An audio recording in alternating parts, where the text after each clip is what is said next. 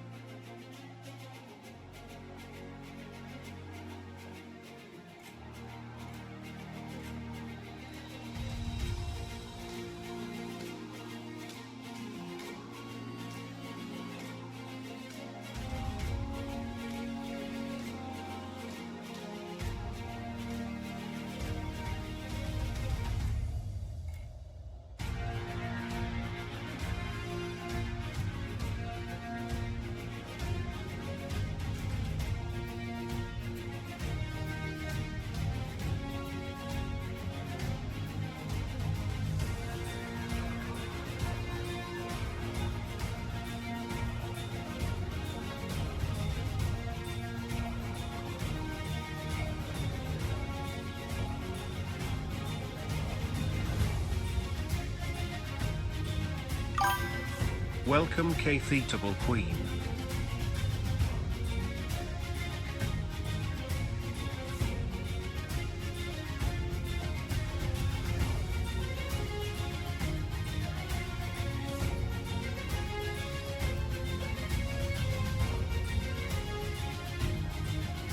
Welcome Mango_PS.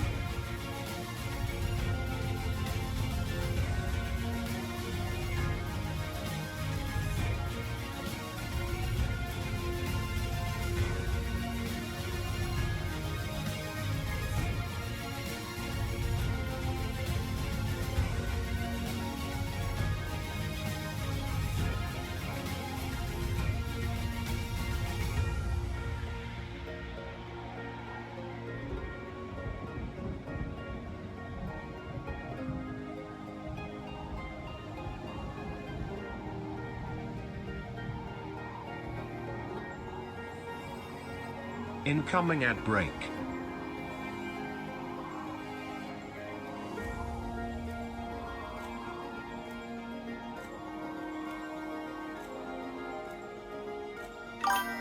Welcome Chef Spiral.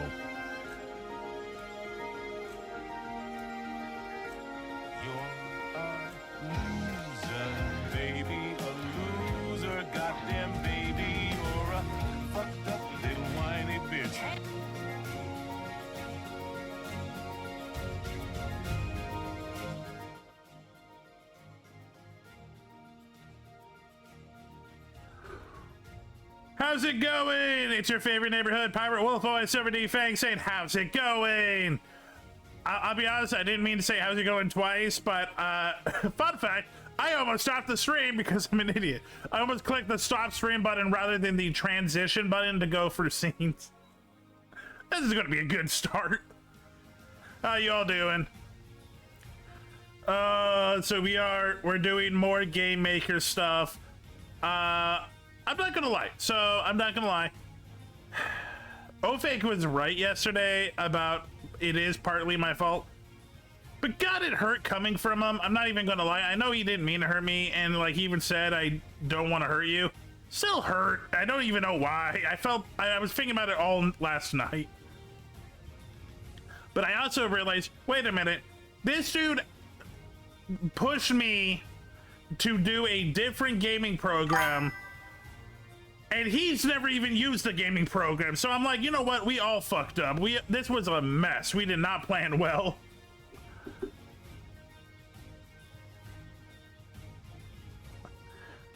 Kai, yeah, no. Think how I feel on a time. And again, so for anyone that doesn't know, so I originally was gonna do Godot. I watched videos on Godot. I had Godot. I still have Godot on a USB drive. On Wednesday, by the way, the game jam started on Monday. On Wednesday, I was in a call with Ofake, and Ofake's like, you should try Game Maker. You should try Game Maker. If Godot doesn't work, you should try Game Maker. And I'm like, okay, fine. He's, you know, he knows more programming than me. Maybe he knows Game Maker. He can help me out. He has never opened Game Maker in his life.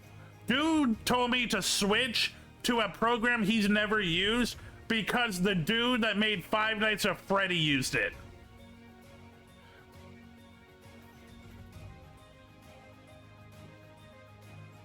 Yeah.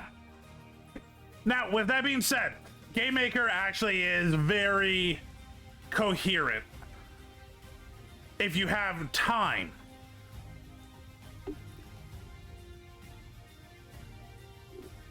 Also, if you know the lingo. I feel like if I knew what like certain lingo was in C++, I feel like this would be a lot easier.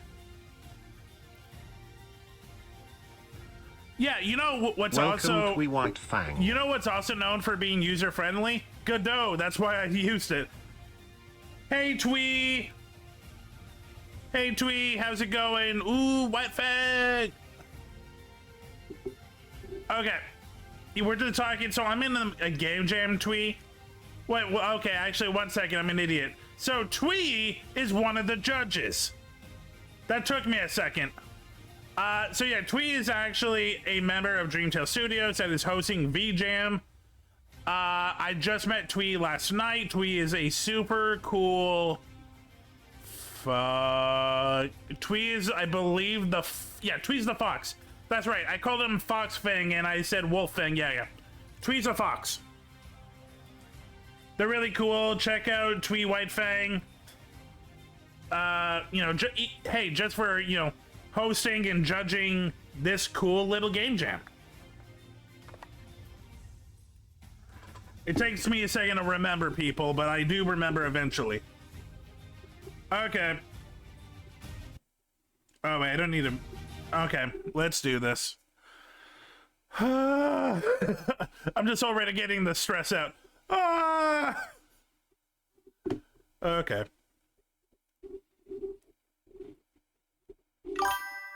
Opening Game Maker. I do be the fox. Thank you for joining. Well, I told you last night, we probably will not have a finished game, but you will judge what we have.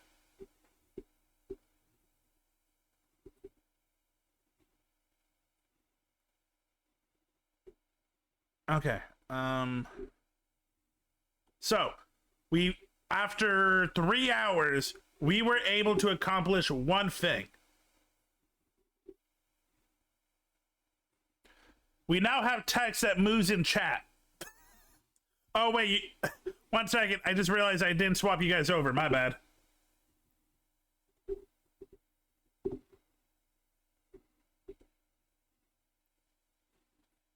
Give it a second. There we go. Problem is you actually can't see the game for some reason. So once the display capture. Okay. Here, let me. So here is what, after 3 hours, we were able to do. We have text that moves really quickly. Do I know how to stop them and to randomly generate them? No. But it's there. That took me 3 hours.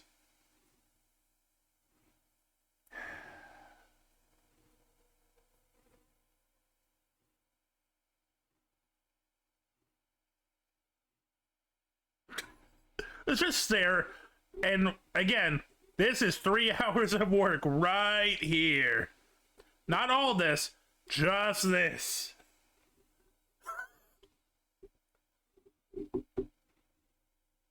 Uncle Max is always great to see. I don't even know what that is. Uncle Max. What's Uncle Max? Oh, Ben 10. Right. But Ben 10. I forgot his name was Max.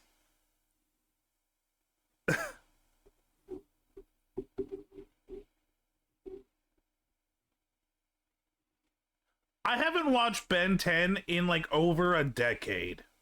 At least. Honestly, I wouldn't mind actually going back and watching some of the better episodes of Ben 10. It was a good show. Okay. No more display capture. Okay. So we got this. Let me get my tutorials. I'm trying to remember, what next do I have to do?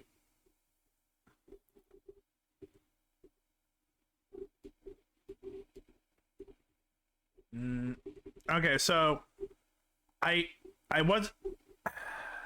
don't have anything for this, but I can make something up for that. UI folder. Where are you? Okay, Flex Panel 5. Welcome Pokemon Community Game. Hi, Pokemon Community Game. Okay, I'm gonna have to make a spray for this, aren't I? Yeah. Okay, create... Well... Create sprite for now. Okay. Stream...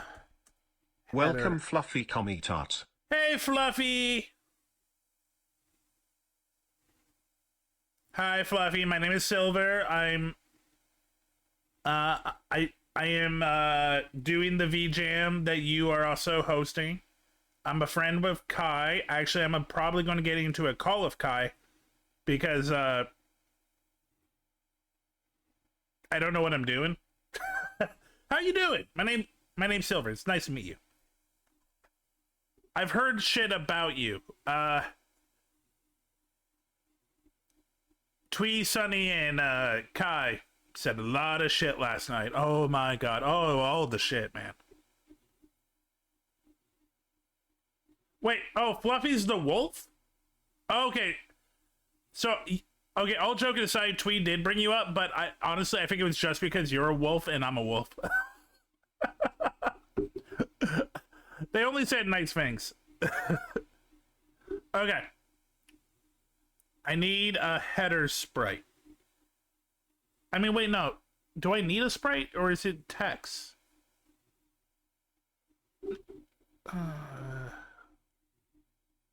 It's not a sprite, actually. Trash the sprite. Wait. Want to make sure I'm trashing the right thing. Shit. Okay.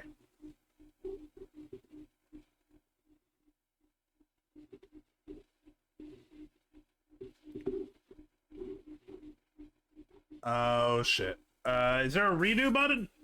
Fuck. I think I just got rid of my UI layer. Fuck!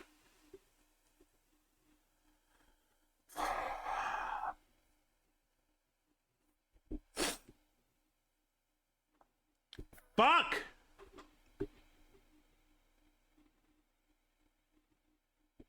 Okay, I didn't save. Are you sure you wanted to exit? Okay.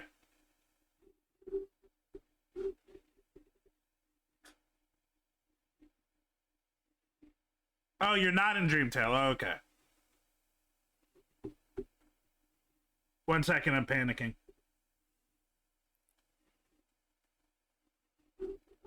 You stupid motherfucker. Okay.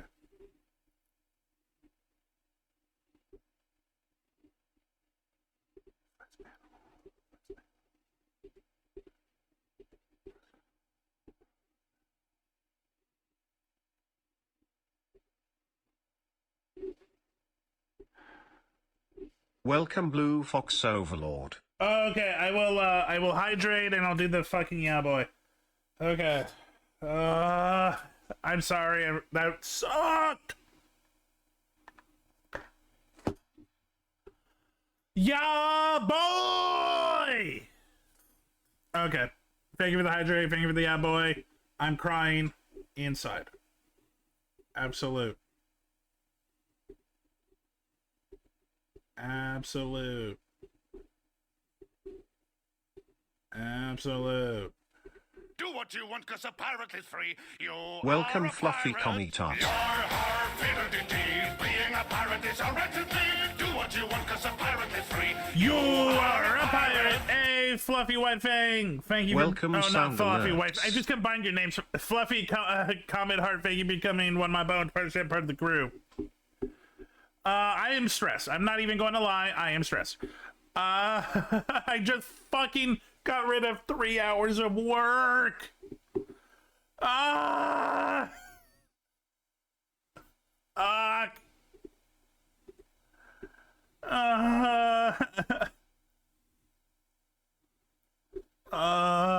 Okay, I need to bounce off of someone.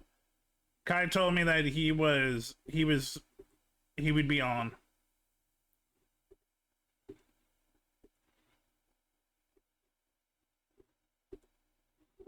Welcome, Darth Pac-Man. Oh. Hey. Hello. Hey. So, do you have headphones on? I do not. Okay, good. Welcome, Estella's Darkness. I did. Oh, I'm sorry, Sonny. Guess what I just did? What's that? Delete 3 hours of work by accident. This is why we use something called version control. I Which don't I'll know teach what you that next. is. I feel bad for laughing, but you yelled in my ear, so I don't feel bad. No, you can laugh at me. Oh no, that sucks. I'm so sorry. Yeah, So so you're live right now. Welcome, on it. Yorikoved. I'm live. Hey, Rio. Yeah, Twee's in here. Fluffy's in here. Hi, Estelle. Thank you for checking up on me. I'm depressed. Okay. So, poor Silver. It's okay. So, here's the good thing about learning shit. You don't forget it right away. So, I do think I remember how to do it. It's true. It's true. That's been my experience this whole time with working on Unreal. For Kai, what I deleted was all of the UI layer. Oh, fun. Yeah. You know the thing that you helped me do and it took forever? Yeah. You didn't just press Control Z and get it back? No. Fair enough. They actually make a little thing that says if you delete this, it's deleted. Oh, you get the pop-up and you still said yes. Yeah, I'm an idiot. Also, I'm streaming. Also, I was talking to Twee. Have you talked to Twee? He's distracting. She's distracting. She's distracting. She's very distracting. That's fair. Yeah. Also, The big fox. I just Keep met going, Did you know. distract Fluffy. me for like 2 hours last night when I was working on my model. I know, I was there. Also helping to distract you.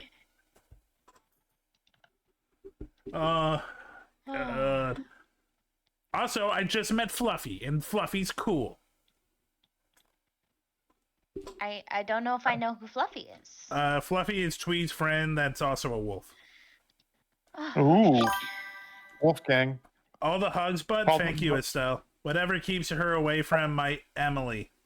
Rio says that you're not allowed around Emily, Sonny. Rio can suck my dick. Rio, Sonny says you can suck their dick, and I concur. Okay. You go there. Okay. You go Here there. it is. This is the joke I'm trying to set up. Call them Amadeus now that the way that there's a Wolfgang. That's what I was looking for. Wolfgang! Wolfgang. Yo, you What do you think of was my attempt at curly hair in Blender? Oh, I gotta look at this? Okay. I love it. Like, no joke, I love it. It gets a little janky when you go to the side. From the front, it's like, oh, that looks nice. And then you're like, Oh, you're going to see it from the back. Noodles. Well, you'll get some depth on there as well. Don't forget about that. Yeah. Okay. Chad, I'm gonna put some lo-fi on because it is very quiet. For now. For now. For now. No, it will be very quiet. We're both kind of in the zone.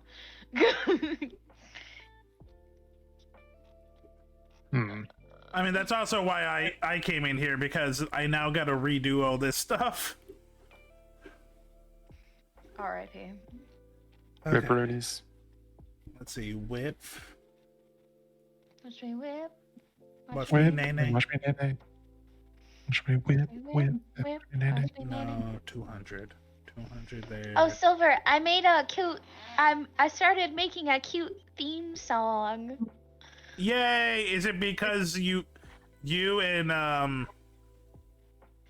actually, I believe it was Twee. You and Twee just playing guitar for like an hour. No, I actually make songs all the time. This was specifically because I was depressed, looking in bed, and then I heard the birds start singing, and I was like, I was depressed. I went to movies a lot. Yeah. Like, the sky is gray, but the birds are singing. Some days I have to be my own sun. Sounds gay. Fake news. That's a double No. entendre, chat. Because Sunny's fluid, so that means two meanings. Oh, What? You have to be your own sun, as in Male. you gotta be your bright side, but you also gotta be masculine. Oh. A a double dude. and a double entendre is one word that has two meanings. Double entendre. Ah. Double entendre. Double up on ya. I just realized that the part Sunny might have been confused was not the sun part, but the word double entendre. No, it wasn't double entendre. I was confused as to why you were saying the sun was a double entendre, and then I realized, oh, because the sun as in the sky, and a sun as in a child. Yes. A male bro. Oh boy. A lad. Look a lad as it would be. I love making like frat boy bro talk sound sophisticated. Look at this young chud. I don't like frats. Neither do I. That's why it's fun using the word. Yeah. Z. I mean, I made my D&D character literally like a jockey frat bro as part of a bit. Yeah.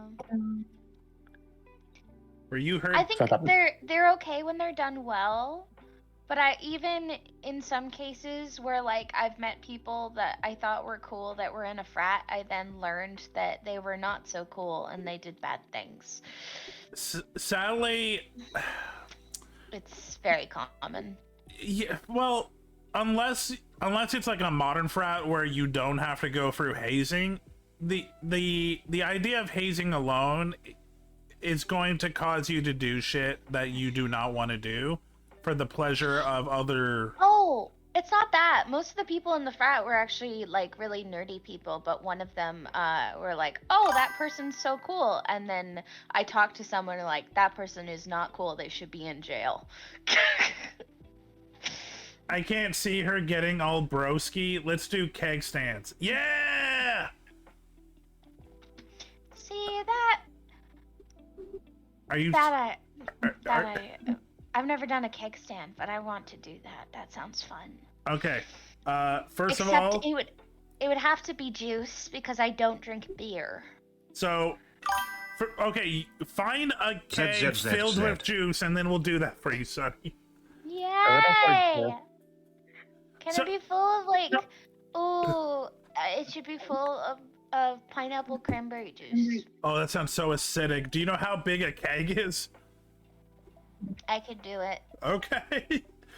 So Blue, a keg stand is okay. You get a metal beer keg, then the person who's drinking will grab both sides and then flip themselves upside down. They'll have two bros holding each leg, and then someone will put the nozzle of the keg in their mouth, and they have to drink the beer upside down while standing on top of the keg. That is a keg stand. By the way, Sonny, when we do this, you got to mask it up because the dress. If you're wearing a dress, it ain't gonna work. You don't have to wear a dress to be feminine. No, that's not what I mean. That's the point. We make I sure- know what you meant. That I also wear shorts always under a dress. okay, good. Okay, so People who don't wear shorts under a dress are stupid. with clarification, me and Sunny have talked about their wardrobe, and they have said when they want to feel masked, they wear like more. Potato sacks. Yeah, that's what I meant. But yes, out of context, it sounds bad. It's okay. It's not that bad. You're good. I'm streaming, so I have to tell the internet. Okay, internet, this is what I meant. Yeah. You don't have to walk around. What's the word? You don't Eggshell? have to walk on eggshells with me and my gender. You're good. It's just when someone calls me a lady, then I'm like, don't fucking call me that, please. Because I just hate that. As Refreshing. I don't know. if Thanks, you were Blue still there, Fox Silver. Overlord. Were you there when we were sharing pictures and stuff? I don't think Maybe I not. was. Sorry, I was just reading a message. It's like Silver out of context sounds bad anyway, lol. Yeah, okay. Most of my clips is me saying shit out of context. It's delicious, Blue Fox Overlord. Fun fact, chat, on Blue Sky and Twitter, when I'm not streaming, I still put like messages up, and one of the things I do is a meme format that's just me and things Silver said, because I Welcome, say some Coffee Streamer. unhinged shit. So, for context, I was sharing, we were going through, because I forgot that I was sharing just like my screen and not the application. Mm-hmm. And I was like, hey, let's go down like memory lane. And I was showing them like photos of like the past. And I found one of me when I worked at the Source. And how creepy old men used to come into my work, slightly buzzed, and calling me pretty little lady. And that's a good explanation as to why it probably makes me feel icky inside. Less so a gender thing with the lady thing half the time, and more of the I was creeped on. No, that makes me feel weird, and I'm not a pretty little lady. Oh, Yeah. you're the prettiest little lady. Thank you. Yeah. Did you call me a mo I'm lady? okay with old lady, because old lady was my way of like, I would dress like a full-on babushka. And I in winter, and I still got catcalled once, but I just started acting like an old lady, and the dude like switched up and started being really nice to me. It was really funny because he couldn't see my face because I was so bundled up. I'm just like, I'm good. How are you, dear? So You watch how fucking douche canoe will like switch up for an old lady. so first of all, that is funny. Yeah. Second of all, one second, I just gotta log in for a second. Just gotta make sure. Okay. One of the things I love about these two is they're Canadian, so I can do Canadian jokes.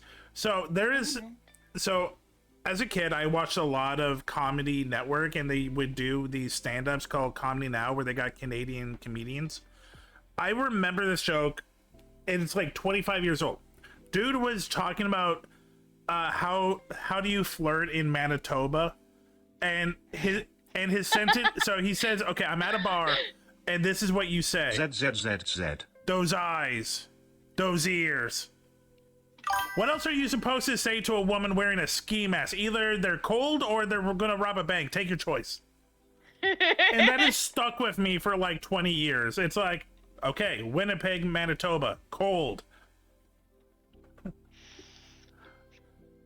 Winnipeg and Manitoba, cold, slightly racist.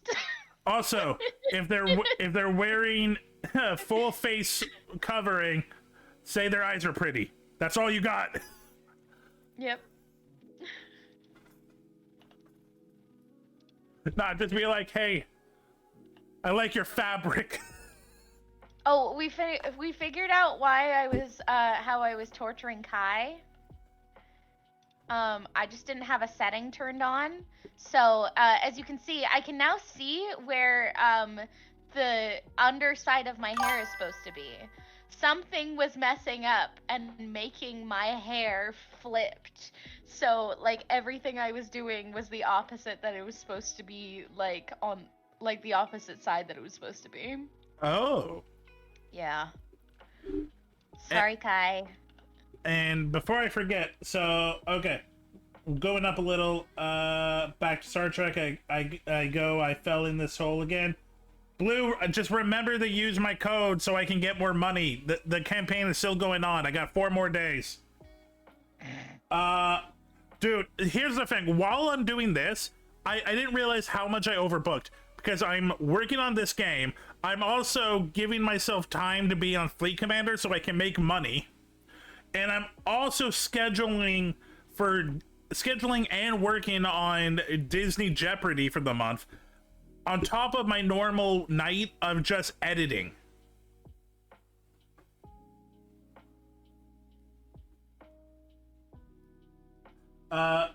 Mango, nah, I'm prettier than you, Silver the dad bod. Okay, that's the last time I show you photos of myself. That's me. Also accurate. Anyway, you gotta be nice to the abuela. I think that's for you saying how they code switched when they figured you were old. Oh, you remember that? Oh, you remember? Do you remember how I was talking about making an owl character? Yes. Yes.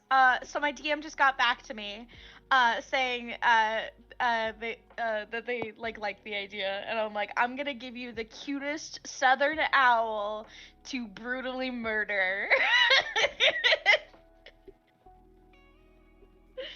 That's nice. Cause so this campaign is starting out at level 1. So that's why I'm like, the character that I had been planning for over a year, I would rather them not start at level 1, thank you, and risk dying before like all of the shit I have planned. That's fair. All right, I'm gonna give you the cutest southern owl to brutally murder. Cause I told them I have an owl person named Allium who is best friends with a goblin named Cheese, and they just want to open up a tavern together. The goblin's name is Cheese, and I am Allium. We are onions and cheese. I am so proud of you. Thank you, thank you.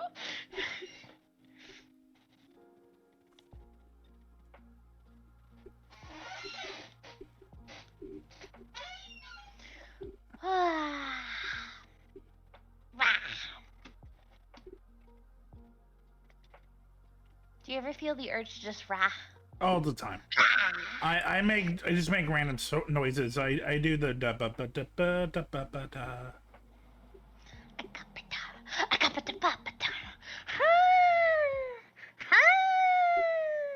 Weirdly, I don't have. Okay, something I've been getting more from people that don't know me is like, are you the howling type of wolf or are you the more man wolf? I'm like, that's a weird question, and it's happened a few times. Well, okay. Do you know what the sounds I was making? Awoo? Wisdom? No, agapata, agapata, ha. Is this like a is this a musical theater reference? No, it's the dog of wisdom. I don't know that. I'm gonna need you to look up the dog of wisdom right now and watch it on stream. Okay, I can do that, but first give me a second because I'm trying to fix something. Okay. I can't believe you don't know what the dog of wisdom is and you're a wolf. There's a lot of things I don't know. Oh, it's so good. It's one of my favorite like vocal stems is just like doing the dog of wisdom sounds.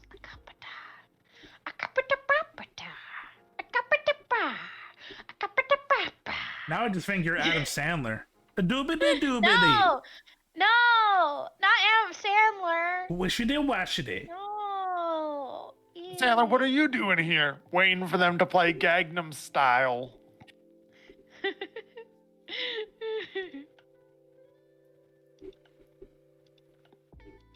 Hibbity hoobity. I only like Adam Sandler in like one movie. And that's the one with Drew Barrymore because I like Drew Barrymore. 50 First Dates. Yeah.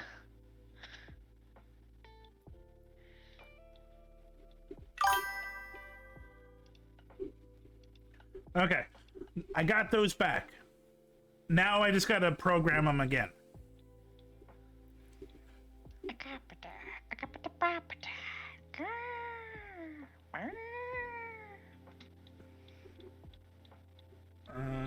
I think I go.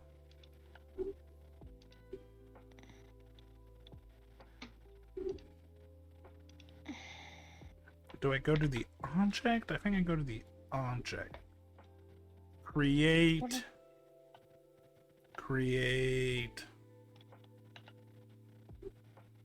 No, it's not create.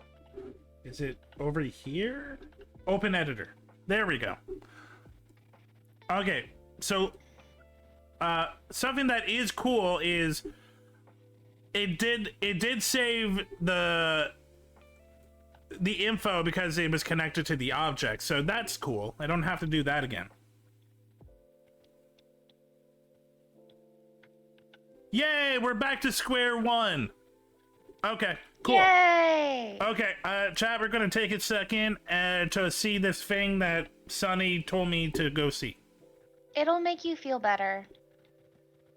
Nothing can make me feel better. I'm dead inside. See, the stick. There's a little note that says "dead inside." I also got a coffee and a cute little table.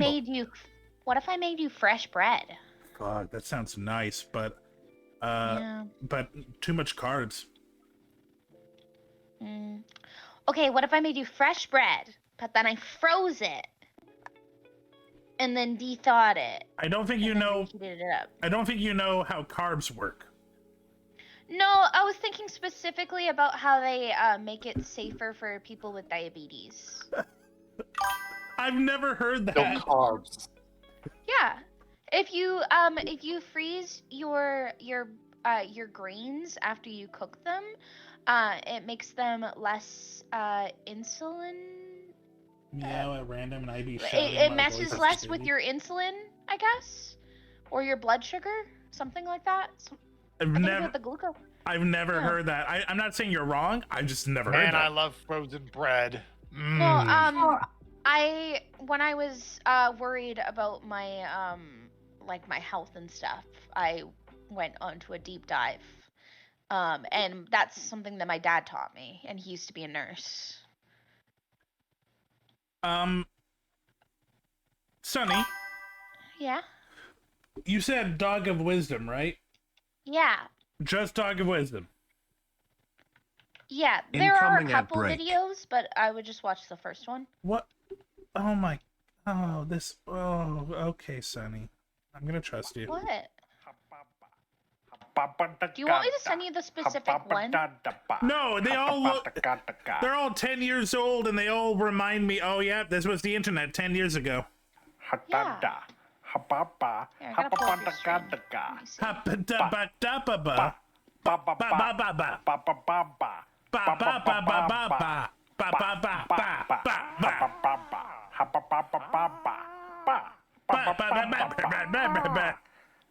Oh no, an ad at the worst time. How dare. At least I can hear you. Hooba-da-gabba-da-ba. I've created your new vocal stem. No. Well, you might have. Yeah. Oh God, I thought I escaped this era of YouTube. Me too, Kai. Ba ba ba ba ba da ba da ba ba.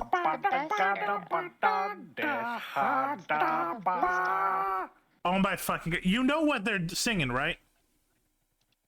What? Okay, this is a reference, Sonny. Okay. What was the... God, Kai, you also watched a lot of, like, 70s, 80s shows because your dad. What was the show called about, like, the superhero that got powers from a suit made by aliens and he was just a divorced dad?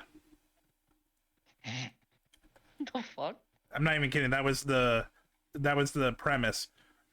Divorced dad finds super suit from aliens and becomes superhero.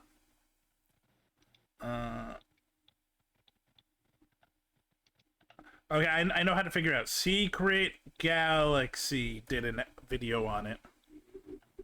Okay, let me see. Yeah, Kai, just Google Divorced Dad TV show and see what happens.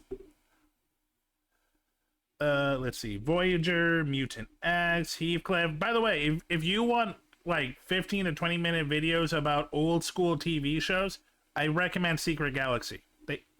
Very good. Mystery Cities of Gold. Inspector Gadget, Brave Star. Dukes of Hazzard. The Crow. God, I still need to watch The Crow. Street Fighter, Labyrinth, Deep Space Nine, Zeo, Star Kid. No, it's not Star Kid. Did you finish the video? Yes. How did it make you feel? I mean, it's my first thought was, yep, this is Sunny's sense of humor. It was adorable, but what I'm now doing is like looking at something that I remember because that was 100% a reference, and now I'm trying to find it. It's not Star Kid. It's Encyclopedia Brown. By the way, fun fact: there was a show in the 80s and 90s about a kid detective, and he would solve crimes just by using an encyclopedia. Kids shows was weird.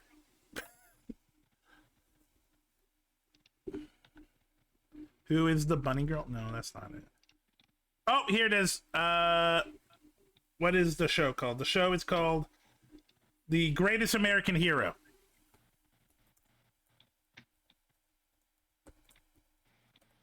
Okay, so Sunny, listen to this theme song and tell me if you recognize a certain sounds.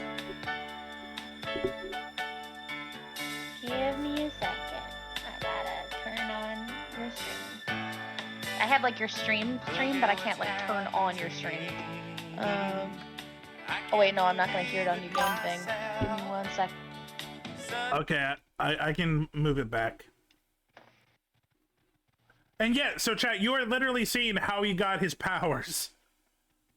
Okay, tell me when you're ready. I'm ready. I'm gonna be singing on a delay though, so.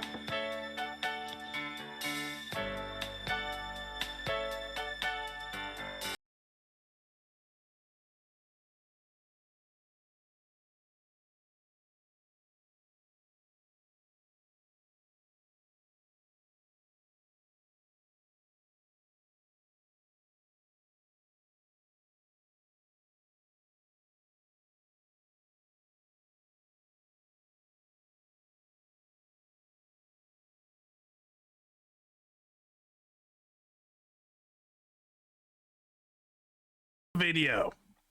I didn't even know. Look, when I think of the Dog of Wisdom, I just think of the Dog of Wisdom bit. I'll be honest, I did not watch this as a kid, but honestly, I would watch it as an adult. It seems cool. Literally just, hey, a divorced dad gets a super suit, and Aliens is like, go be a hero. Alright, I think I but it's like a little bit more. Okay, so now we'll go back to the dog video, and chat, tell me if you hear it. As a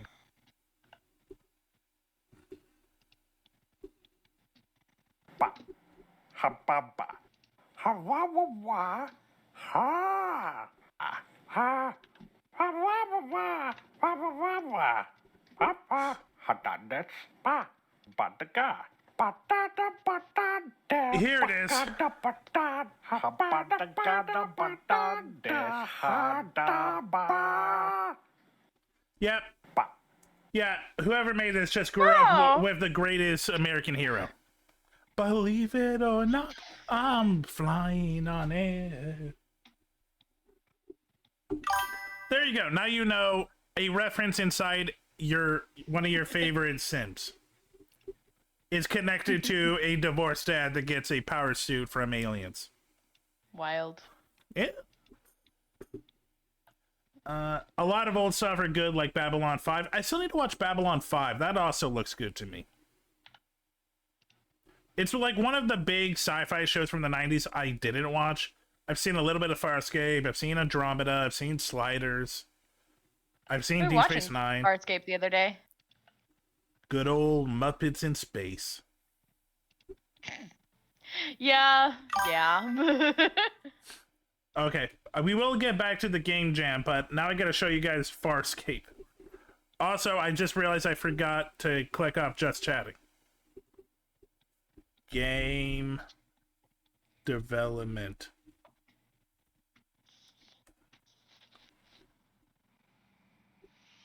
There we go. We will get back to developing games, but now I'm just hanging out with Sunny.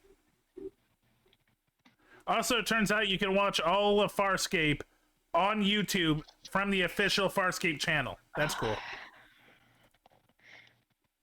I just remembered that I made Kai, when he's deafened, I gave him earplugs and duct tape. My name is John. Only a Crichton, little an kinky. astronaut. A radiation wave hit, and I got shot through a wormhole. I'm lost in some distant part of the universe on a ship, a living ship full of strange alien life forms. Help me. Listen, please. Is there anybody out there who can hear me? I'm being hunted. I used to watch a lot of by an these shows with my insane dad. Military commander, doing everything I can. I didn't grow up with a lot of this sci-fi stuff, like Star Trek a little. My parents were really into Star Wars, but like, as an adult, I realized I really love this era of sci-fi. So I went back and watched a lot of it. I'm just looking for a way home. Hoo-da, hoo-da, hoo-da. Oh! Okay, chat. Not to hear me out. Well, actually, she is an alien. But I need to tell you guys a hear me out, but that's not really a hear me out. I'm just looking for Where are you? Where are you? Where are you? And I'm so sorry. Here she is. Crazy ass bitch. Hot as fuck. That's not a hear me out. She's just a human that's been turned white and given black eyes. But she was crazy as fuck. Yes. I remember I remember watching this like a decade ago, and I'm like, damn, she's insane, but cute. Gigi was a great character. She was awesome. Silver, you going to make me back for Farscape? I'll be honest. I've been meaning to go back to Farscape because I never finished it. I stopped halfway through season 2.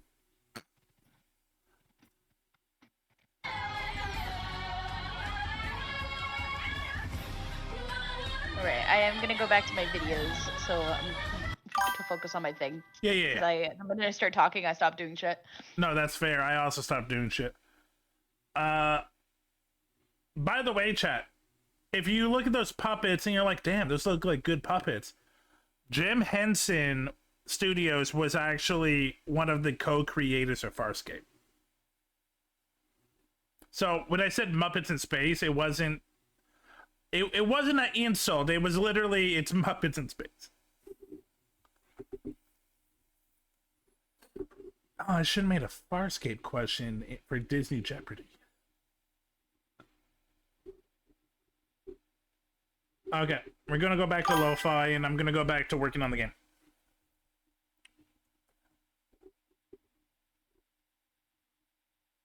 I would smash the plant.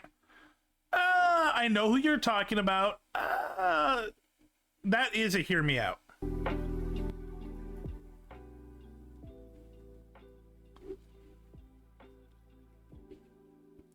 Farscape plant.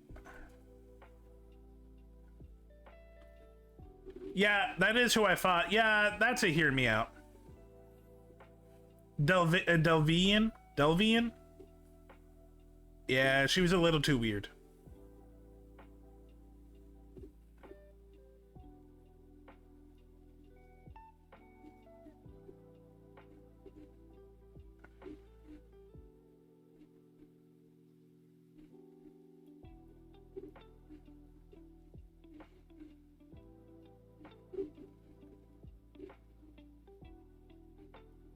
So she doesn't see herself as female. If I remember right, the plant species was like no gender.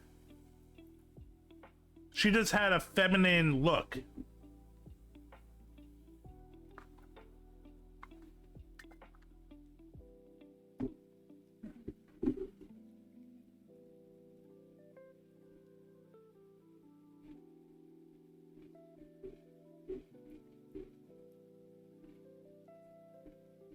Okay. Let me look at my notes and see what next I need to program.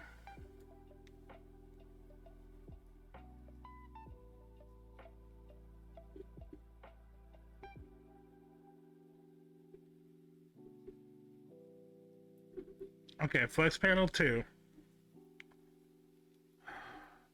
Font?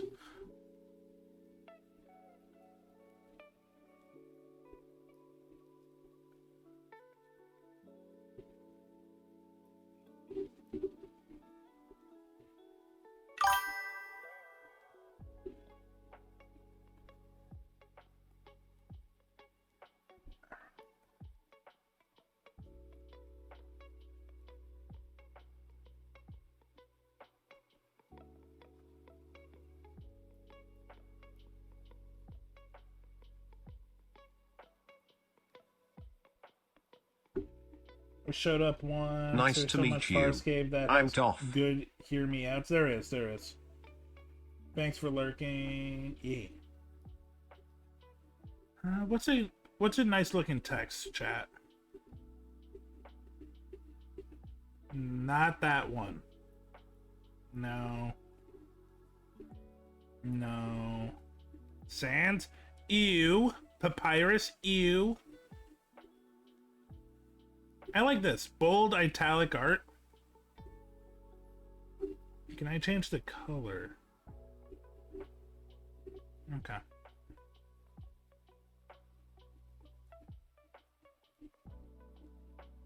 That's not gonna work.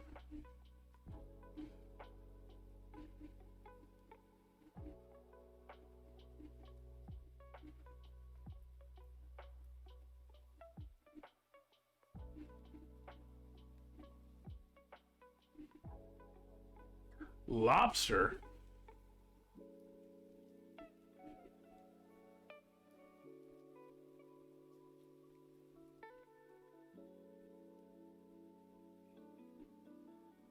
No lobster.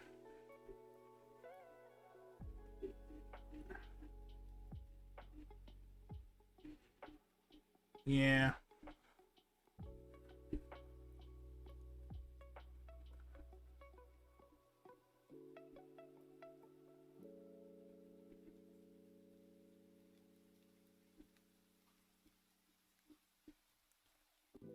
Nah, I'm gonna space them out. All right, okie dokie, artichokes, how we doing? There we go.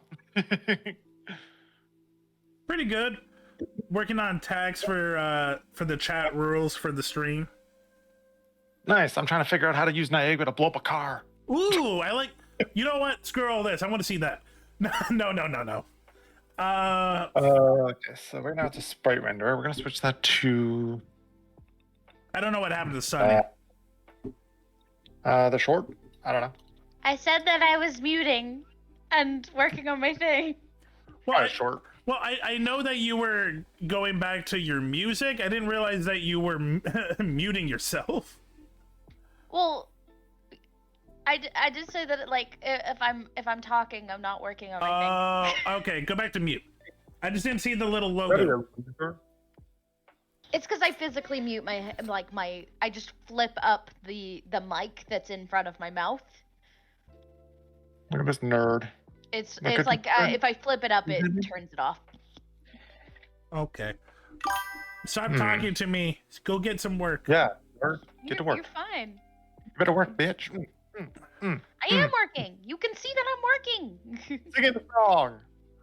You better work, bitch. Gotta work. Gotta work. You better work. Chat, I'm realizing that I'm the worst person to make stream rules because my actual stream rules are basic as shit. I don't even remember what they are. Don't jerk it on stream. That's my rule. God. Actually, no, do it. I take that back. You can do that. That's fine. Actually, I don't think I have that rule. I'm actually curious. What are my rules? Blue, That's a rule you should probably make. There's a lot of freaky people. I love that my head mod is like, I don't know. It's like, great. We neither of us know what the rules of the stream are.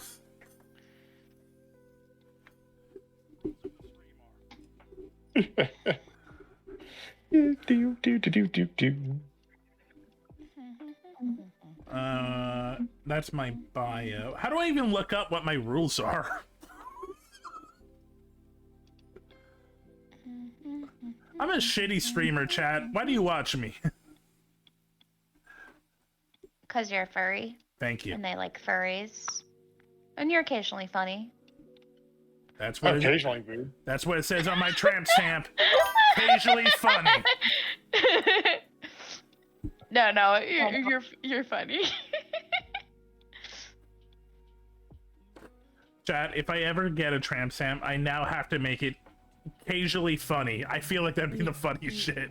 They I just think you do, yeah. they just look at my ass and it's just so many thoughts go for there. It's like, okay, first of all, they got a tramp stamp. Second of all, casually funny. No, occasionally funny. You, my friend, is why I watch. Yay! I'm friend-shaped. Exactly. You're funny eventually. Thank you. So, Blue, not a trans stamp, a tramp stamp. T-R-A-M-P. A trans stamp, I think, is just, like, you get a little flag that tells people that I'm this, but I don't know about that. A tramp stamp is a little butt tattoo right above your butt. Well, okay, no, it's not a butt tattoo. It's a little tattoo that goes above your up. It's kinda. It's usually It's for back shot. It's usually a butterfly. It is not for back shots. For back shots. It's something to look at. What is it for, Sonny? What is a tramp stamp for? It's because it looks cute. Right above your ass crack. The cutest spot to put a tattoo. It's so when you're working on something and you bend over like, oh, that's a pretty butterfly. That's what people are thinking. Yeah. Yeah, exactly. That's how I end up with friends. A lot of VTubers. I mean, yeah. I would like to know more non-VTuber streamers, but it's not easy. VTubers, we know how to huddle and like congeal. It's hard to get connected to live streamers. I mean, I literally was live streaming an hour a day every single day for a while there as a flesh tuber. And what did you So, do? like, You went to puppet form. You did. I switched because I was lazy.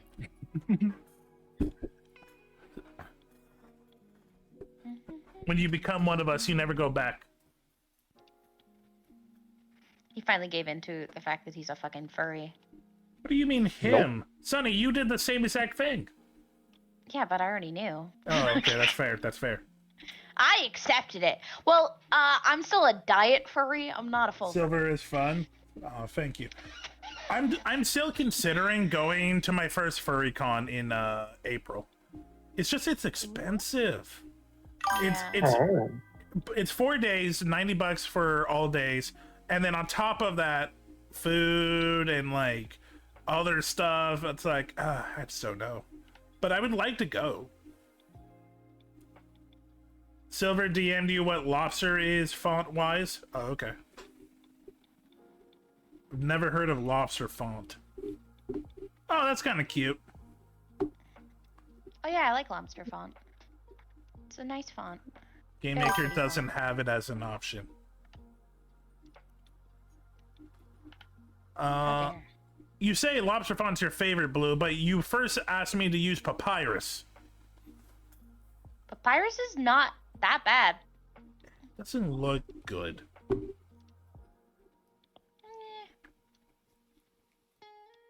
Eh. That's why they gave it to the annoying person. Yeah, you cannot tell me this looks good. This looks awkward. It's nostalgic. God, if Playbill wasn't this tiny, I would love to use Playbill font. I could make it bigger.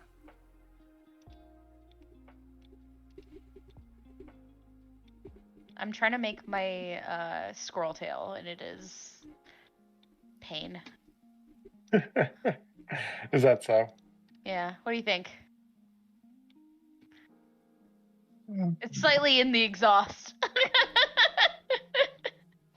Oh, why don't you just leave it center then, and then turn it?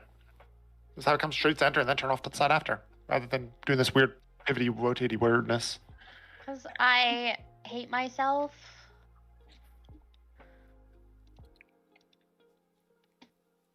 I'll try that.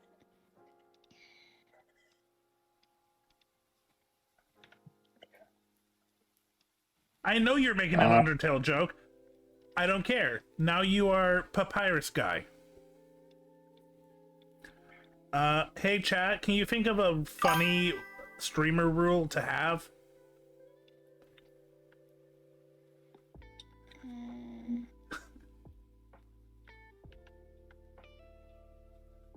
Rule 4. Don't ask for my feet. Don't ask for feet pics. I already got Is that. it? Oh, is this so you can if, you, dance? if you see me in real life, no, you didn't. Okay.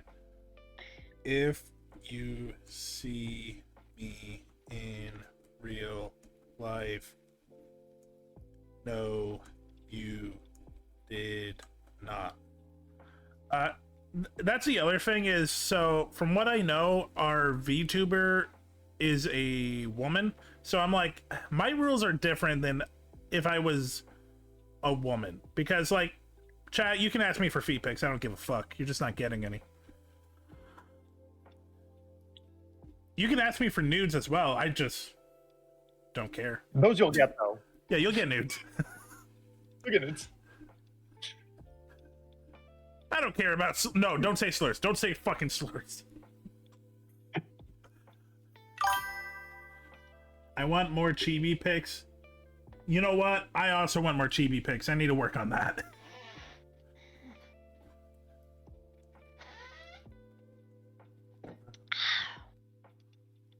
Rule, Okay. Yeah, I might just have it in the middle. Rule 5. Yes, I am a woman, not a 40-year-old man.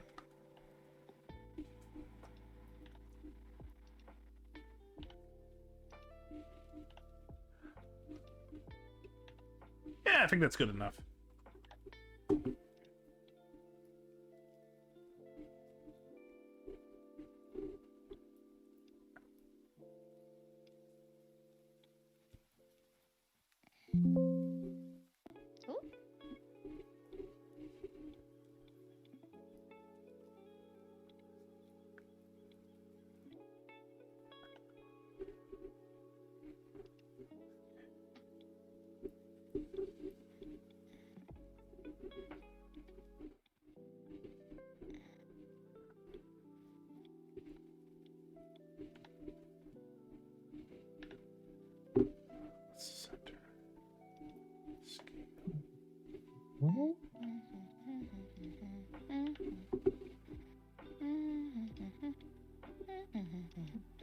All right, how does that look, Kai? 1 second, I'm doing stuff. It's okay. Let me see.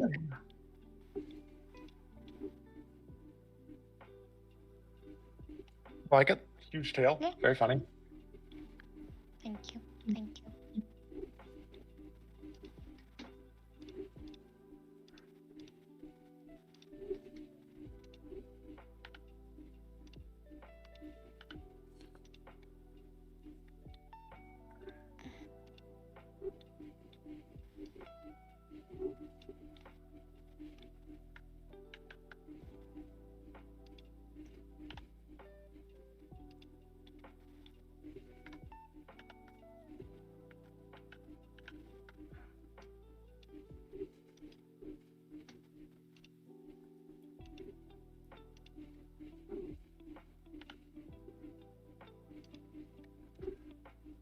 Why is this chat rules different from this chat?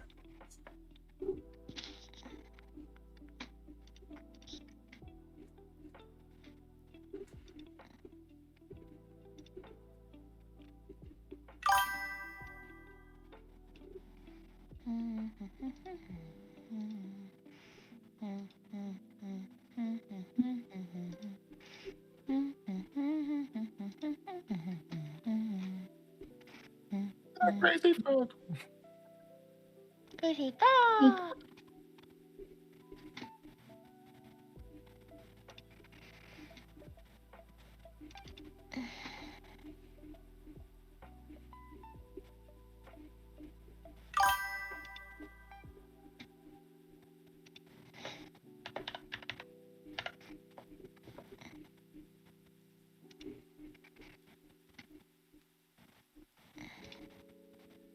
Okay, so we got the chat rules.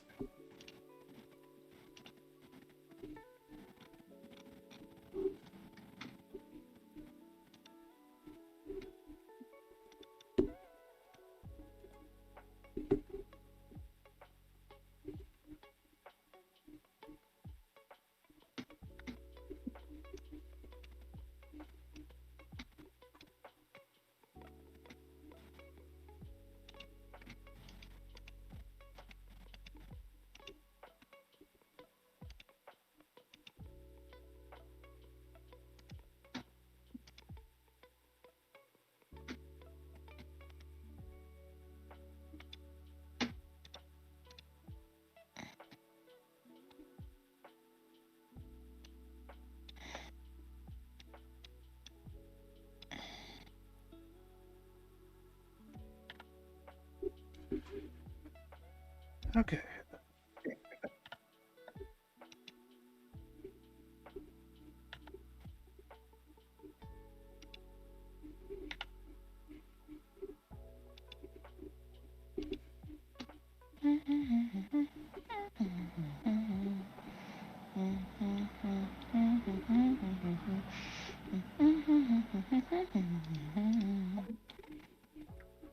Bonk, bonk, bonk.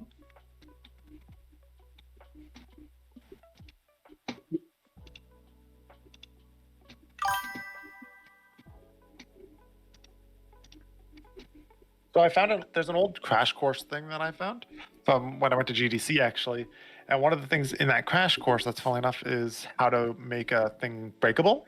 Right? They use it with a box. You jump on and smash. I'm going to use it to make my car explode. Ooh. That sounds lovely. Yeah.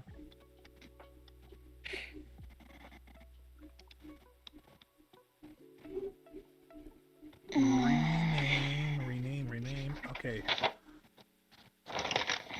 Stream header. Oh, right. No fucking spaces. Stream header.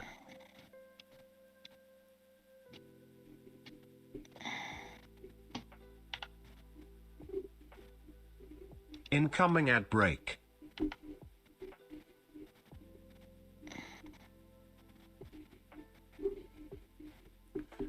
Okay. So, chat, we are making some progress.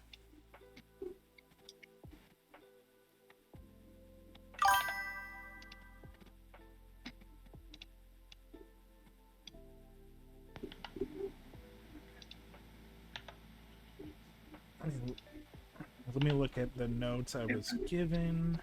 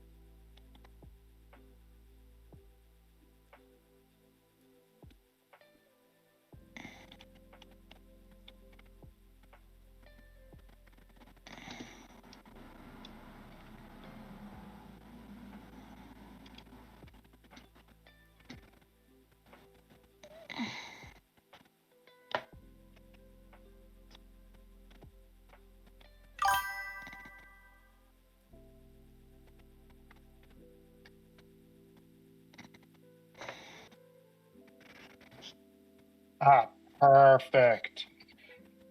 Let's go. I'm blind. Probably. Ah. Material girl.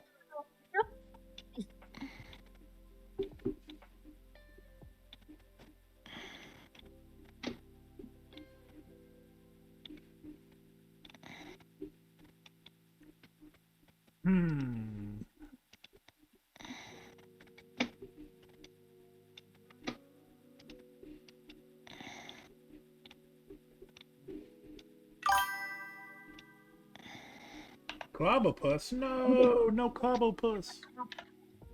I'll tell you my. You say I'll show you my cobblepus? I was just saying my puss. So close enough. Wild.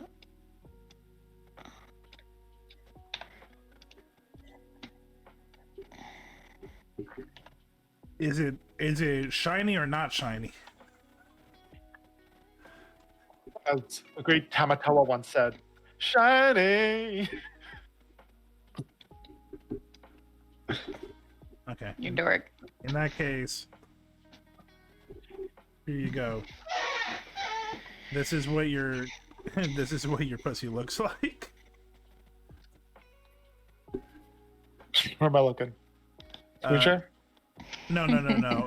VC chat. Yeah. Chad, I just gave him a shiny Clobbopus. Yeah, Pokemon. Going down south, I'm gonna hear my real good time. Okay. I'm not gonna lie, chat. I don't know what else to do because Ofeg had no confidence in me. So he's like, I'll take care of this, so I don't know what to do. Oh.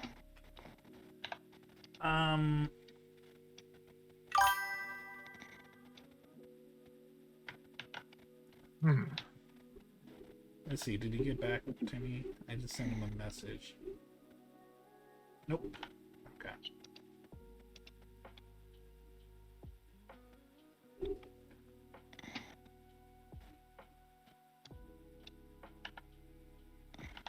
So chat, we're going to take a small break until I can get words from Ofeg of what I do next. Serial girl.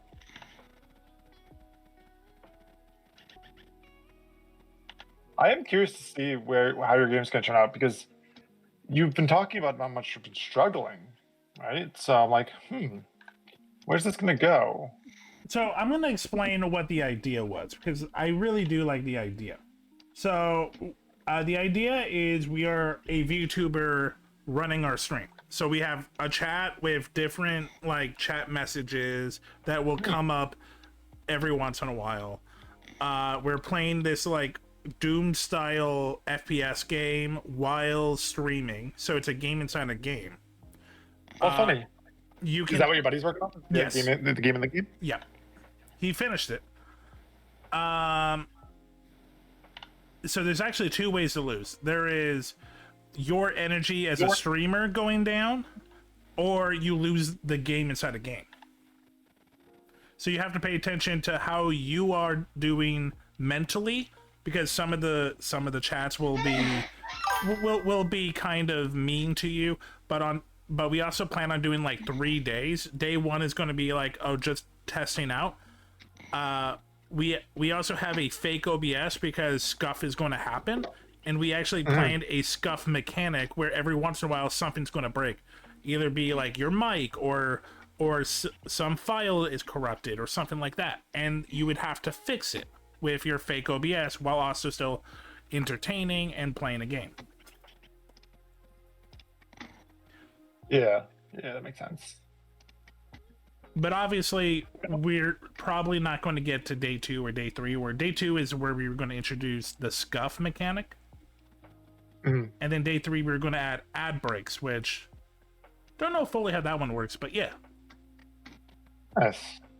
But yeah, that was our idea, and like honestly, we both love this concept.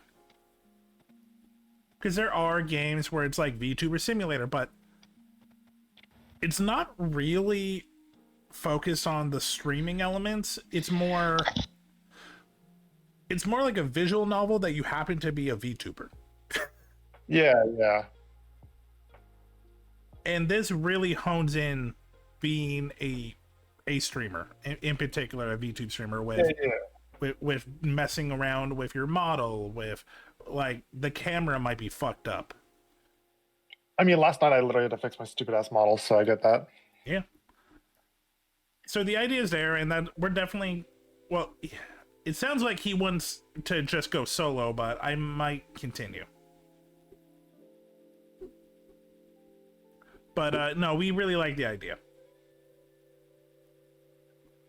And if I can just give the idea to Twee, and just so Twee, what do you think of the idea? And we win off of the idea, that would be awesome. I don't think there is a section about how well you fit the theme itself. That is a category of judging. But there's also ones about sound, gameplay, visuals, all that still. Okay, Mario Kart. First off, it's Vampire Survivor Kart. How dare you?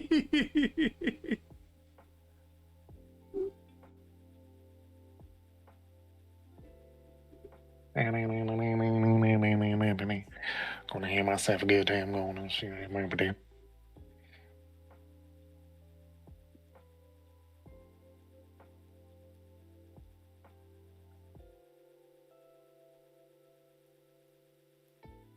Hey, compile. Oh, something broke. What broke? What are you mad about? Everything. Okay, so chat, yeah, until Ofe messages me, I can't really do anything. Because I don't want to... You know what? No, fuck it. We Nice ball. to meet you. I'm Toff. There we go. Okay. You gonna compile now? Thank you. Okay. I just gotta wait here and watch cars kill me. Probably faster to figure out a better way of doing this than waiting for a billion cars to spawn and hit me with a fucking vehicle, but we'll see how long it takes to get killed.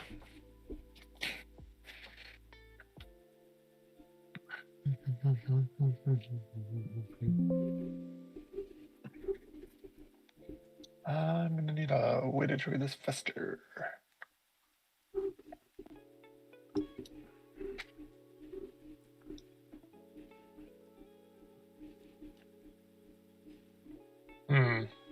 I can go to my player character here and I can just set my health really low, maybe. I forgot to kill myself in game. Nah, you heard him.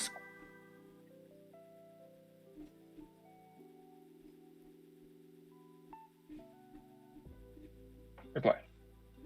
There you go. I have a tick of health. Now one hit will. Oh, I still have a player. Never mind.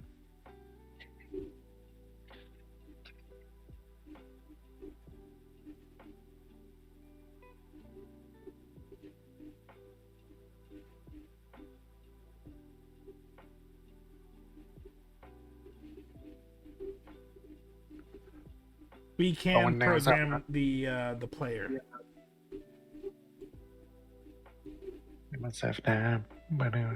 Oh, I see an enemy. Go. Go. Hit him with that guy. Let him hit you.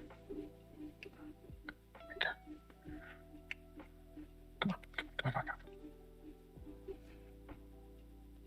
Hit me. Oh. No, instant death. Is that direction variable? I just wake this link right now. Hit it. Pilot. Play it.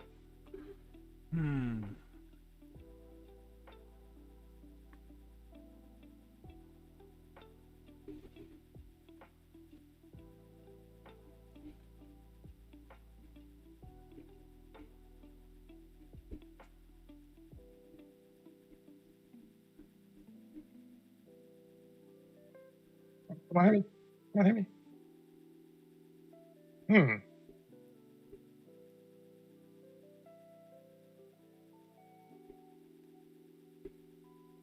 No, that's not right.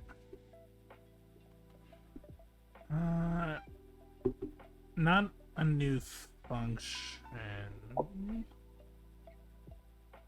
It's just assign a variable? No. I'm trying to remember how to move. Oh. If mouse pressed? Yeah.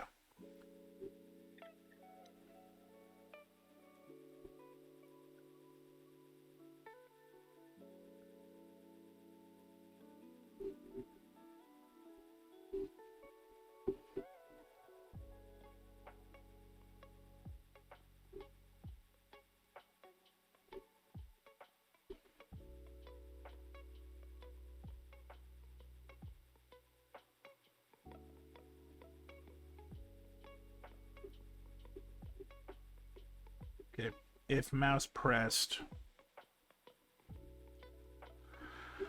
Okay,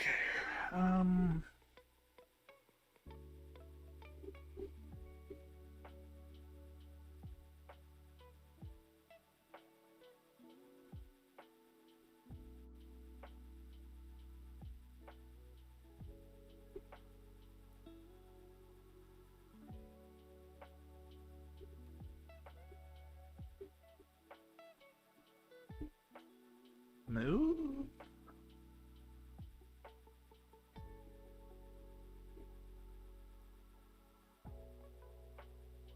No, not fixed. Send me right round, baby, right round when we go down, down. Ba ba ba bum ba bum ba dum ba. Ba bum ba dum ba dum ba dum ba dum ba. Spin me right round. Do. Nope. Ba bum. Do. Okay, that's not right. Hey, Well- Kai. Something weird is going on with my colors.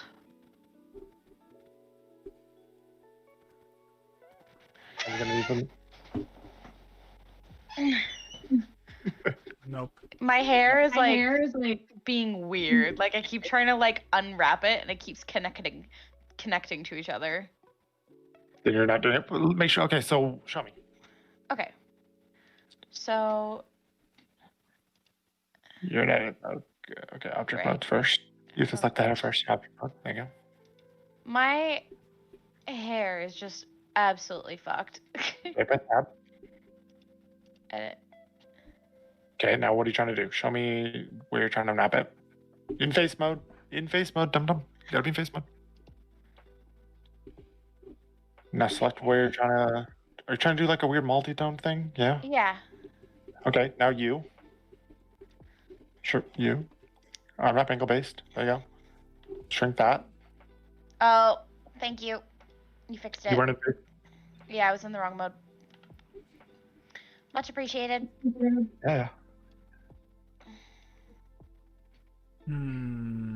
Wait. Now that no, still fucked up. Why is it green? It's definitely not on the green spot. check your palette that you set it to? Yeah. What is happening It's with my material palette? 1. You're not set to type 1. You're set to material 1. Click the tick and put it to the type of palette as a whole. Oh, I know what's going wrong.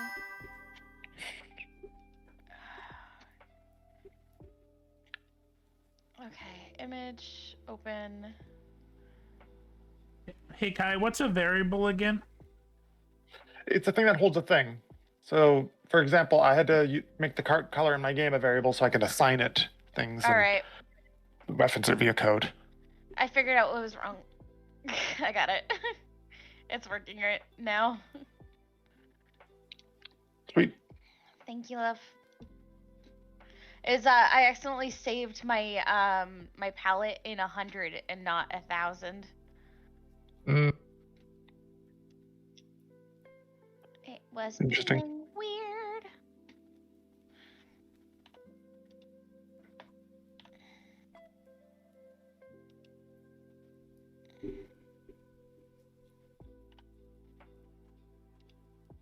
Now, what does a value mean per se?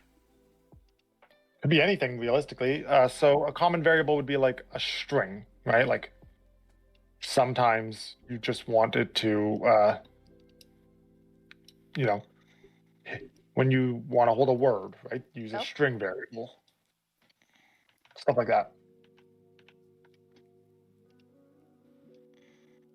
Right. So it's variables are a type of data type that holds the actual data. They're not data themselves, right? So like the number 5 is data, but if you wanted to make a variable, say int 1, and then store 5 in that, you could just reference the number 5 as much as you wanted to, right?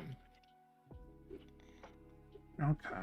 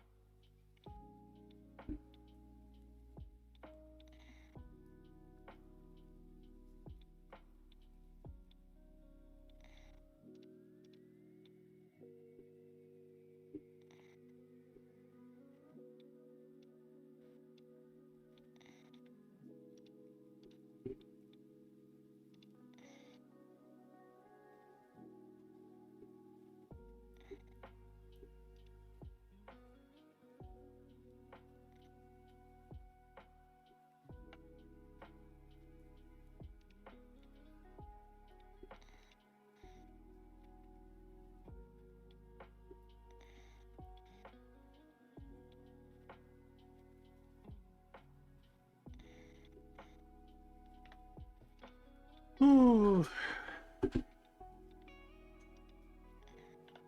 Okay. You okay? You okay? Just trying to figure out how to get my little my player object to move. Hmm.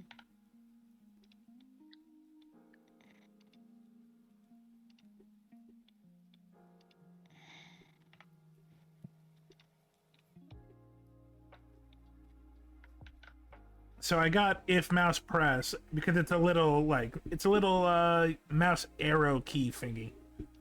And then I have the set point of direction, but I don't know how to actually get it to move. I'm not too sure. Good question. I thought maybe variable, but the assigned variable is not working.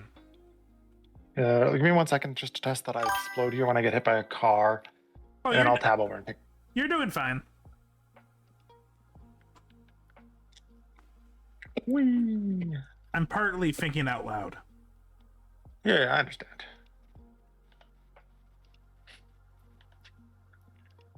Still at sisters and trying not to fall asleep? Why are you half falling asleep at your sister's? How boring is your sister? Damn, that's savage.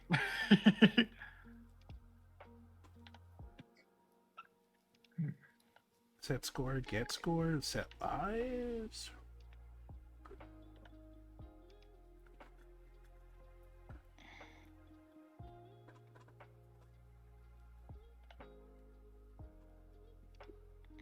Okay, I'm gonna take this second chat to go to the washroom. So listen to Kai's clicking and Sunny's breathing. Ah. Ah. Ah.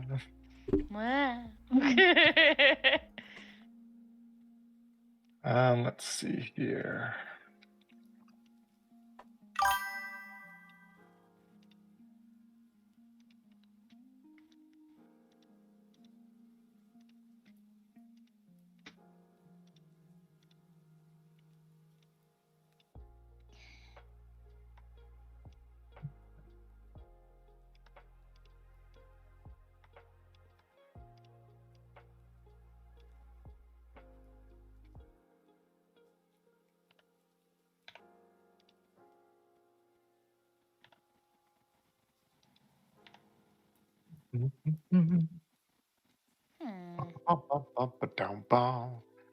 I'm definitely on the right thing now.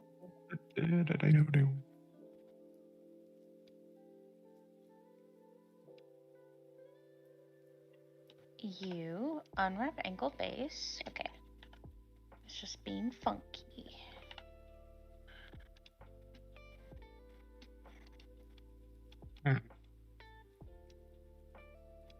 Got some smoke. No, what I want to do is I want to watch it pop out.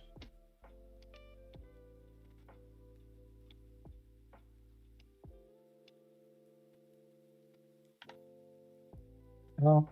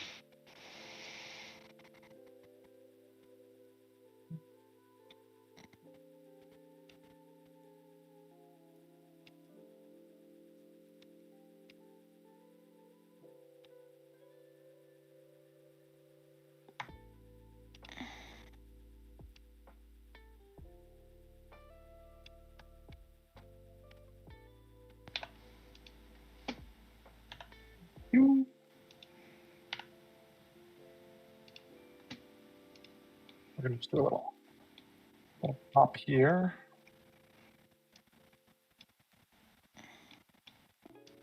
Oh.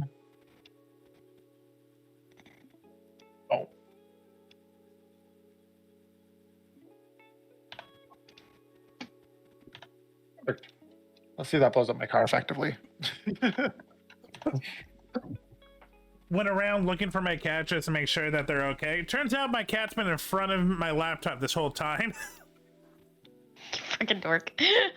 I checked all the rooms. I come down here. Yeah, she's on the couch that's right behind the laptop. So she stared right at me. She's like, "What are you doing? What are you talking about? Go back to sleep."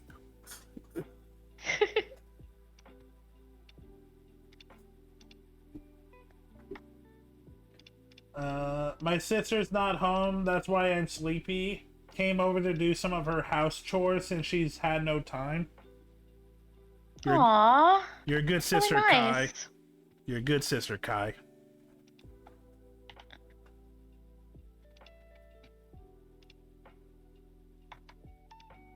Oh, and I will hydrate. Eventually. Okay. So, Pac did this. Incoming ad break. How do I make object move?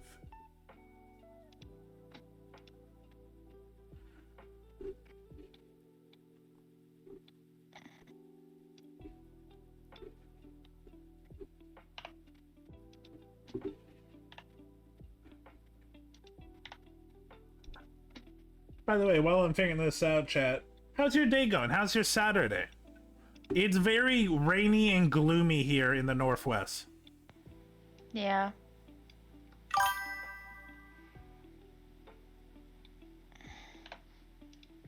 Can confirm.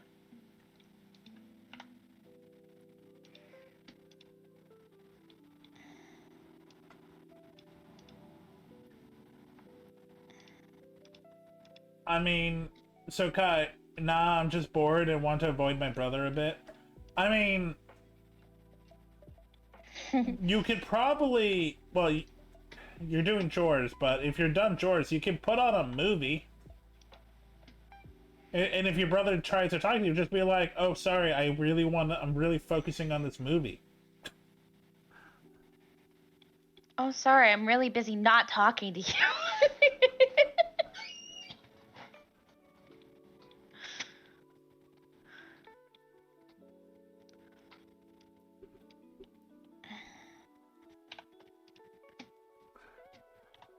Okay, I mean, in theory, maybe a path? No, I still don't know how paths work. Well, you walk on them. Thank you. You're welcome. It's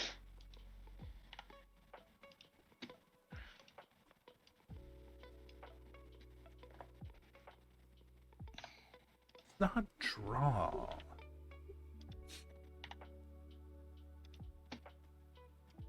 Global variable? No. Okay, I feel like it has to be a signed variable, but I just don't know how to accurately sign the variable. Maybe it's not a signed variable. Maybe it's declare a temporary variable? Silver. What do Yeah. you think? Oh, let me look.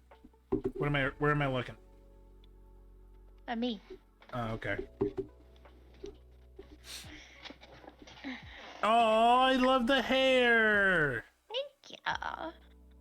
It's got the green. The green. It's got the green, The green.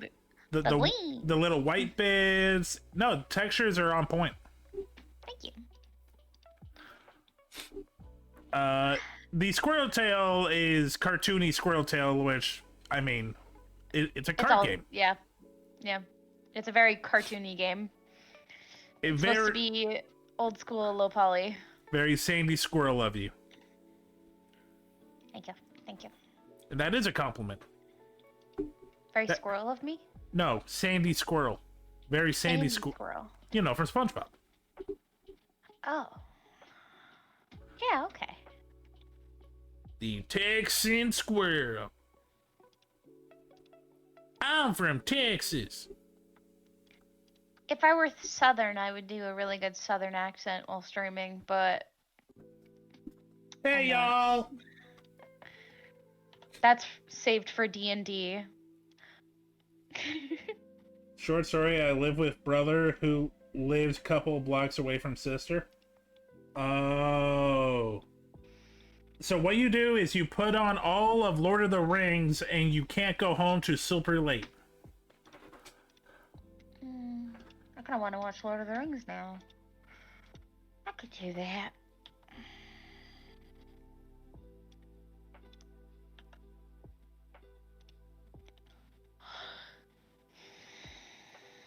Okay.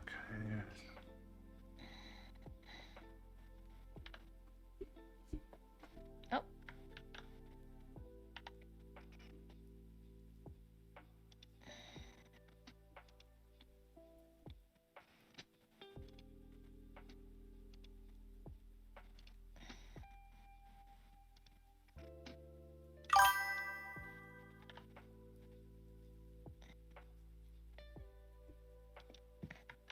Not gonna lie, I can't watch Lord of the Rings. Watched it and I could barely pay attention to it. Base. Oof.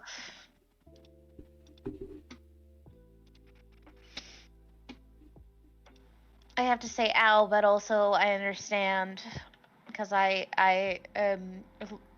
is one of those movies that sometimes I put on to fall asleep.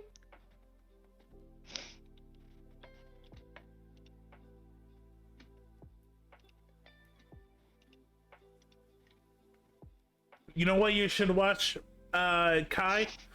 Watch all of John Wick. That's what, 4 movies and like 8 hours? No, about 10 hours. Honestly, that's a good watch. It is a very good watch. Still need to watch John Wick 4.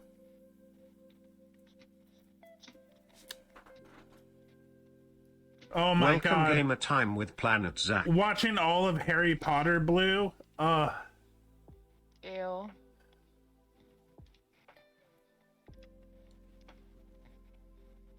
And then watch all of Star Trek in order.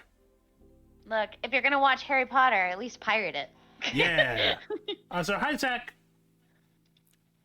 I'm working on a game.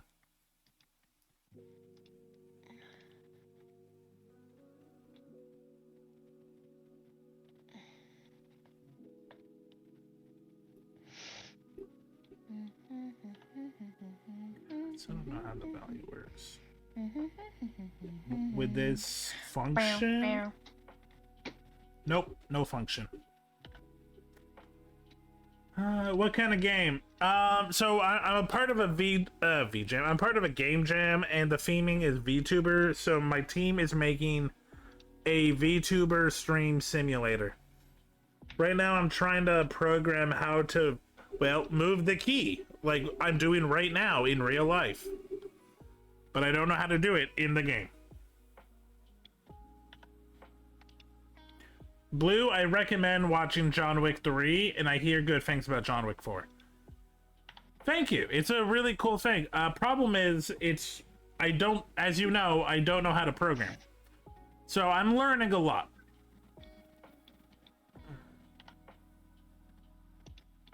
You know what? Let me look up a tutorial. That might help. Game Maker, how make objects move.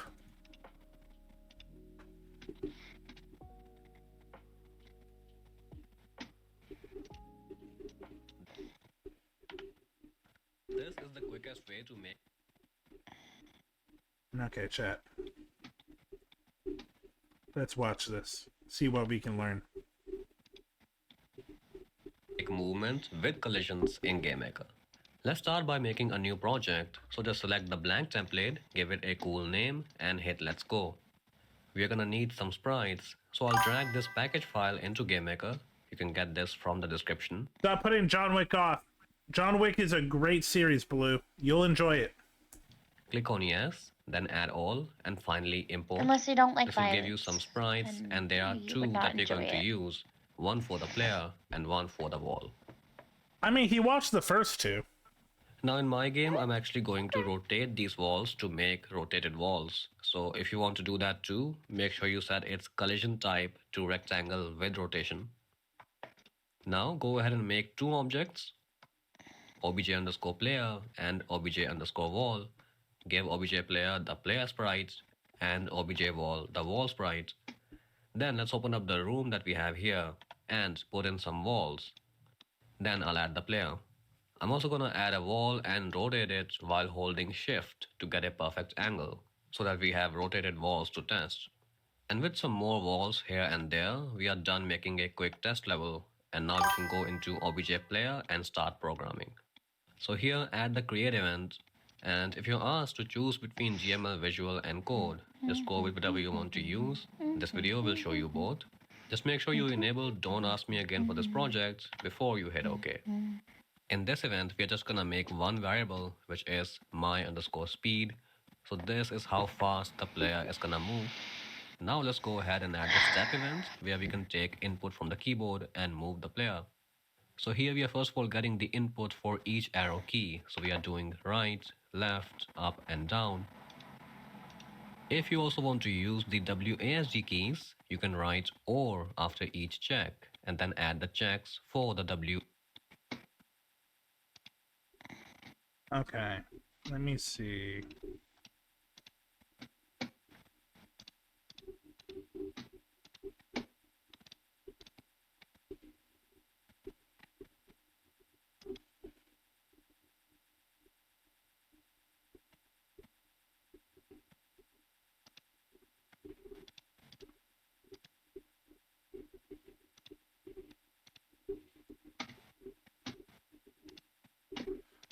Okay. Creative.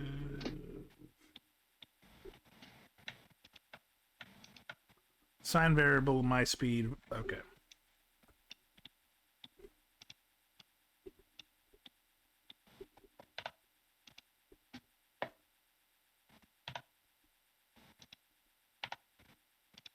Did you know you can pet me?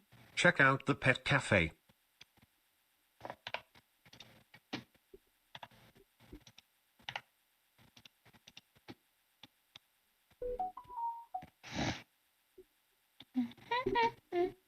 Doop boop bop boop.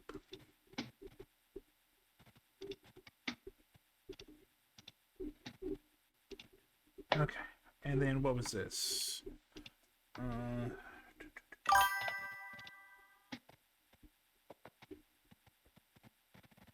So here we are first of all getting the input for each arrow key. So we are doing. Okay, declared temp. Got it. I love that by looking at all the models, you can tell who is the one who made the models. The one who spent the most time on their own.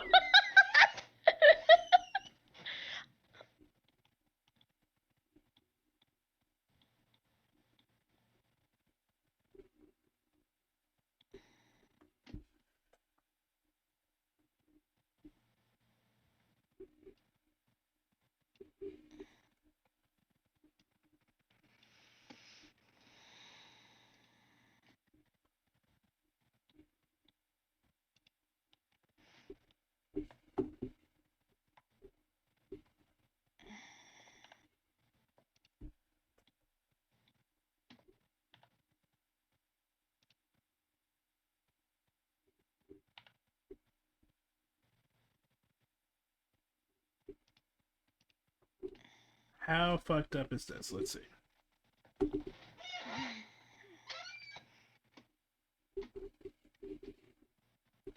Okay. Does not move. Got it. Okay.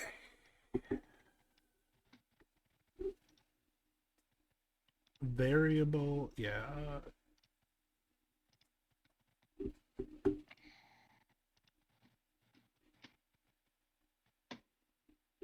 Going right, left, up and down. If you also want.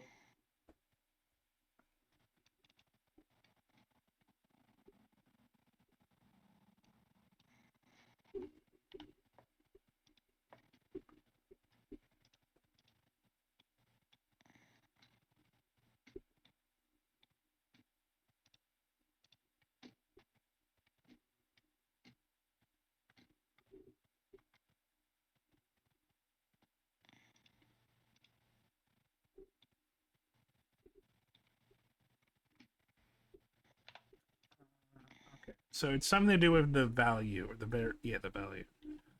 Mouse X, mouse Y.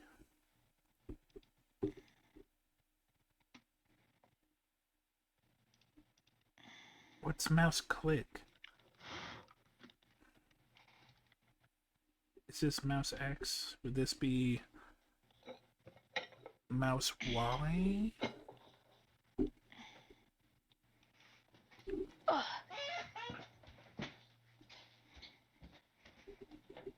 Nope, it would not be.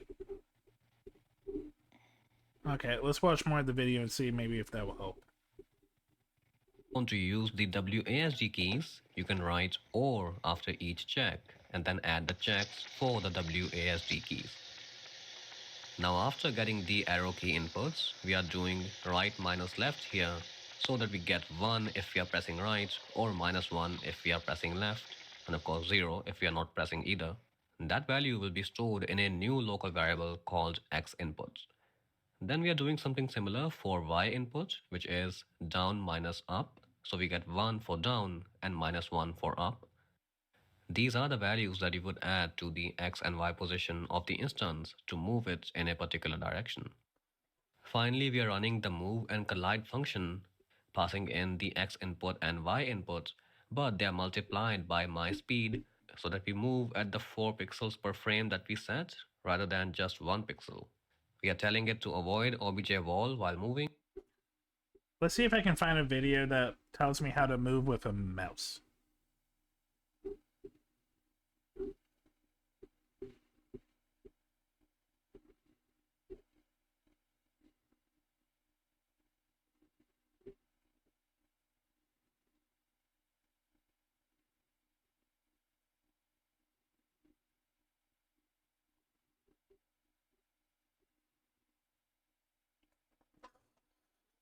Move towards point is what I kind of want to do, but I don't know how.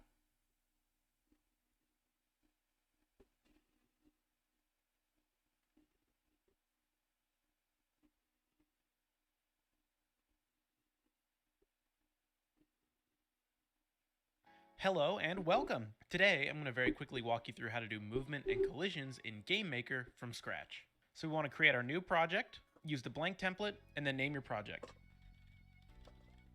And let's go!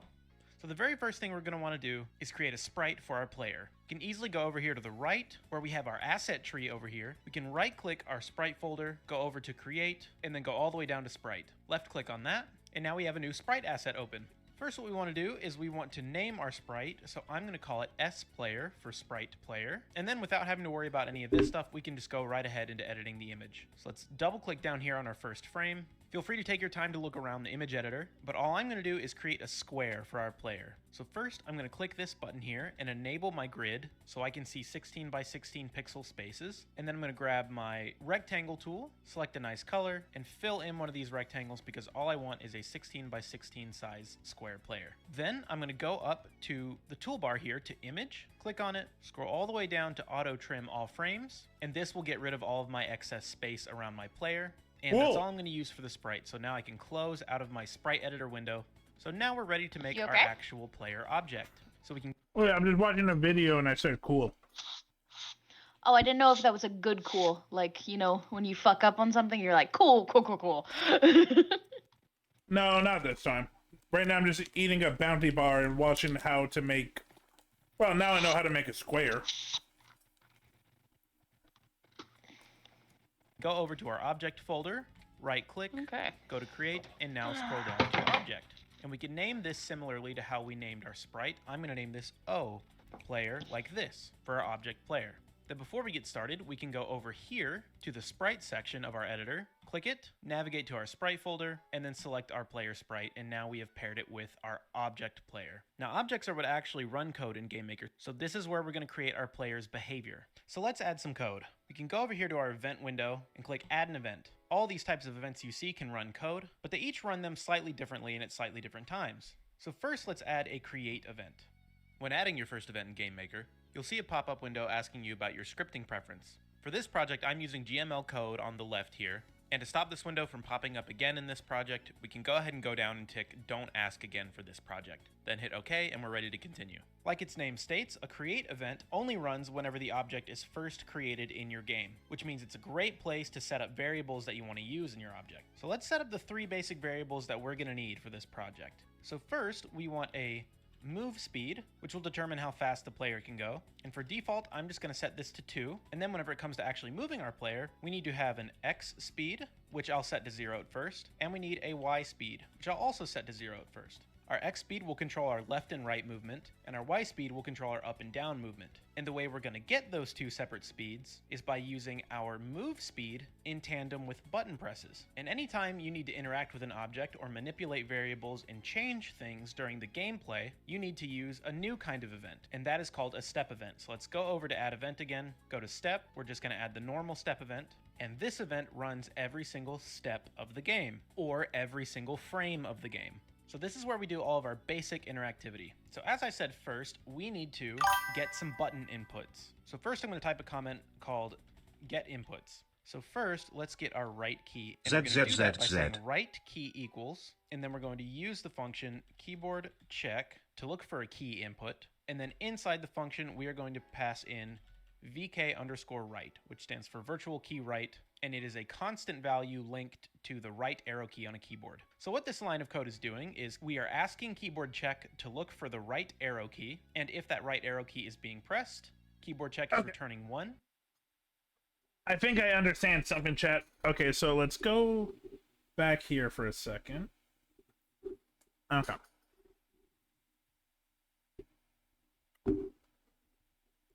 Let's go back to create.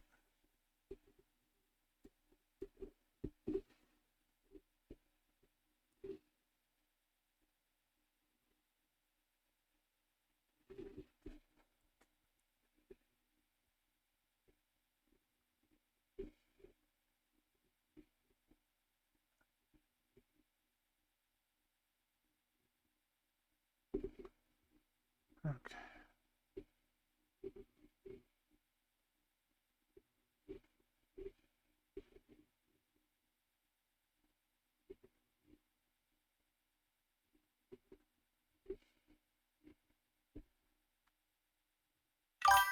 Was it X speed? No, what was it? It was... No, it was X speed.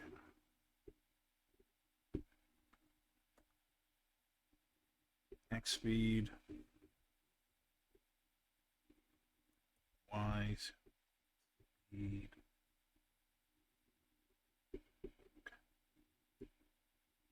Step.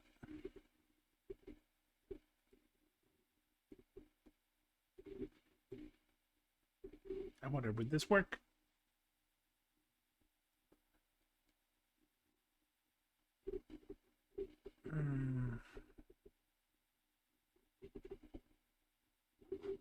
Nope.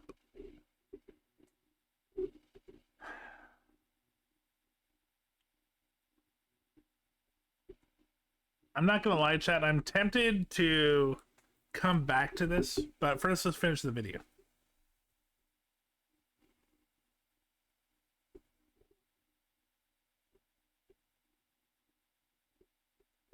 Kind of event, and that is called a step event. So let's go over to add event again, go to step, we're just going to add the norm, and if it's not being pressed, keyboard and Y speeds.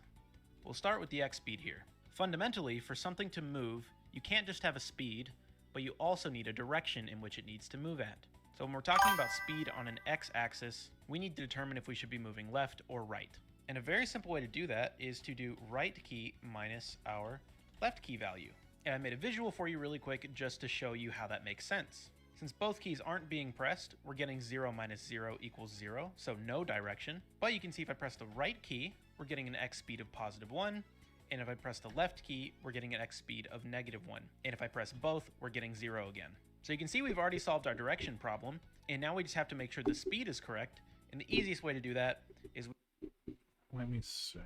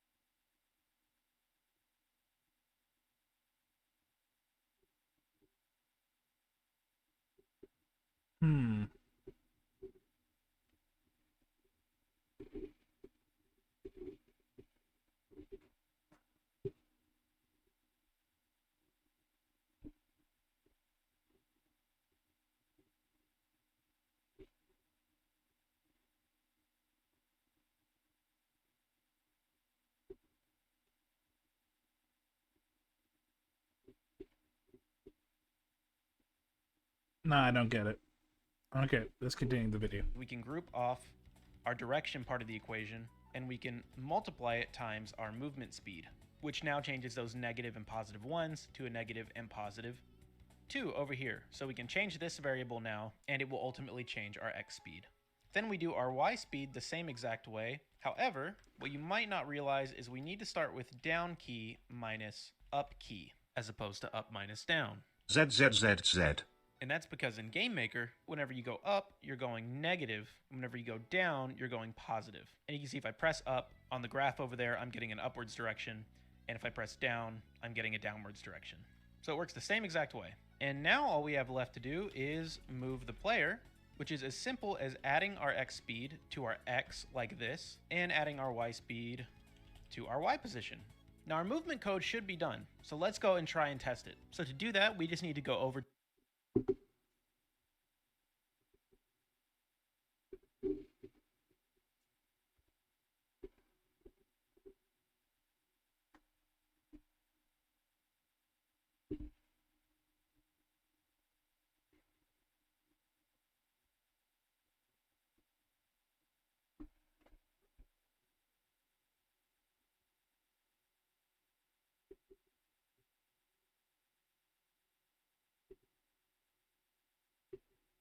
Incoming ad break.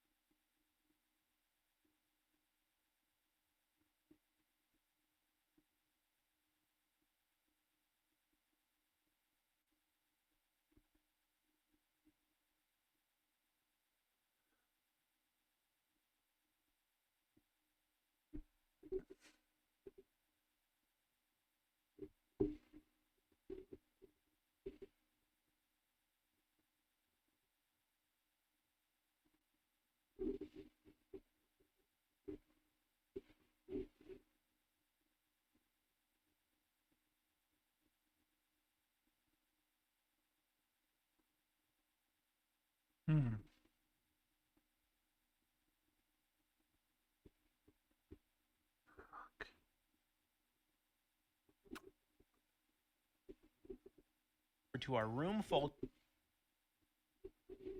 We can open up the room that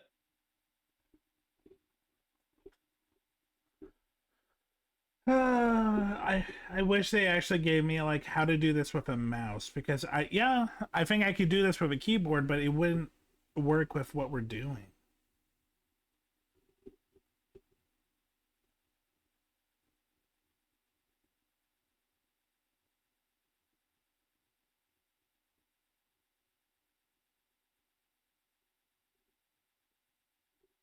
Okay, I'm gonna leave this for now.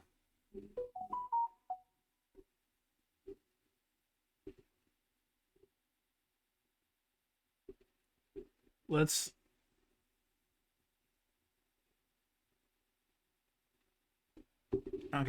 create our fix button.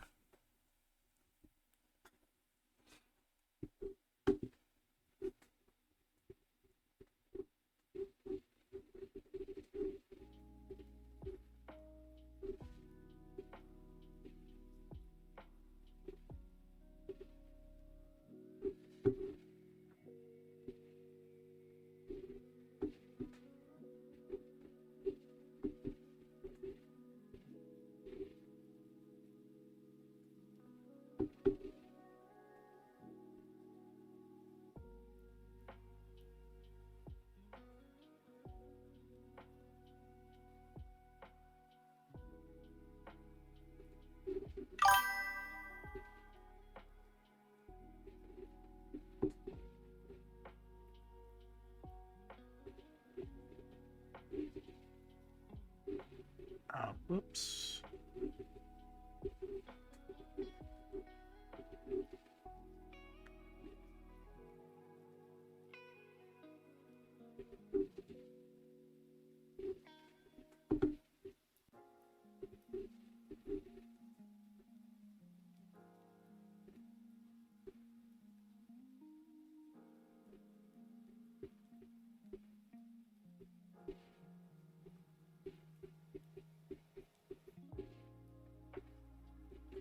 button. There we go. We got our button.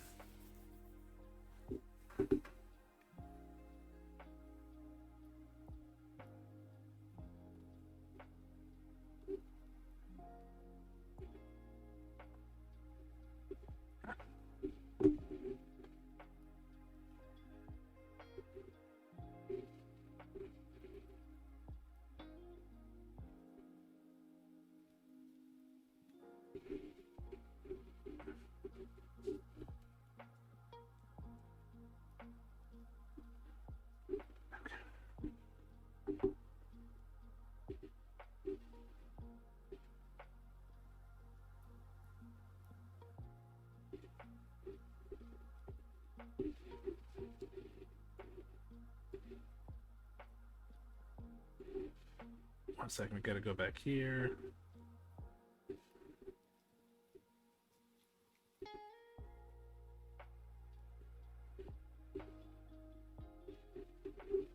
Okay.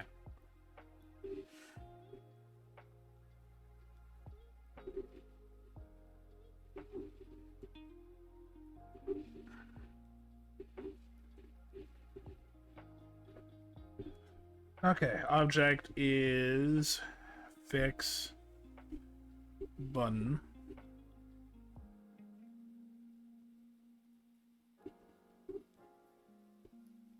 Press?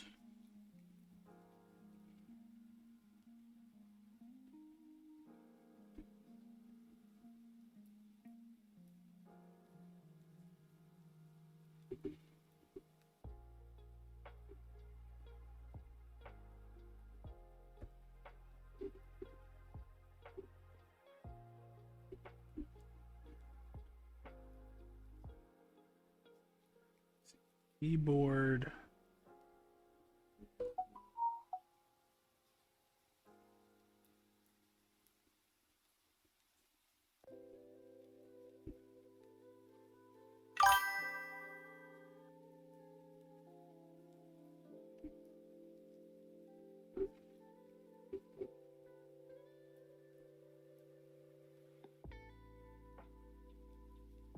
Fuck, what is it called? It's like...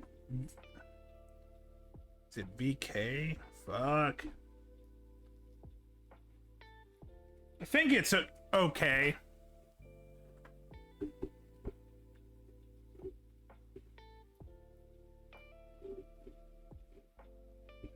You suffering? A little. I couldn't get my mouse to move, so now I'm working on the button, the fix button. Oh, okay. And I'm trying to remember how to do stuff. Pain. Yeah.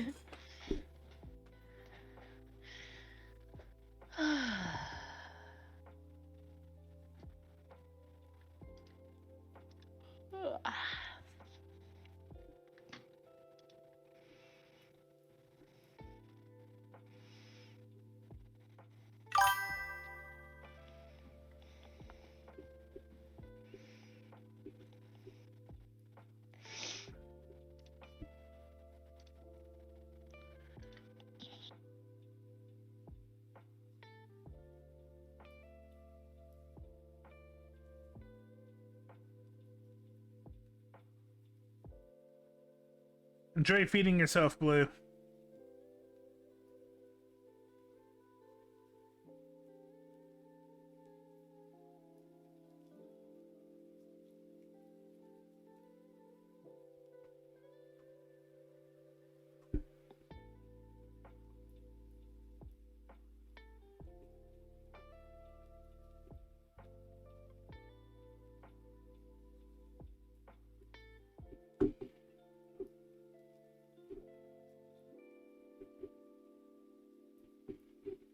Okay, that should be fine there.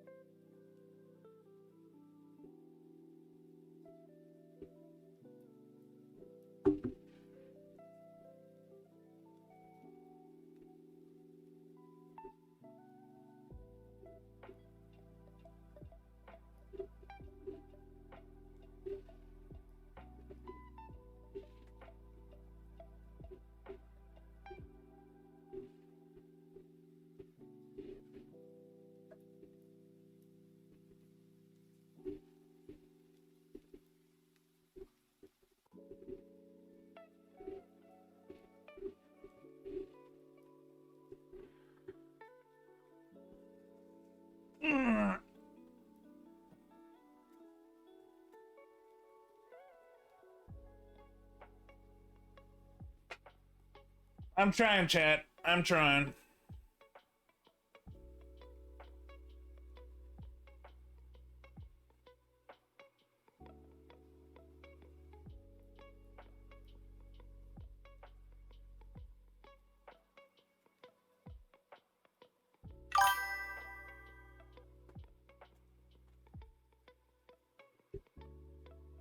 I appreciate both of you.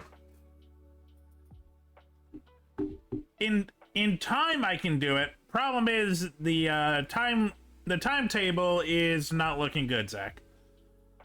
Time stable. Yeah, my chat's just saying you can do this. It's like, yeah, over time I can definitely do this. Problem is we got less than 24 hours. Because the game has to be in by noon tomorrow, my time.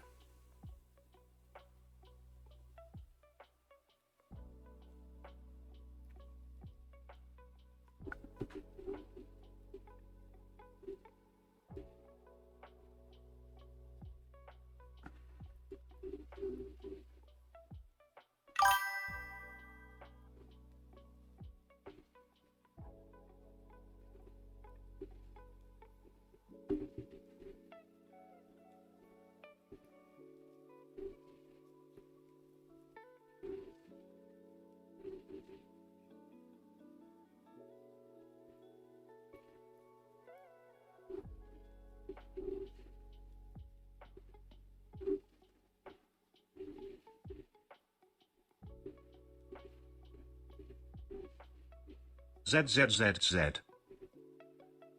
You have other working on it with you? Yeah, no, it's a 3-person team. One person has done a lot of work, but also knows how to program and model. The other person we haven't heard from. Which is concerning for a lot of reasons.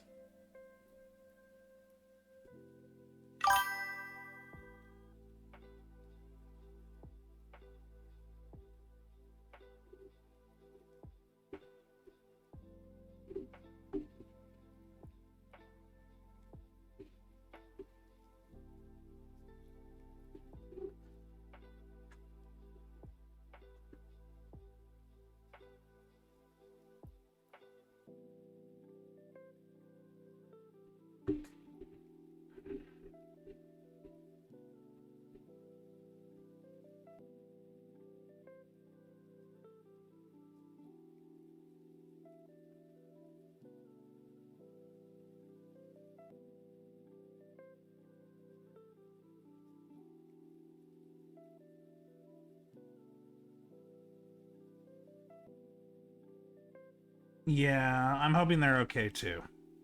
Can't go into full details, but they've been going through a lot of self-doubt and self-worth issues, and I was hoping that working on this game jam project would help them see their value, but I think they're spiraling too much about the opinions of awful people who happen to just be around them in real life.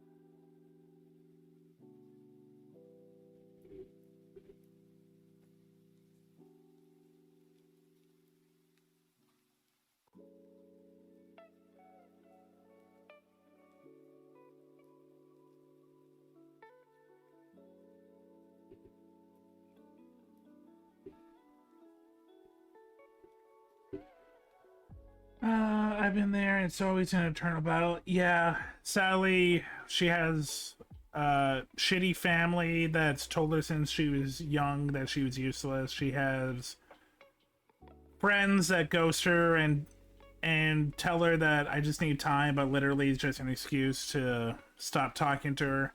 And she had a disgusting boyfriend that really messed her self-esteem up.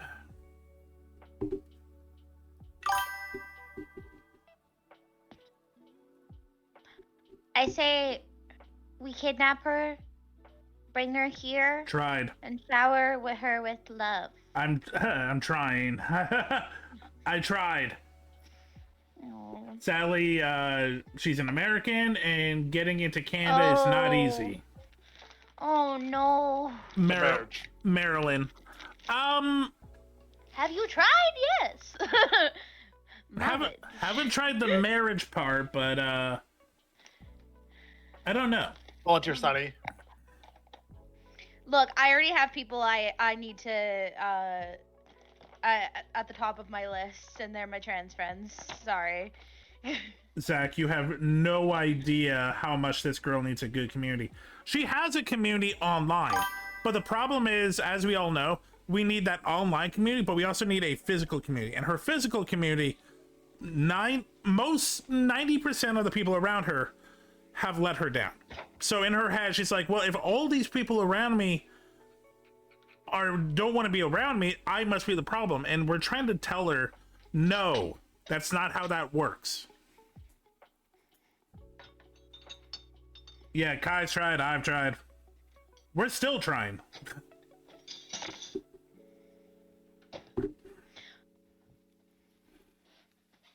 Oh, speaking of Kai, did you get my message?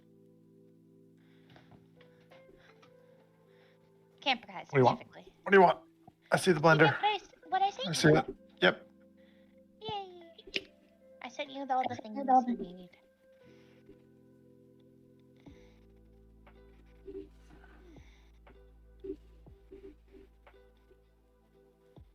Okay. Yeah.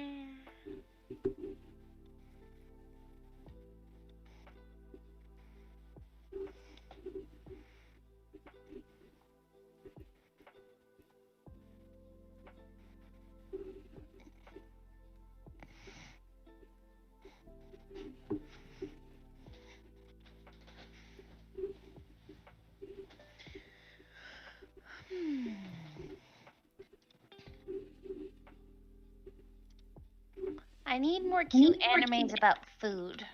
Food Wars. I've already watched that. There's one about bread. What about bread? Here, let me find it. You asked the right dude about anime.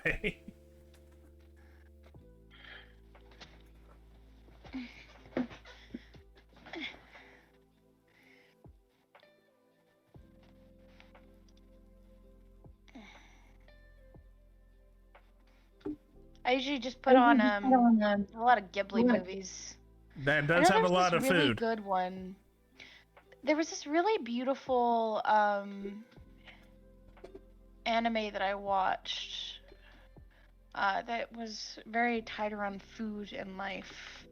I don't know where it is anymore. It was on Netflix, and I think it was a Netflix original one.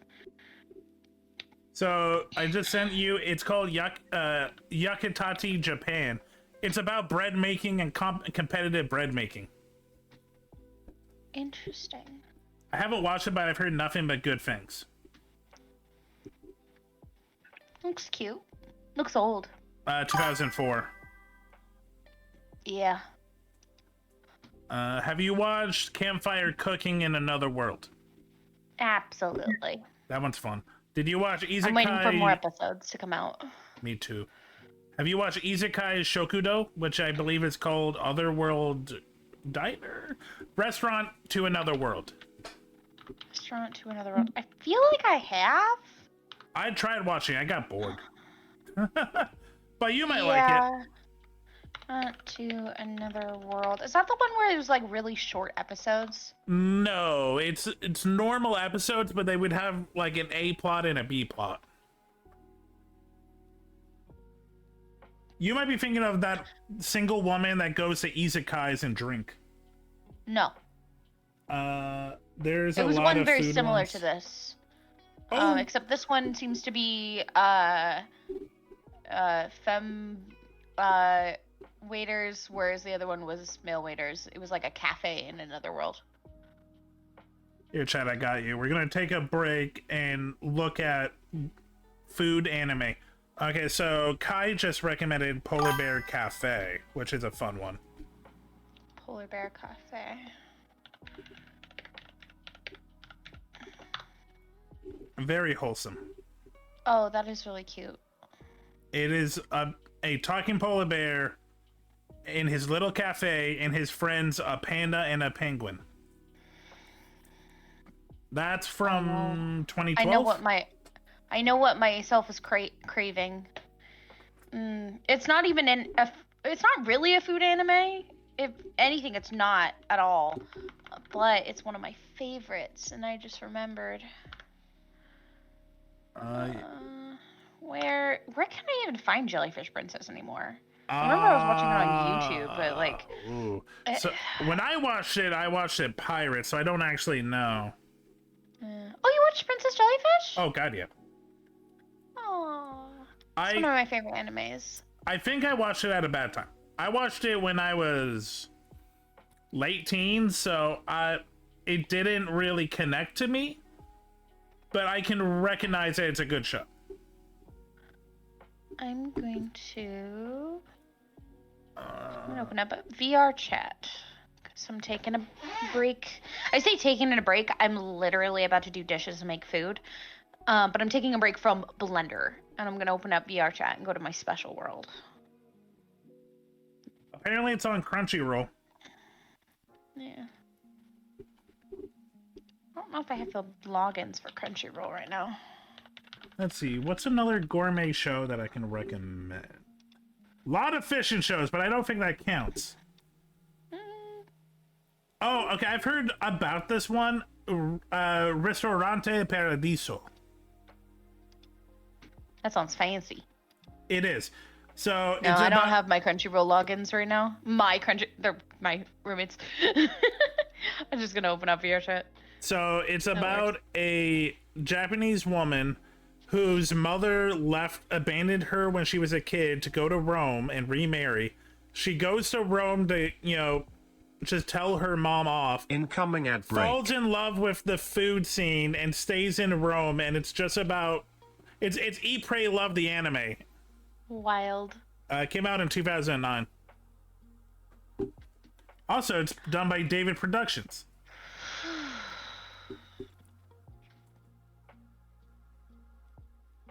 I kind of also want to watch Fruits Basket. Oh, I love Fruits Basket. Original or remake? Both, but usually the first. I like both. I think the remake is actually in my top 100 anime of all time. Yeah, well, the remake is very beautiful, and I do like how it elaborates on the story. It depends on how I'm feeling, because the remake is going to make me fucking bawl my eyes out, and sometimes I need a little bit more lighthearted cry, which is the first. Not fair. The first one had more comedy. Yeah, it's a little bit, it's a little bit nicer on the soul. That's true. That's fair. Whereas, I remember becoming obsessed with like leek porridge because they made it in that. I really like that. That's really good. Didn't want to cut you off, but there's one more gourmet anime that I could recommend to you. The best gourmet anime. Food Wars? Fighting Foodons. Fighting Foodons. How do you spell that? Oh shit, you don't know Fighting Foodons? Okay. Here, I'll just I'll get it for you. So, this was on Fox Kids. Oh, okay. and it came in that era of like Pokemon-esque anime. But this one, it's chefs creating food, and the food turns into little characters that just say their names. Like, there's one that's Fried Ricer, and it's just Fried Ricer, Fried Ricer. Like a Pokemon. Yeah.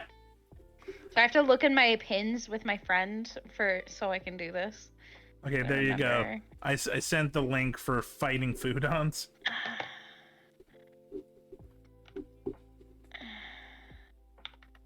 I know a handle of anime that was small and not majority popular in USA. That's true, Kai.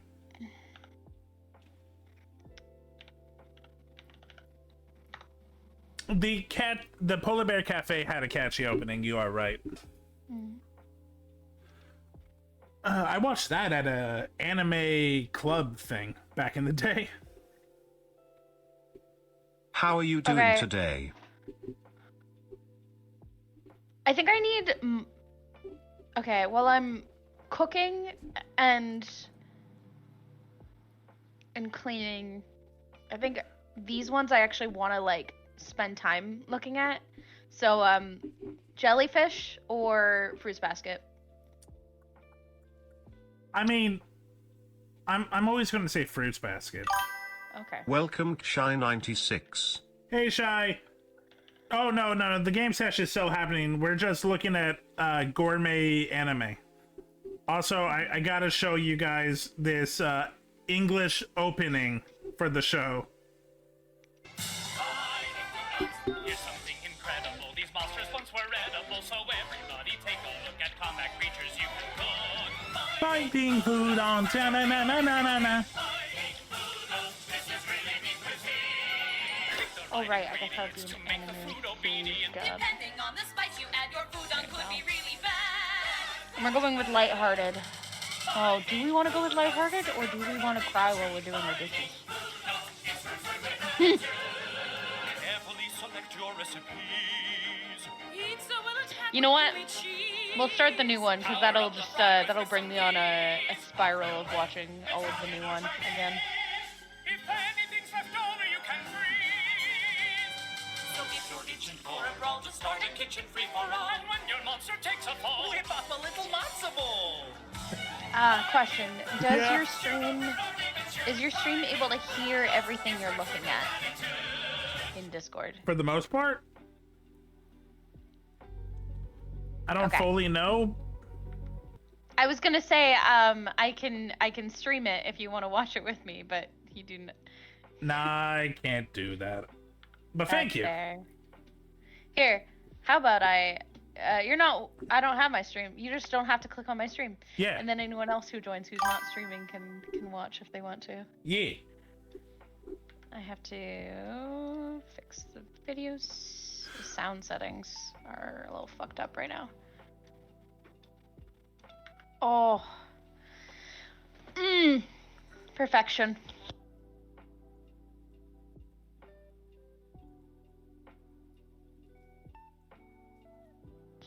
Toru, my beloved! I'm already crying! I need you to understand that, like, Thanks, Toru... Shy96. Okay, I may be a very chaotic individual, but, like, in my... that's my online persona. Me as a person, I'm fucking Toru. Oh, I believe you. I've talked to you. I love her so much. I actually dressed up as Toru. I cosplayed Toru, and I got Kai to dress up as the orange cat bitch. I was about to say, who's your favorite? Who did you want her to end up with? Okay. Chat, we're talking fruits basket. Okay, let me pause the show.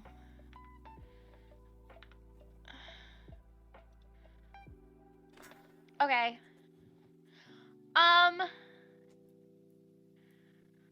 Okay. It's tricky.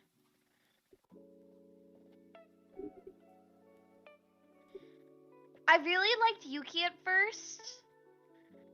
And I feel like There are times where I prefer her with Yuki, but I understand that the relationship is more like of a sisterly, motherly relationship. Remind me which one that is. Is that Horse Girl?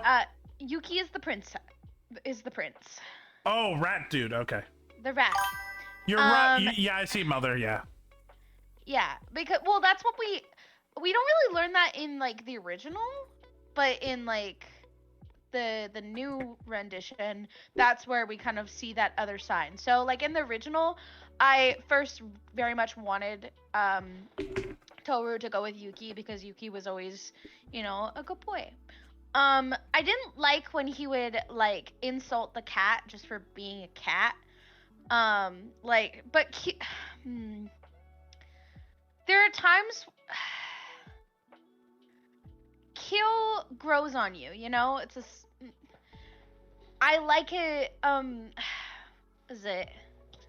I like a little bit of a villain that's not actually a villain, you know? Who's only a villain by the people around him creating a narrative that was literally pushed onto him since he was a child. That he could not. We call that tsundere. Yeah, I mean. He is a tsundere. You know my relationship. I'm dating a tsundere. yeah. I like me a tsundere. I didn't put two together, but Kai is 100% a tsundere. He's not like the stereotypical tsundere though. He's like the tsundere that. He's close. The tsundere that's like. He's close. But he's actually like super secretly really sweet. That is a tsundere. A tsundere is. Oh, is that a tsundere? A tsundere is someone who outwardly is combative, who doesn't show their emotions. They're a little bit more. Yeah. Guarded, but inside they are very emotional, softy. That they tend to. Yeah. A tsundere, yeah. Kai's definitely a tsundere. I like me a tsundere. To Westerners, Kai is a brat. No, that's me. I'm a rat. He's just a doll. No, not rat. Brat. Yeah, I'm a brat.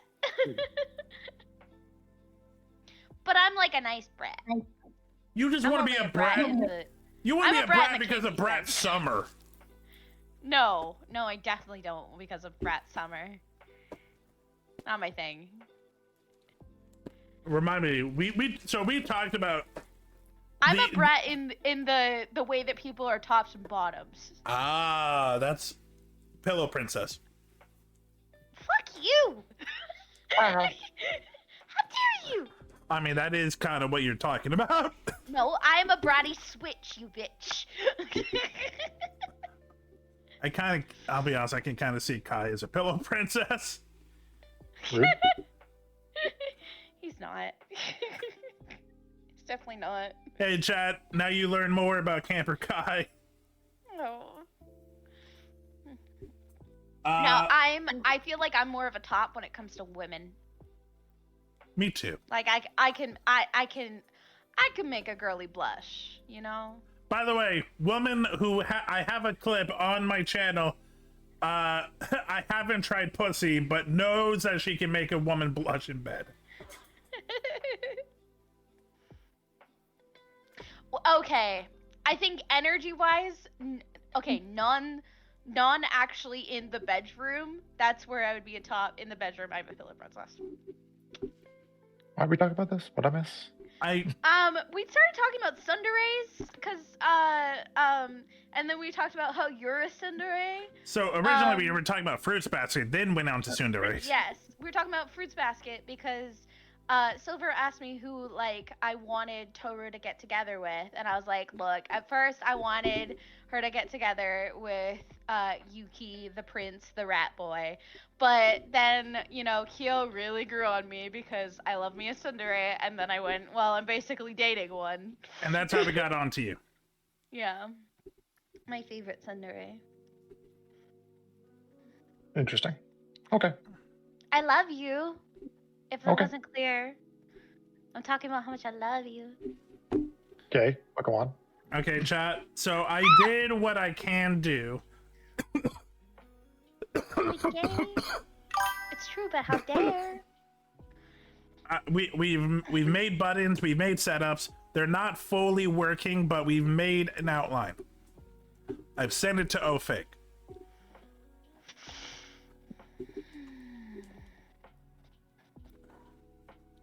I did have something else planned, but it looks like he won't be home anytime soon. I crashed my Unreal. Oh no! I love that you literally said that as I was messaging you how you're doing.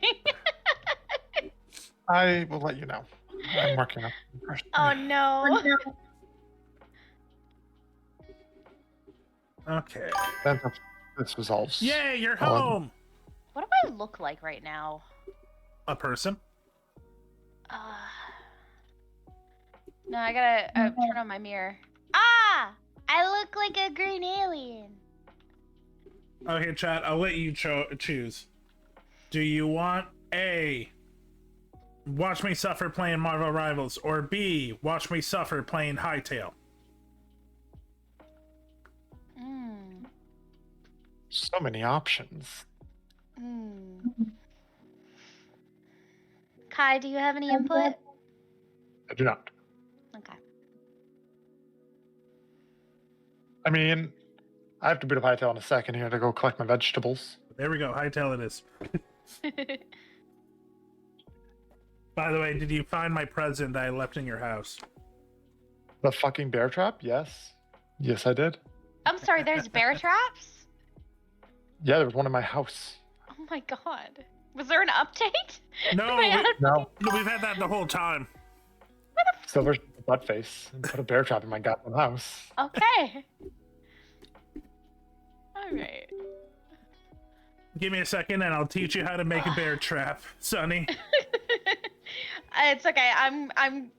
I'm literally leaving my desk right now. I'm already at the sink.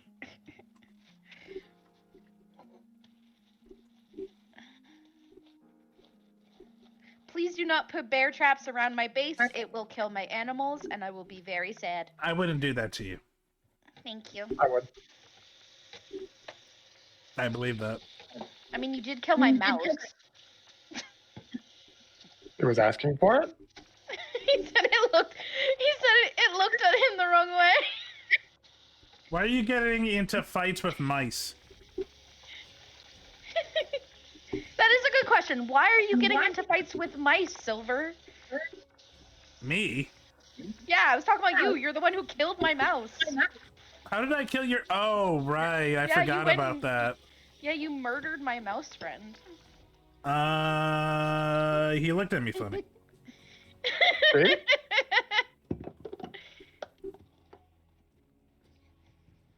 Okay.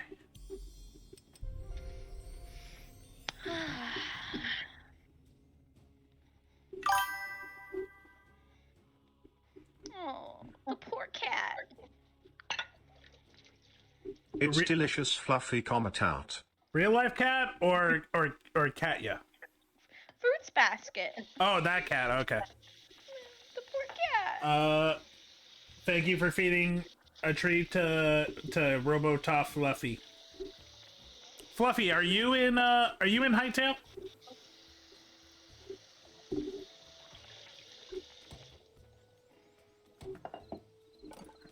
Okay, so in your worker's bench, there is a section called Tinkering. And in Tinkering, you can make bear traps, metal spikes, rail carts, wooden spikes. Are you saying I can make a train? You can. Oh my god, I am so gonna make a train from spawn to my house. Yeah, That's that gonna sounds be fun. the best. So now, chat, we go over here. We go up this ladder.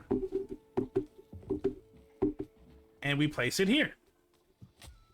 Did you just put another bear trap in Kai's No. house? No. I did not put No? a bear trap. Uh-huh. put something else, didn't you?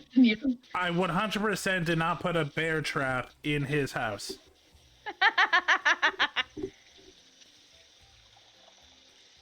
No, sadly. Ooh, I recommend it. It's like $20 American. No, it was $20 Canadian, I think.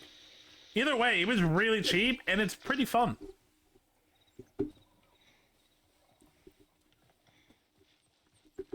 So, we're a little dude. We're just going around the world. Other people have like things they're doing. Kai's become a farmer. Sunny's become a animal activist. No, I've become a god. Coffee started making a cult to me. He literally kept calling me his god last night. It was amazing. Stupid bear!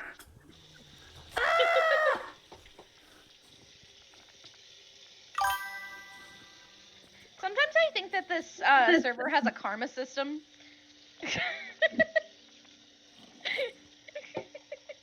Stupid bear. Puts down a trap, gets attacked by a bear. Right at the portal. I get a lot of bears on my land. It's actually really weird. Hey, Kai. Like I had 2 of them in the exact same place. Yo. Can you restart the server? Sure. Did you make it crash freaking out over a bear? Possibly. The FUD, so a farmer and a cult leader? Yes. We have a farmer, a cult leader. I don't know what Cat's up to, but they're up in a volcano.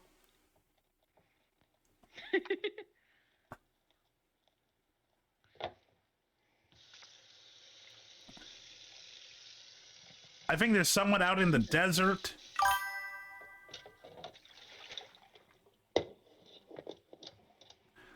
I'll be honest, I don't really have a plan. I'm just going around just exploring, I guess. I don't know, I've been doing a lot of mining. Would you like to join the cult of the sun? Nah. No. How I can be friends with the sun. I mean, you already are. Yeah. Why would I be a follower? I go to Twitch and I unfollow Sunny. No! No point in following you if we're friends.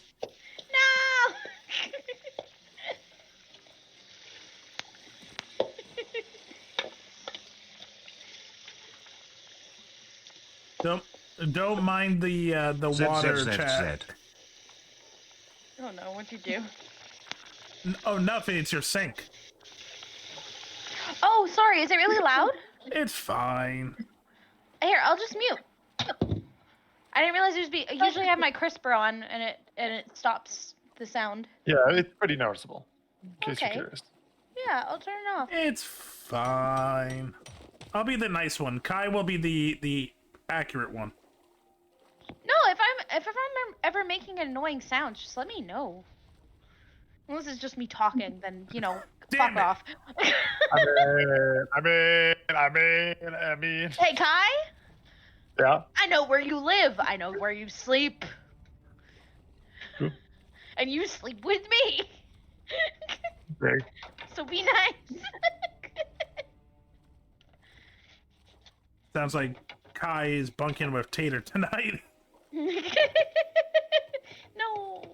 I don't want that. Are refreshing. Thanks, Chef Spiral.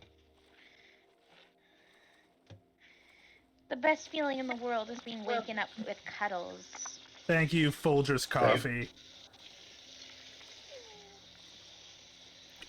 Best thing to wake up is a good old cup of coffee from Folgers. Yeah, it says the 2 very uncomfortable siblings in that one ad. God, that's awesome. Chat, if you don't know it, there was a Christmas ad from like the early 2000s of this like army dude coming home for Christmas and really sexualized with his sister. Yeah. they had so much chemistry that people were actually shipping them together. Yeah. I'm like, they're related! The actors aren't, but the characters are. There was a sketch group that actually made a sketch of like what happened. What happens next is the parents. It's like your brother and sister, and he proposes.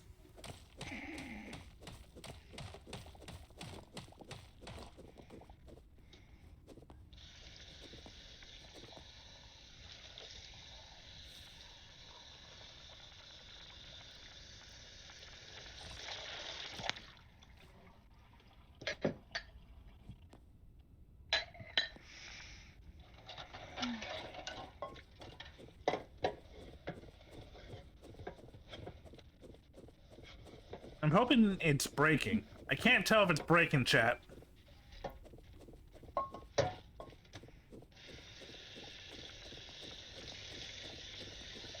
Okay, I don't think it's breaking. Damn it.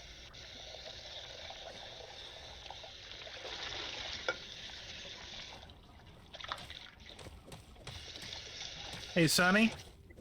What? Little loud. Super loud again. Oh, sorry.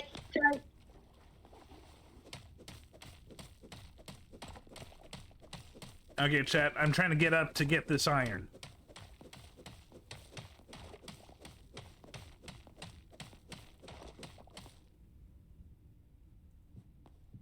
Okay, let's see if this works.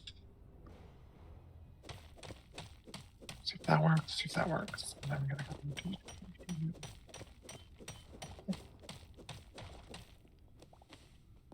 Yeah. Oh, it's because my CRISPR mod got taken off so we could play with funny instruments last night. Oh. Yes. That's why. That's correct. Okay, I'm gonna play the water. Let me know if you can hear it. Not So, as yes, loud, but yes. Okay.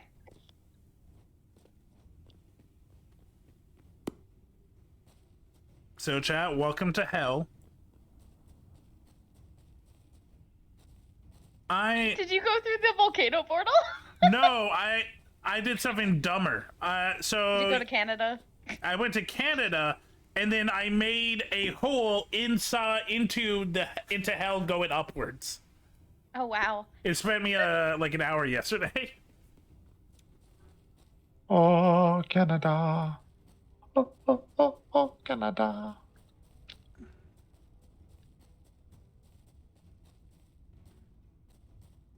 Yeah, I went home. I went home in the game. I went to Canada. But yeah, so I guess you can call it relaxing. It's more, I did what I could. I couldn't figure out certain mechanics, and sitting there just staring at it wasn't working. I sent Ophic what I had. Is it enough? No. Am I going to hear shit? Probably. But hey, it is what it is. I am going to keep learning how to game dev, though. It is fun.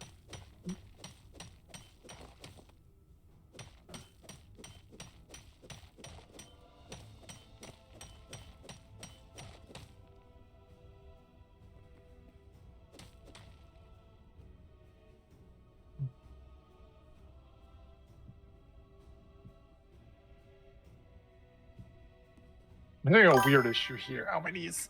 Ow. Not your knees. I'm old, so dude. Also, I got my new clipboard. It's a cheap one, but I'm sad. Wait, why are you sad about your clipboard? I have the physical. It looks incoming like AI. at break. Oh, okay.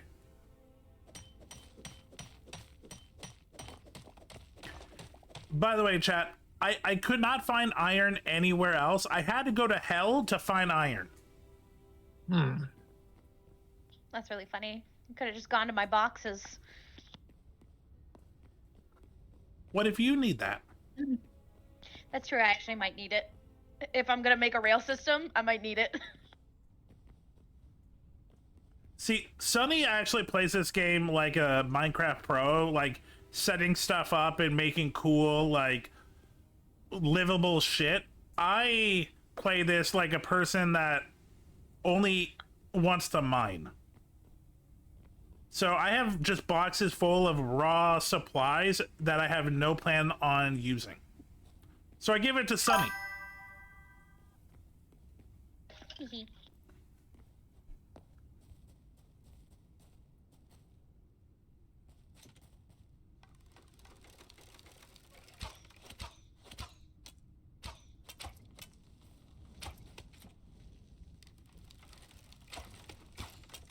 Die. Die.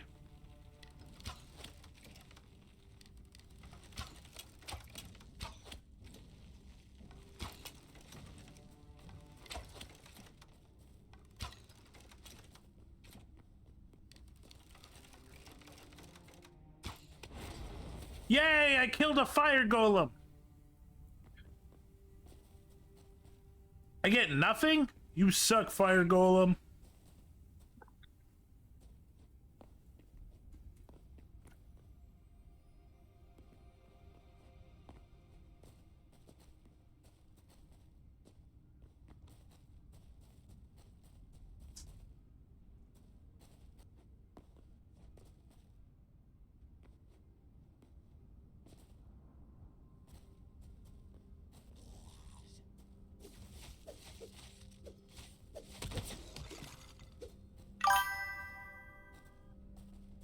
It heals in lava, it seems. I think you're right.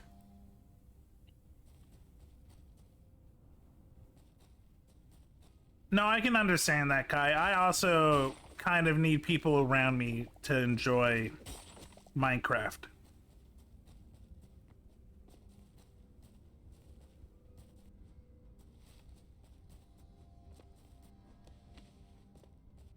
Hence why I'm streaming this. Hey, you're my people.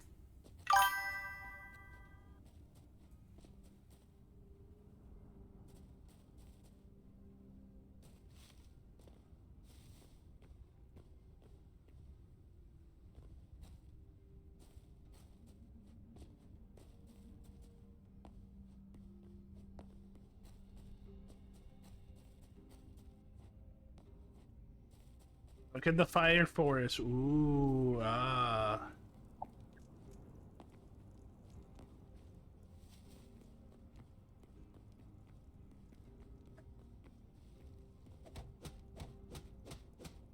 Oh wait, that's the wrong one.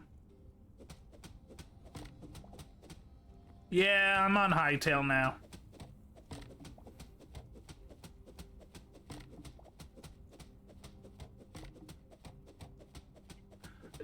Kai, that's pretty much what I'm doing. I'm just mining and getting resources. I find it fun.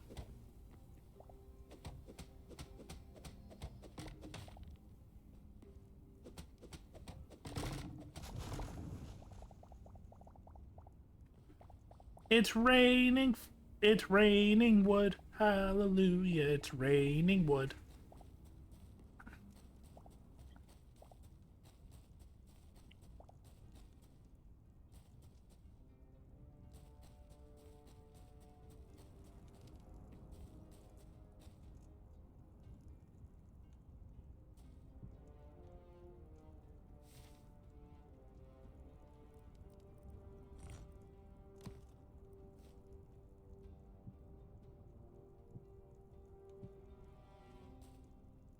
To be honest, I still need to fix up that castle.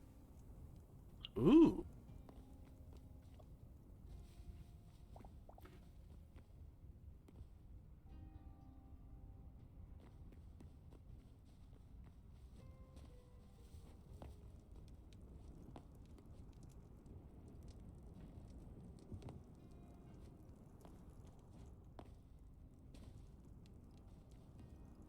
I love this fire forest. It's so pretty.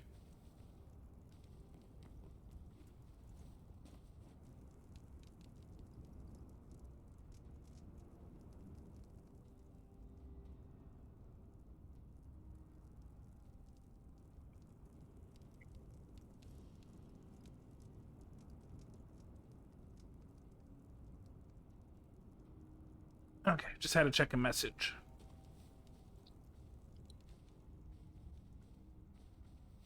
Nice, and I've been well. I've fallen into watching Star Trek Timeline Order.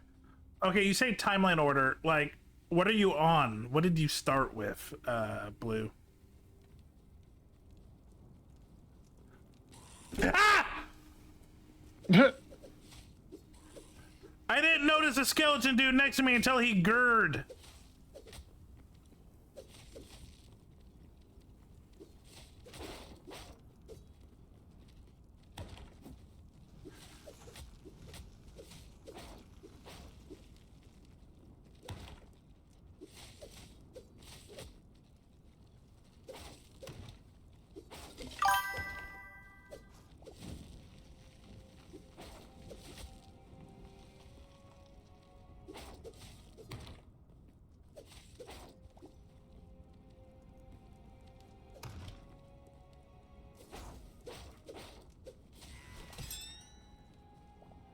Ooh, that scared me.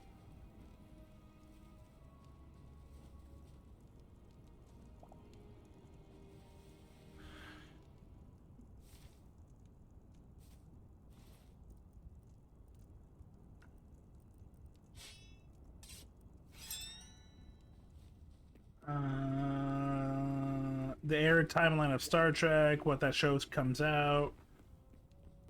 Dang, that nice. On Paramount Plus, they newly added what shows and movies in order. I refuse to give Paramount my money. That's fine. Do you want my access anyways? No. That way you're not giving them your money. I have it. I have Paramount Plus right now.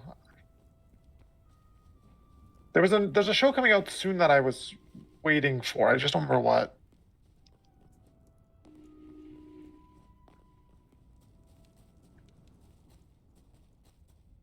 There's something new coming out. I can't support the Ellisons. Oh, they suck.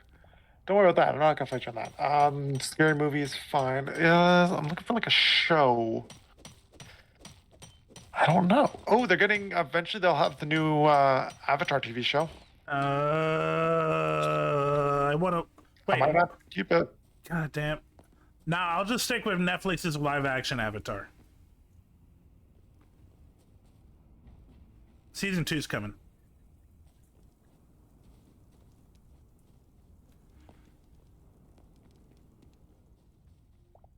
Yes, it is. That's the other thing. It's like, I already give money to Bezos on different levels, so giving it to Ellis and Bezos feels wrong. Also, Disney Plus.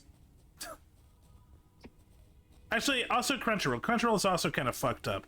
There's no good streaming service, really. Netflix is fine. Hear me out. You go to the place that I can show you where you can just, you know, watch things.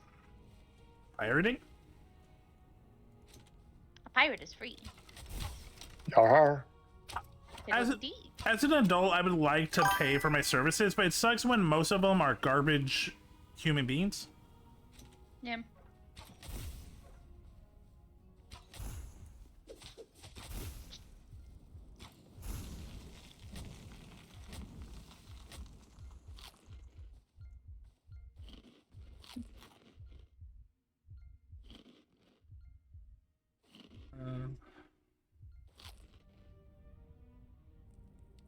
Well, I almost died. Because I ran out of arrows and didn't realize it. Sent you some pegs of what I'm building up. Ooh. I will look at it when I'm not in hell.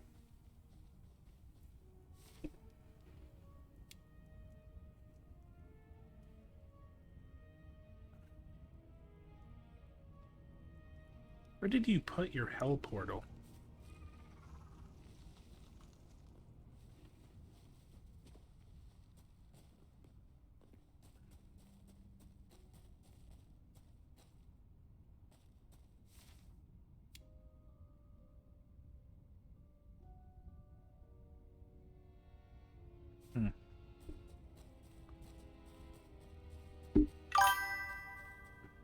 They got money by ads for premium subscriptions you can have option on. That's not exactly the problem, Blue.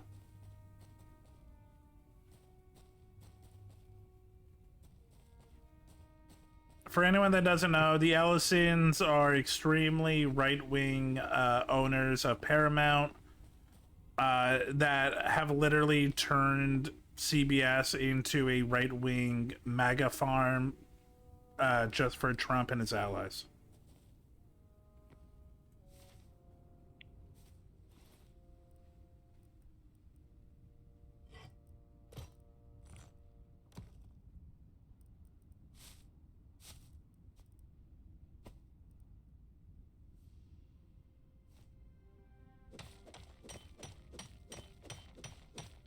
And recently they tried to buy Warner Brothers with the help of Soleimani, the Prince of Saudi Arabia's money.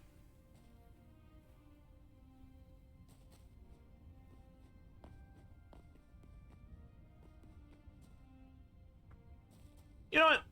I don't think there's anyone near me. Okay, let's look at that photo. Oh, that is pretty. That is a nice Gothic castle that you found there, Estelle.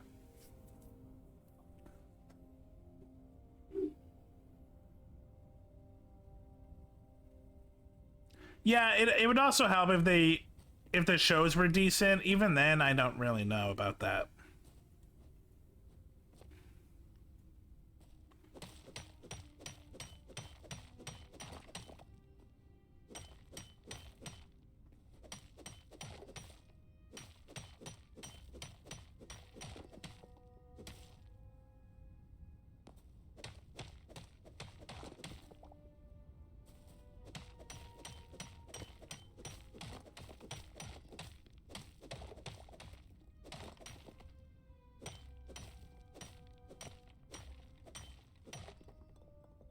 God, there's a lot of iron here.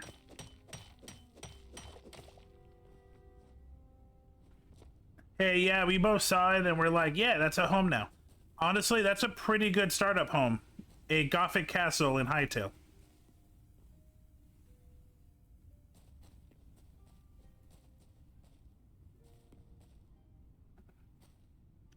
Kai asks Silver DM history channels. I give him tons. I don't know.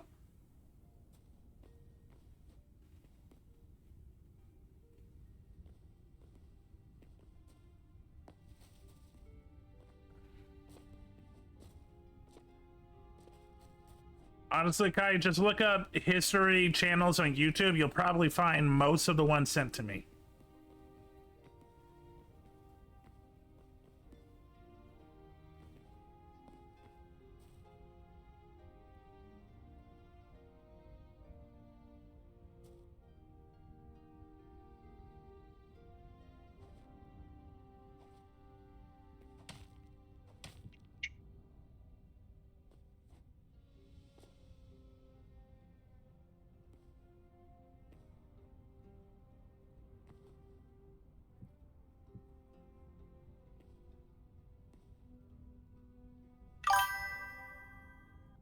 I have a couple of good ones I follow.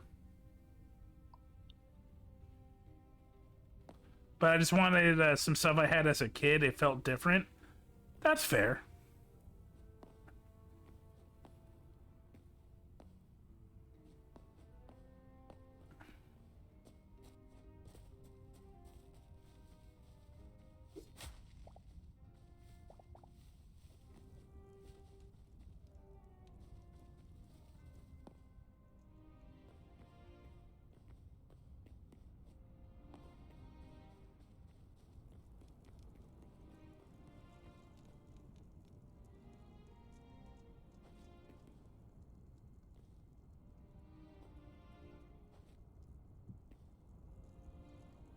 That's not what I need.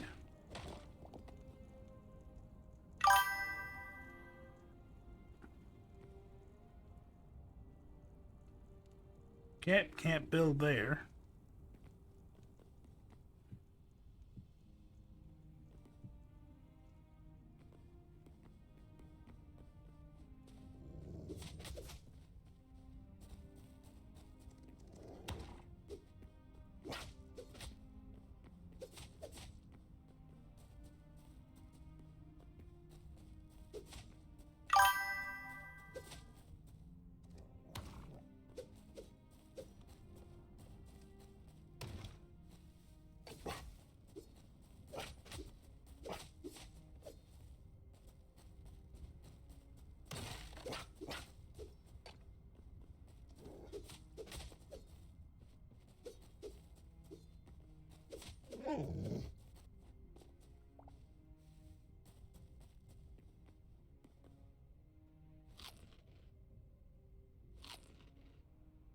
Silver, Star Trek brought life in me back. I'm in a hole. I must dig myself out. Enjoy the Star Trek hole. Enjoy that Klingon pussy.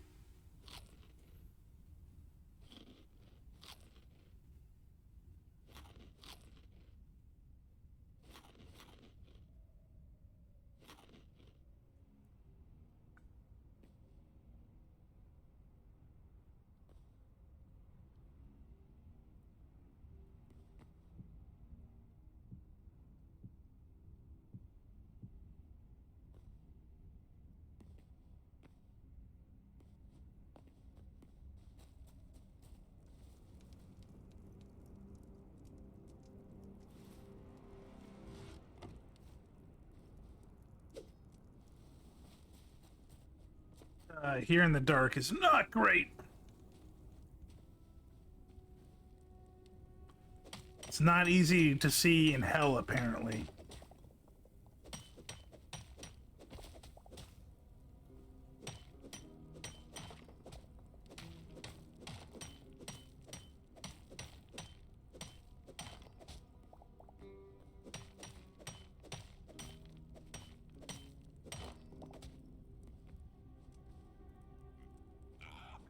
Where the fuck? Where the fuck? Ah!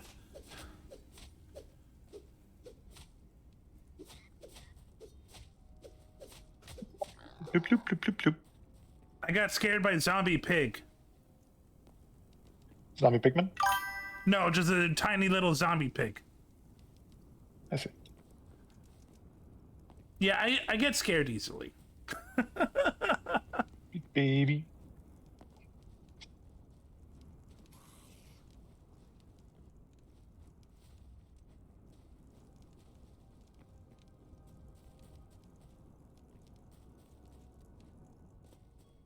I'd add in another check to make sure you can take damage while dead. Nah, why not? Keep taking damage. Silver, would you like to see the thing I've been working on this whole time? Do you watch your stream? In a second. Sure, let me know.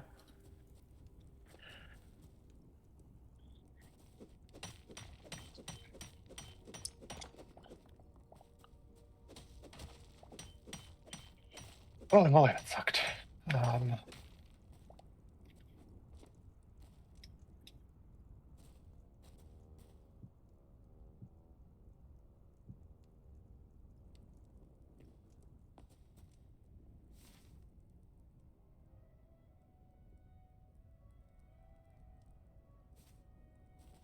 I do still have to go in each one in here.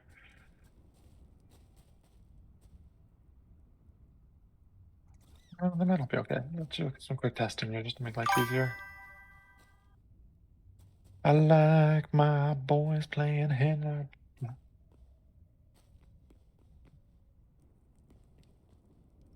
Lots of queens.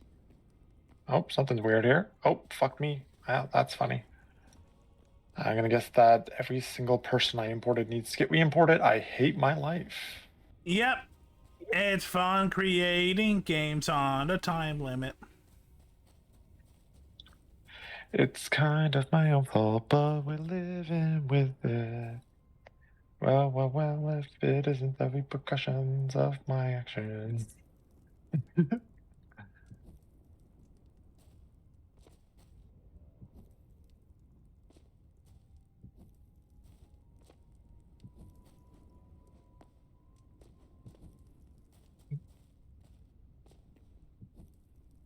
So one thing that happened is it turns out the software will make the mesh collider the moment you import the character. So if you explode your import a little bit, then you explode everything, as it turns out. Oh, shit. Yeah, so I had this thing where I was accidentally importing my characters too high up. And as a result, shit was weird. So now I have to re-add all my characters. It's okay. It's only going to take me like a hot minute here. Nothing crazy. Luckily, I haven't done a ton of characters. ZZZZ. Delete.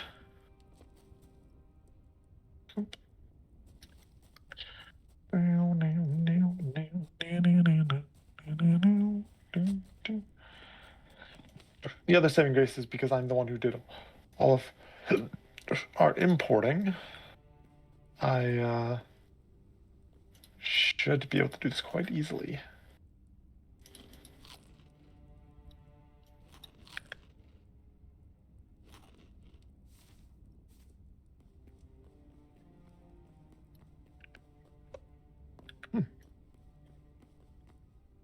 Okay. Oh, I see what happened there. Sunny named it weirdly, and as a result, it makes things weird on my end. Funny.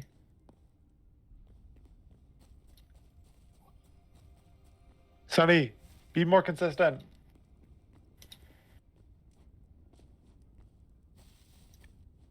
I don't know if they're in here right now. And then I lost my water in the middle of the lava. Are you also in Hightail? Yes. Luckily, I have a portal with me, so I can just go get myself water. But if I didn't have that portal, I'd be going, fuck you! God damn it! I wish I had portals. Now you're thinking of portals.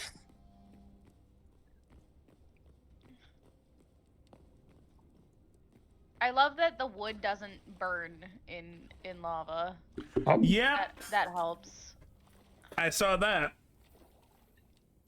I also found out that you can have a lit fire underwater.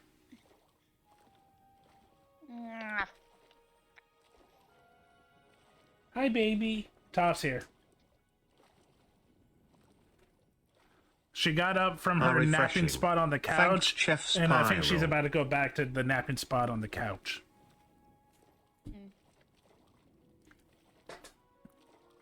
How's your animals? Good. Yay. Chat, do you know where your animals are today? Are they up to doing drugs? Are they up to doing not things? Do you know where your children pet are?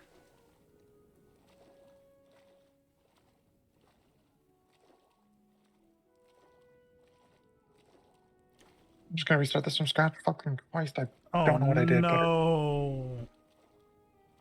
I'm sorry to hear that, guy. Broke. Lovely. Gonna like that one.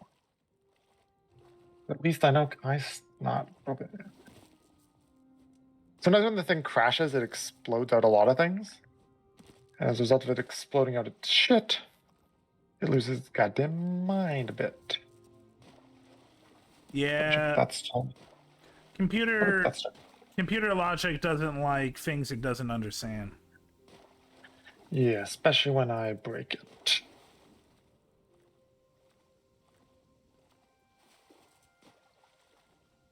We're gonna import everyone really quickly here. Uranium.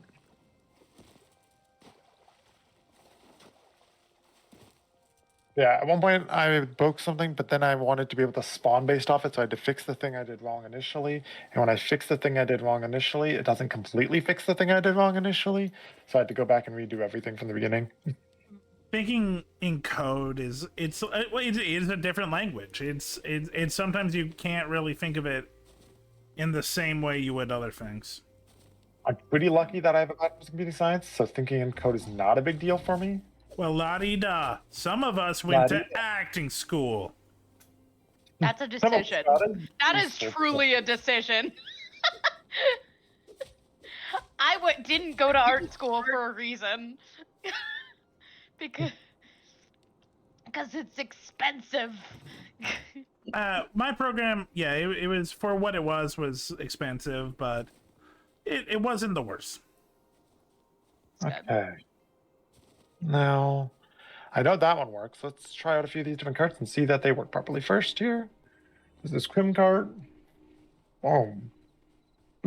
I don't know where fucking Crim went. Crim went fucking gone. Whee!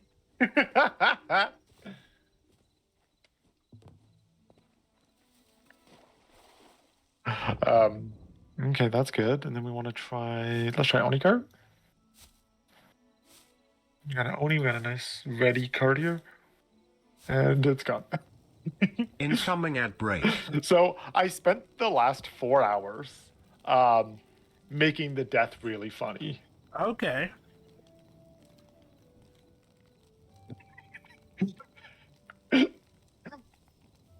It works. It's pretty funny.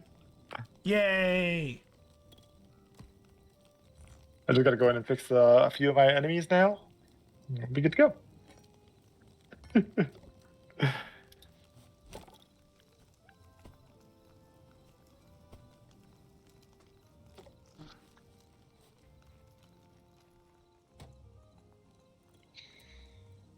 Okay, that all works. Characters are fixed. I gotta go to the enemies. It's weirdly enough, some of the enemies are not fixed. Very funny. Force delete. Weirdly enough, small stuck around fine. Okay, we'll just import reg back in. Import. Hi. Big. Top is right next to me. They want some head pats. Hi, baby. Okay. Chat, I can't move my left arm. It is being dictated by a cat. The cat has determined that that's where it stays.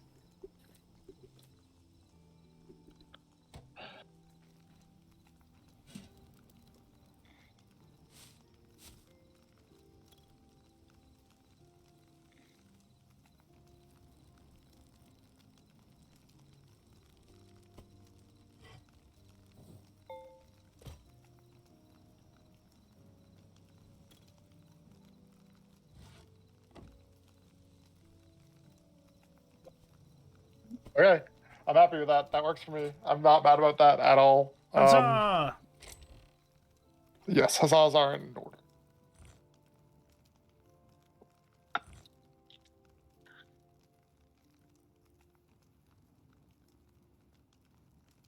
It's very funny. Every time I went to go fix something, I would just break something else.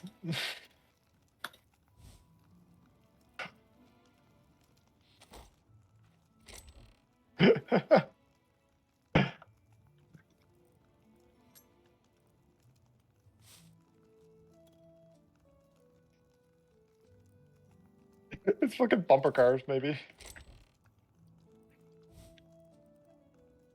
It's almost more bumper cars. That's like my emergency fix, by the way, is that if I don't hear back from my friend about the actual abilities for the Vampire Survivor mechanics, we're just switching the game to a full game of just bumper cars. I'll put you in a fucking circle. Sounds like I'll put you in a fun. circle, and I'll put a collider on the front that deals damage, a collider on the back that takes damage, and you can just hit people with your vehicle. That sounds actually kind of fun.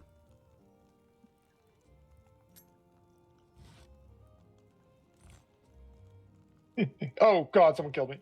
Someone was ripping ass and exploded me. Holy shit, that's funny as hell. Okay, Silver, do you want to see the Yes. the thing? Yes, I can look at it now. Sorry, chat, Okay, perfect. you Okay. don't get to see it. No, show them. It'll be funny. I'm sharing my screen. It's fine.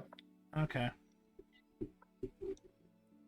Yeah, let me set it to myself. Let me set it to Kai Cart, and then I gotta go add Sunny Cart, and then I can start working on the next step of the process. Oh wait, that's Sunny watching Fruits Basket. I mean, you could show them that too. I just don't know how helpful that would be. I mean, you can learn what young shoujo romance looks like, chat. Would you like that, chat? Would you like to learn what shoujo romance looks like? All right, so are you looking? Where? Should just be my screen share. I don't Oh, see I a stopped screen sharing my share. screen. Yeah. I broke it. Sorry. There you go. I was sharing my screen, but I think I was sharing just the app, and when the app crashed, it broke everything. All right, ready? Yes. Okay, so I've got 3 random enemies there. They'll just come at me. So this is my cart, right? So, oh, wait, did I tab out somehow? What did I do? Play. Let's try this again. There we go. Okay, here we go. So I'm here. Boom! Boom! What do you think of the death animation?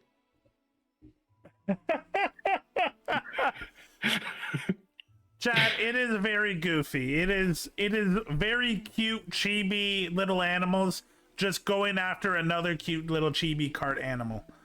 Actually, I'll have you know, I've got 2 gnomes in a car.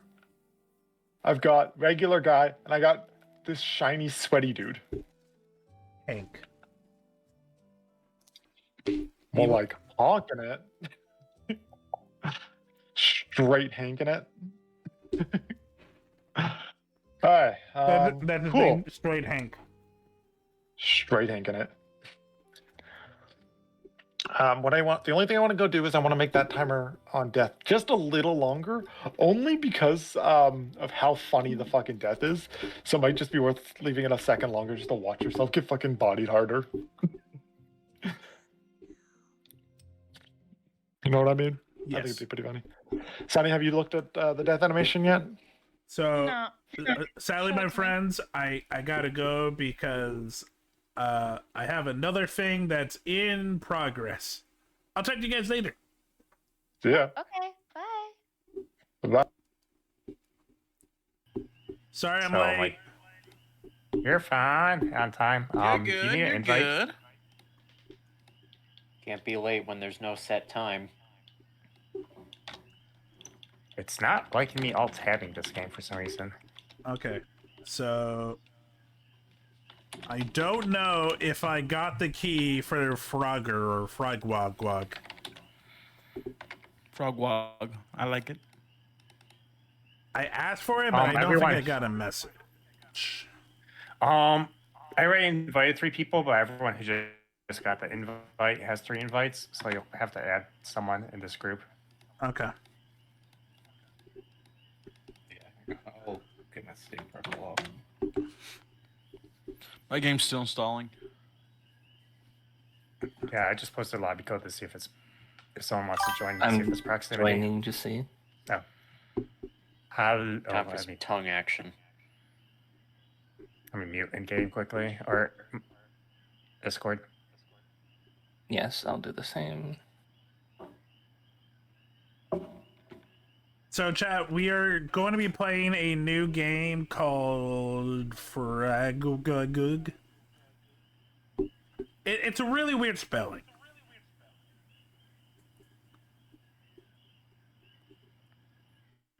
Yeah, I'm for go rock. Okay, so in-game voice chat is not proximity, Okay. so probably just use Discord then. Yeah. Also, another thing. Now that I look at them, they kind of look like the little robots from Repo. Oh. Yeah, I could see that. Oh, yeah, that was literally my first thought, was that they would clearly go for Reaper. Like, I get it. Why does the Frog King look like the alien from The Simpsons? I don't think he's the Frog King. I think he's like the Swamp King. Is it the Swamp King? I don't think he's a frog. I'm not sure. I don't know. Look, it kind of looks like it. Also, I have the unfortunate realization that the tongue has input lag. There's like a full second delay when I shoot it out. Oh no. But you have input delay. If one of you guys has... Yeah, it's because I'm in Australia. If one of you has a code, send it to me.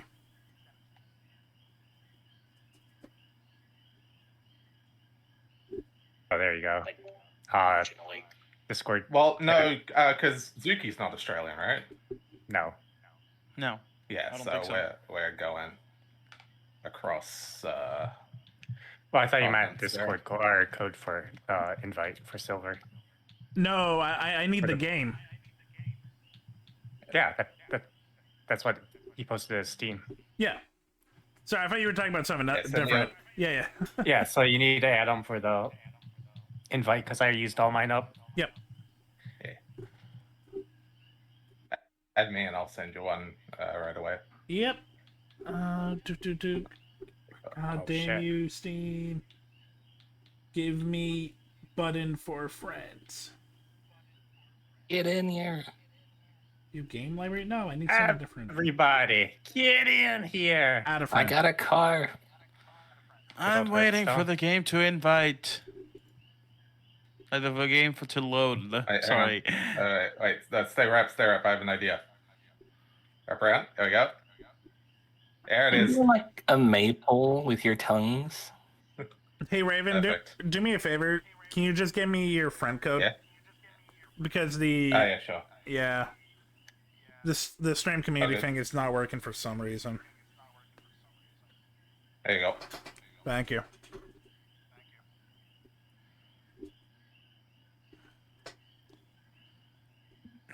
Is this better on controller or keyboard, you think? Okay, send Keyboard and mouse. invite. In my Keyboard's opinion. definitely pretty good. I just don't know what the buttons are, unless it's just run, chill, WASD, shift, click, left and right. left Click. and right. Oh, I didn't know that there was another click. Oh, we could puke. Oh no! Some friends cannot be invited because you have not been friends for 30 days. I'm hungry. Oh no. No. They already have access or are otherwise ineligible. Damn. Oh, that sucks. Shit. That is bad. That is very bad. I don't think we got.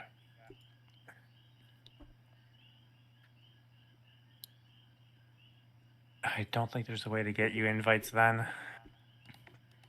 No, we need more members of the Tongue Party. What is the name of the Tongue game? Party. What's the name of party? What's the name of the game? Oh again? yeah, we have to all lick the Frog forbidden Squad. lollipop. It's Frog Squad, but a I mean, W that's- instead of a U. Yeah, It's W Frog instead of SQ U. Quad. SQ Quad. S Quad. S Quad. The forbidden lollipop is trying to hang me. Well, technically, Oh, if it's SQ. spelled normally, you could still call it Frog Squad. So You know what's crazy about it though? If you alt tab or look at the process, it's called just normal Frog Squad. Well, that's probably because that's the development name, and they decided to change it later because improper spelling makes money. You might want to mute the in-game mic. Could be a trademark thing. Could be. They didn't want to copy. They didn't want to copy copyright sure. infringement. Yeah, it's just their beta, whatever they forgot the name. Who knows? I don't think we can get you an invite then, Silver, because a Yeah, lot of invites. yeah, and I'm looking, and they never sent me a invite back because I did ask them yesterday, but yeah. I don't know how long this is even open. That's the first time I've heard of the 30 days thing. Yeah, I didn't So know they about probably- that either. yes. I don't have friends, They probably so I never changed figured it that out. because Googling Do you there want is a an friend? Australian book called Frog Squad with a U. So they probably just swapped it over. Dang Australia. The only other thing I can think of is if other people are, if it's an Australia. Let me see. Steam beta invite 30 days. Is it even available in Australia? Oh, that is. I am stupid, now actually, the would be king of considering you frogs. even able to. Assuming you're even. Yeah, able like- to- well, I was Yeah, able to game probably be in betas require Australia. 30 days. Yeah. I never knew that. Hey, Hellraven, look up 1 our month ago. I'm gonna tongue the king to gain his favor. I'd be careful. Apparently, That's he what you eats do, frogs. right? Well, I'm into it. that's a bummer. I like hooked onto this thing and then swung my way out. Aerial.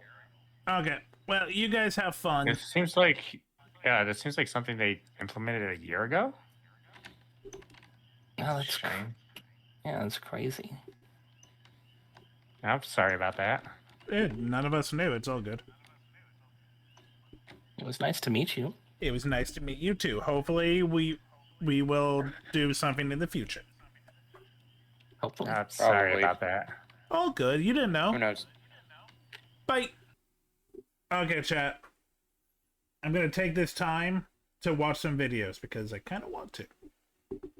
Sucks that that happened, but it is what it is. Okay.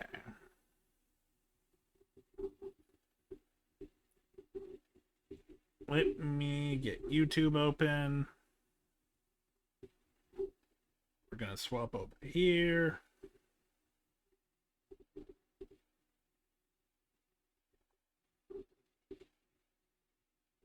Okay.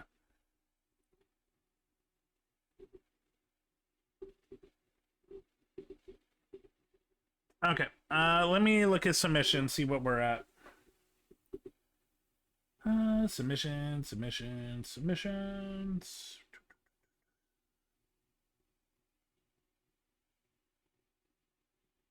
Oh my god.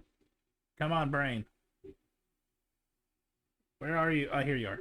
Okay. Scrolling. We got a lot of submissions. Thank you, everyone. Okay, a lot of it seems like the same videos. I'm not gonna lie, but let's see. I'm still scrolling. Okay, Blue sent me this, and I have no idea what I'm looking at.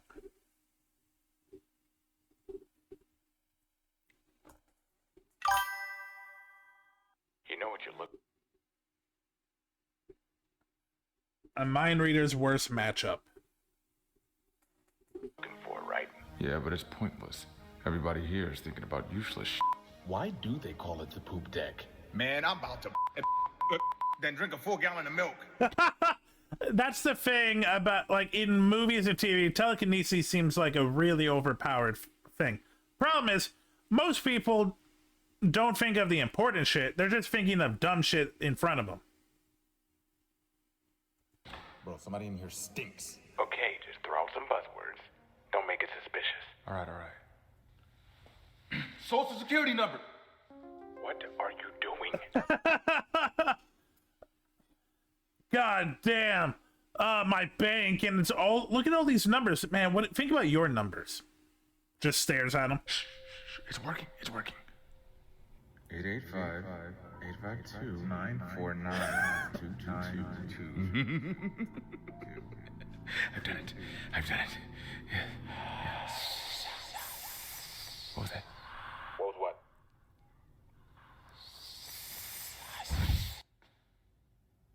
Oh, it's just another leg. 1 second.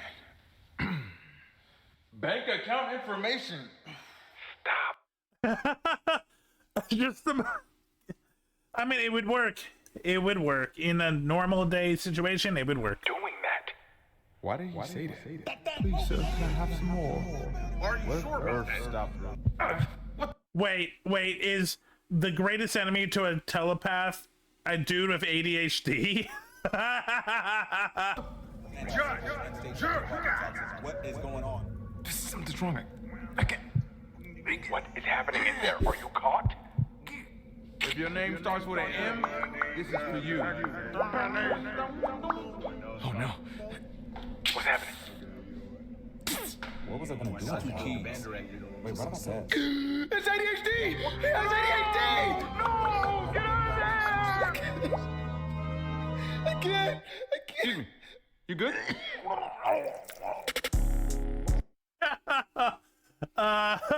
The mortal enemy of a telepath. ADHD brain. No!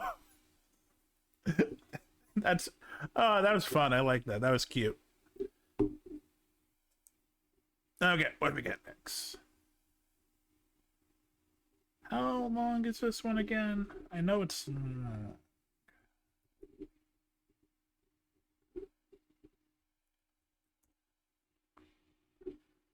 How's it going? Okay, I kind of want to learn about this. Okay, Chem Sandwich, the anti-monopoly debacle. Dude, you ever nearly bankrupt a multi-million-dollar corporation No. on accident? No. You ever make a board game that makes somebody so mad that the No. Supreme Court nearly gets involved? No. You ever have someone walk up to you with life-changing money and just Yes! tell them to F Oh, wait. off? Oh, wait. No. Sorry. That didn't happen. Well, I've got one guy that managed to do all three of those things in less than a decade. Jesus. Ralph Onspach, creator of the hit 1973 classic Anti-Monopoly. Wait, what? Anti-Monopoly is the subject of one of the craziest sagas in I've the never history heard. of the genre. I've never heard of anti-monopoly. This is kind of fun. As this simple bust the trust game has been embroiled in immense controversy, untold amounts of confusion, and multiple lawsuits that had the potential to completely unravel the entire board game market. Wait, what? This thing in my hands? Apparently one of the most important games ever published, and most of us have never even heard of it. So what I'm going to do here is try to learn you a little bit about what this thing is and what it did. Thank you. Including all of the whack crap that stemmed from its many courtroom appearances. Whoa. Why is the General Mills logo? Why is General Mills involved in anti-monopoly? Jesus. Like how it almost killed the entire Monopoly brand. Remember the Breaky courtroom drama? When they almost hired the Backstreet Boys to make a song about these things? This stuff is in a whole other league. But before we can figure out why this game caused so much trouble, we first need to know what the game even is. So let's dive barefoot and blindfolded into an absolute mess by taking a look at one of the most destructive board games in history, Anti-Monopoly. Anti-Monopoly. First of all, I love the title. Anything that's anti-monopoly, I'm in here. Communism game, yay! He is the 1973 title that sees players take up the roles of trust-busting lawyers who are attempting to break up the oligopolies, trusts, and monopolies that are holding the market hostage. You do this by moving around the board and purchasing indictments on the companies you land on, successfully busting a trust when you can manage to fill all of the indictment slots on a group. Social credit points are awarded for these and other actions, and the one with the most at the end wins both for themselves and for the economy. Okay, so first impressions with this one. Does this remind anybody of any other games in particular? It is straight up Monopoly. It is straight up Monopoly, but this one is about anti-capitalism, so I love it. Oh my gosh, they totally ripped off Connect 4! Yeah, upon first viewing, the Monopoly comparisons will start flying immediately, not helped by the fact that Monopoly is 60% of the game's title. However, there are several key distinguishing features here that would help separate the two in a purely hypothetical lawsuit. None of the spaces share the same names, Correct. The gameplay and win conditions are all completely different, Correct. The designs of all the components separate themselves very well. Correct. This could very easily be another late-for-the-sky Dashopoly title and not find any legal trouble at all. Now, in terms of a Dash Monopoly title, we'll have to see how that goes later. Back to the game though, it does a very good job at looking at the problems of regular Monopoly and trying its best to avoid them. For example, you won't have to worry about one guy hoarding one property of each color, as once you have two indictments on one group, you get assigned to that case. So no one else can try to take it from you, and if you complete it, then they'll need to pay you supervisory payments. Already makes it so much quicker. I love it. To keep an eye on those dastardly monopolies. Oh, you can trust me, buddy. These Google guys, they're not going anywhere. What's funny about this game is that you are all trying to work together to break up as many trusts as possible, but you are still trying to be the #1 buster as well. Each player has their own budget. I mean, in the words of a great musician, busting makes me feel good. Their own cases, and can take out their own loans to help out. And once the first player runs out of money, you see who has the most points to determine the winner. Alright, good job everybody. We did only manage to break up the Auntie Anne's Pretzelopoly before Steven bankrupted himself, but that means that Kevin officially gets the gold star sticker.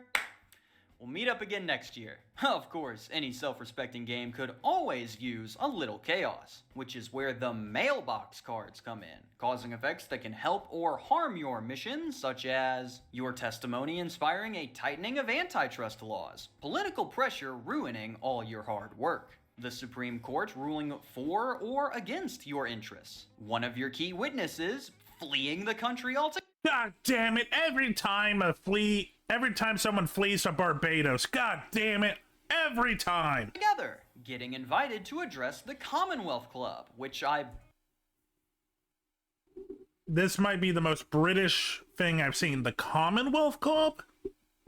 Dude.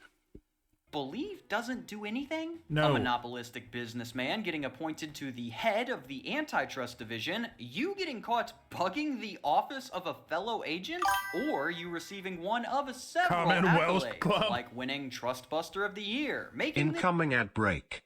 Oh, it does exist? What did they do, Blue? this year's Who's Who in Washington, or even getting promoted, all of which do absolutely nothing. Wow, it really is breaking down monopolies. You try your best, and they still find a way to make money. Damn. This game is woke. Keep up the good work, sport. Overall, a pretty easy, simple game that helps you learn the bare essentials of the antitrust process if you haven't the slightest clue what any of that is, with it also being admittedly pretty funny sometimes. But as this thing hit store shelves and subsequently started flying off of them, there was one group that was absolutely not laughing. Shocker. The monopolizing board game company doesn't like it when their monopolies are being monopolized by other monopoly people. Monopoly, Not laughing at all. So let's go now into super special awesome story time and see what led Parker Brothers to almost implode their entire gosh dang business. The year, December. Time, 1973. Ralph Onspach, econ professor at San Francisco State, publishes Anti-Monopoly to a decent opening. I love the era where board games were just a way to teach kids things that we shouldn't learn. Nowadays, it's just, propaganda. Selling approximately 419,000 copies and bringing in nearly $1 million in revenue. Which is funny for the game about, anti-monopolies, but whatever. This is what we in the business call a lot of freaking money. True. Not one to enjoy the sight of somebody having a good time, the Parker Brothers saw the increasing popularity of anti-monopoly and said, hey, wait a minute.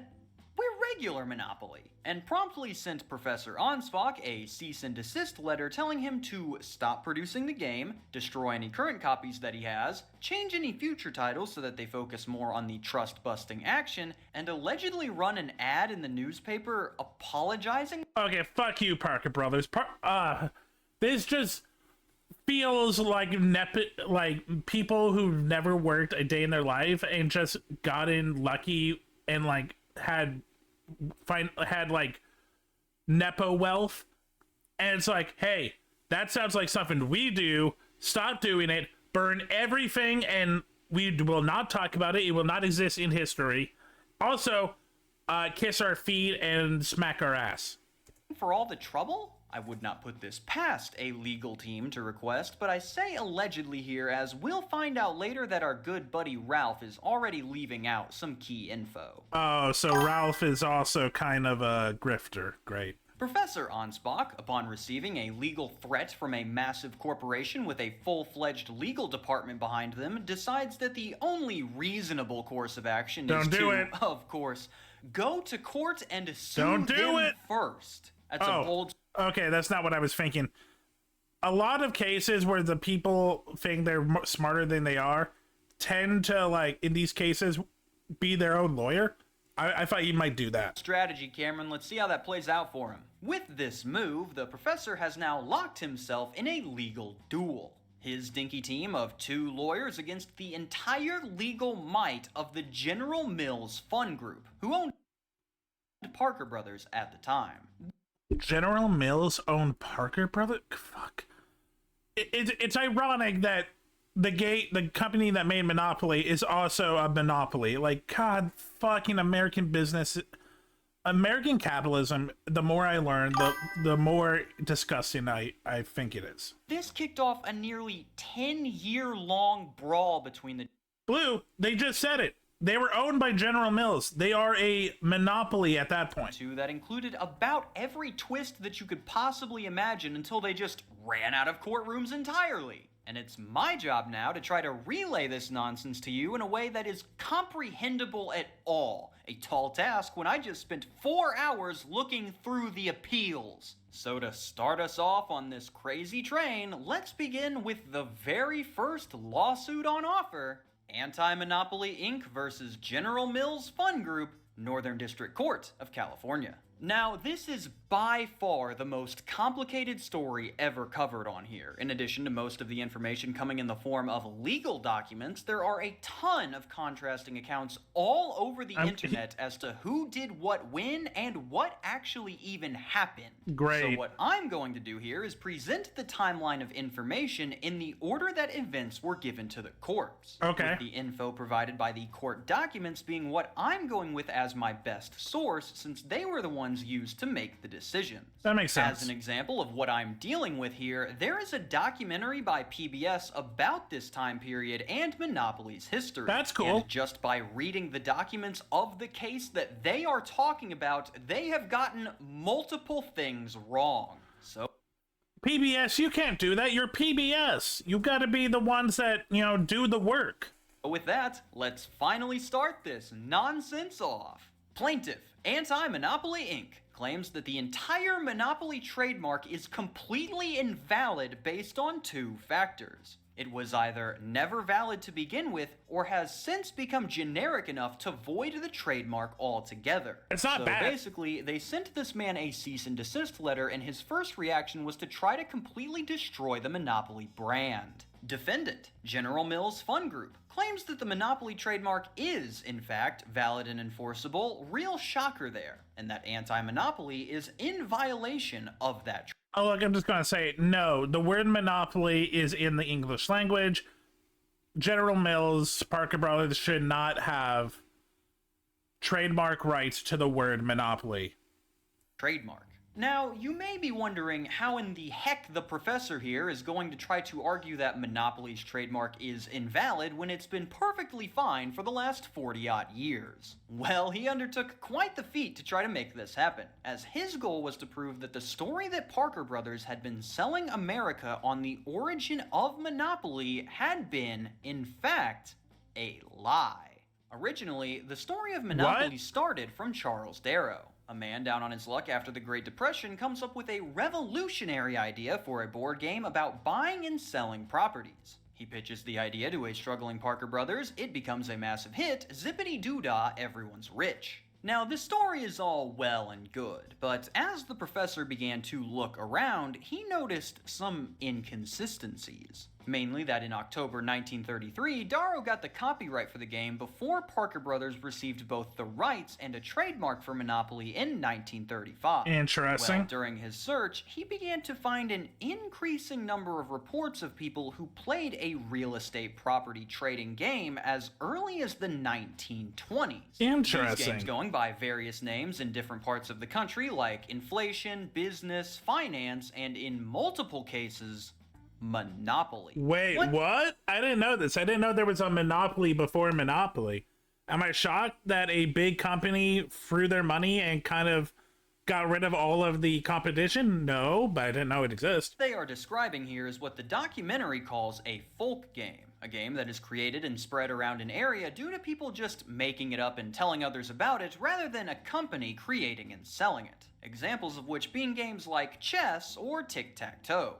Well, this presented the professor with an interesting angle, as if he could prove that Darrow had simply commandeered an already established game, then he might be able to get Parker Brothers' entire trademark revoked. Honestly, it's not a bad idea. Where this is going from here? I wish it was that simple. The professor eventually gets into contact with a Charles Todd who knew Darrow. And he recounts that after inviting him over to play a game called Monopoly, Darrow liked it so much that he asked him if he could borrow the rules and the board. And later that year, a copyright for Monopoly in Darrow's name is suddenly established. Now, this wouldn't automatically win him the case. Regardless of whether or not Darrow stole the idea, this angle hinges on Monopoly being a widespread established game to get the trademark overturned. But to Parker Brothers, this is regardless a massive problem. Oh, God, What has just transpired in the last couple years is that they sent a cease and desist letter to shut down another game with Monopoly in the title, entered a legal battle that they couldn't control because Ralph sued first, and that guy they sent the letter to is now bringing people and evidence that proves the story they had been selling Monopoly on for the last 40 years was a complete lie. no one in legal or in the high quarters or like none of them fought to like look into this. Just a random dude brought a game in. They're like, cool. God damn it, Parker Brothers. Which, even if they won the suit, would become public information if this trial went through. So the totally not panicking, why do you ask, members of the Parker Brothers decide to try and curb this little mishap before things just get a bit out of hand. Hey, Ralph, buddy, pal, friend. Look, I know we've both said and done some things that we might regret, and the court costs are really starting to add up, what with all the preparation and lawyers and junk. So we've got a solution that we think would help both sides. We really like the game you made. Great game, by the way. Really gets the message across. In fact, we like it so much that we are willing to buy... I just love the look of a man that knows he has a multi-millionaire company by its gonads. It's always great. Buy the rights to it so that it can be sold all over the country. We will give you $500,000 for the rights to anti-monopoly. In the 70s, that's a lot. We will also give you an executive level position at Parker Brothers so that we can just put all of this behind us and you can keep making more great games. What do you say? Nah. Okay. Sounds good. Hey, how did the settlement offer go? We are dead! And so the trial begins. I'm not gonna lie, this does feel like a man's ego, because the truth of it is, he should have took the deal. That is very lucrative, and he would have been set for life. And I have a feeling we're probably going to get where he missed some information, and it's going to cost him everything. Got quite a battle for you today, ladies and gentlemen, with round one ready to start. First up, was monopoly a generic term to describe real estate trading board games prior to the trademark? If so, the trademark is invalid. After the court spends, I kid you not, 6 consecutive paragraphs talking about wheat, the court eventually agreed that small groups of related people had played Monopoly in various parts of the country prior to Parker Brothers registering the trademark. Suck it, PB. However, the court concluded that this was insufficient to prove that the term was the common descriptive name of all real estate trading games. That's okay. Okay, but enough people have called it by that game and using the same format. Basically saying that while the name Monopoly was thrown around here or there, similar games were also floating around going by different names like Finance or Inflation, which was true. But they weren't set up like Monopoly before Parker Brothers made Monopoly. That one does look like a 1-for-1. Don't believe me? Look up Mr. Monopoly Inflation and see for yourself. As a result, the court ruled that monopoly was not a generic term prior to the trademark. I think that's this BS. round goes to Sergeant General Mills. Round 2. Has monopoly become a generic name since the trademark registration? What the court is trying to determine here is if the term monopoly now refers to all real estate trading board games and not an individual game emanating from a single source. This would be a load of barnacles. Yeah. What they are trying to see here is if it has just become common practice to refer to any real estate trading game as Monopoly. Not a Monopoly ripoff, not a Monopoly-like, not a Trump version of Monopoly. Boo! You would just call both of these games Monopoly, and that's it.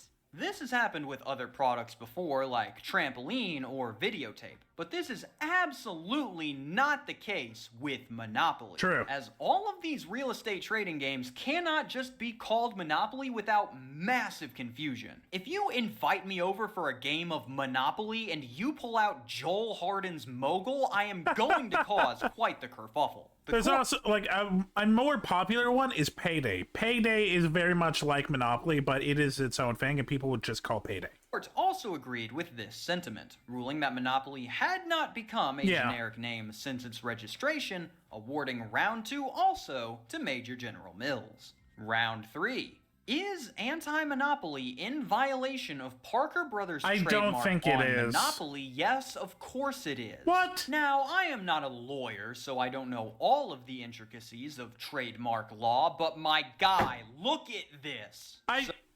Yes, it looks similar. Okay, there might be elements that he could change, but like no. Nice to meet you. No, I'm Doff. I think there's enough of a difference, but honestly, there is way too much for it to not feel connected. So, round 3 also goes to Private General Mills, awarding them the 3-0 supermarket sweep and figuratively killing anti-monopoly. As a result of this lawsuit, Professor Onspach had to turn over all remaining copies of Anti-Monopoly to Parker Brothers, which they would treat with care and respect by literally killing Anti-Monopoly, trashing all 40,000 copies of the game that were given to them, and inviting journalists out to watch them bury the games in a land.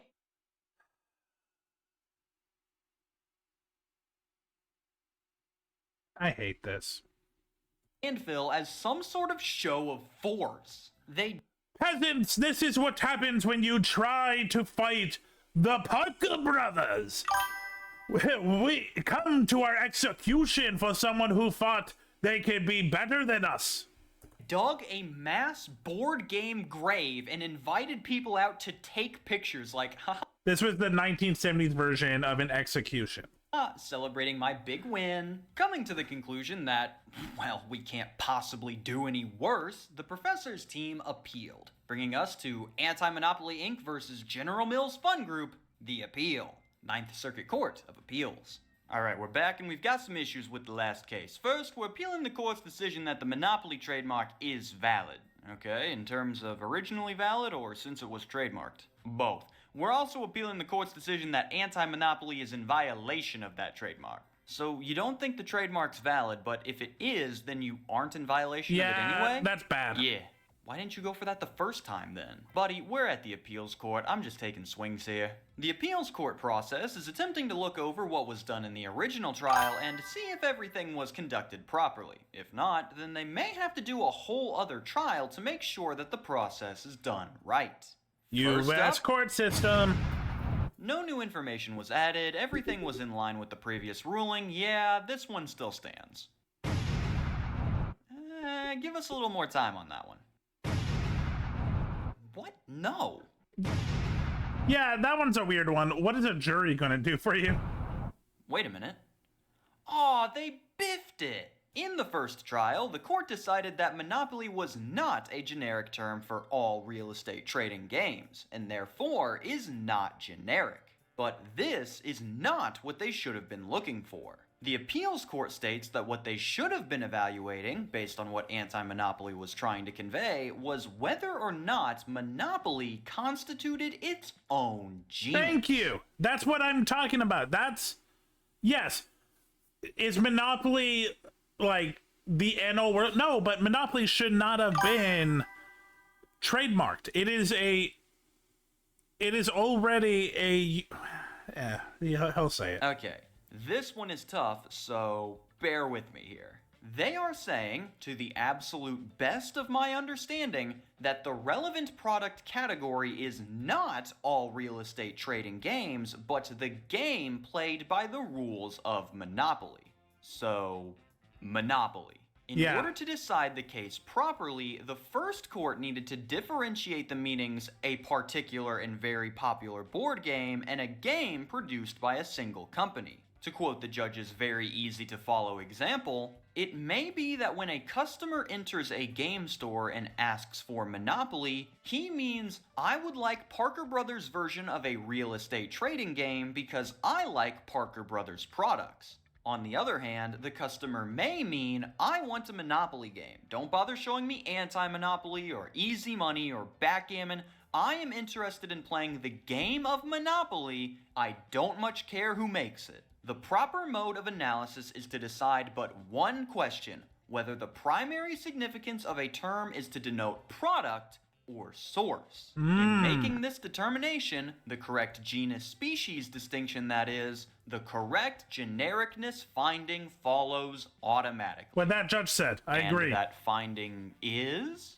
Well, I'm not going to tell you. You figure it out. After spending all this time prattling on about how easy it would be to correctly find the answer to the generic question, the judge does not give an answer to the question, reverses the previous court's decision, and tells them that they're going to hold another trial in a few years, so you might want to go see if there's any more evidence out there. So, not only has the appeals court match ended in a complete stalemate, but I honestly could not even tell you what they are even looking for to determine the winner anymore. So, they're trying to figure out, from the best of my knowledge, I could be wrong, they're trying to figure out if someone went into a board game shop and they asked for Monopoly, if they would be like, if the person working there and the person would both have the picture of Parker Brothers Monopoly.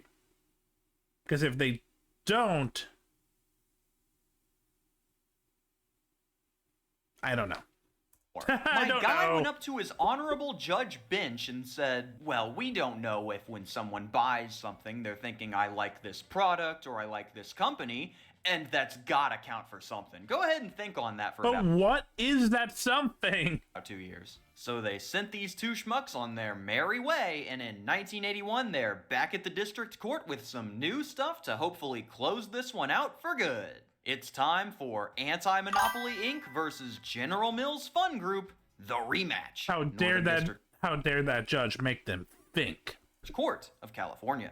In our third gosh dang matchup between these goobers, we are looking to primarily establish two things. One, is the Monopoly trademark still valid? And two, if it is Anti-Monopoly in violation of it? Each side has brought some new evidence in to help out their case, so let's take a look. The Landlord's game is name-dropped in the document, so at this point we know that the history is the Landlord's game was made, it spun off into all these little versions of real estate games across the country, and then those eventually led to Monopoly. It has been discovered that the Professor's game was not always called Anti-Monopoly, but was originally called Bust the Trust. After the game failed to take off, Ralph changed the name to Anti-Monopoly. Oh, you fucking dumbass.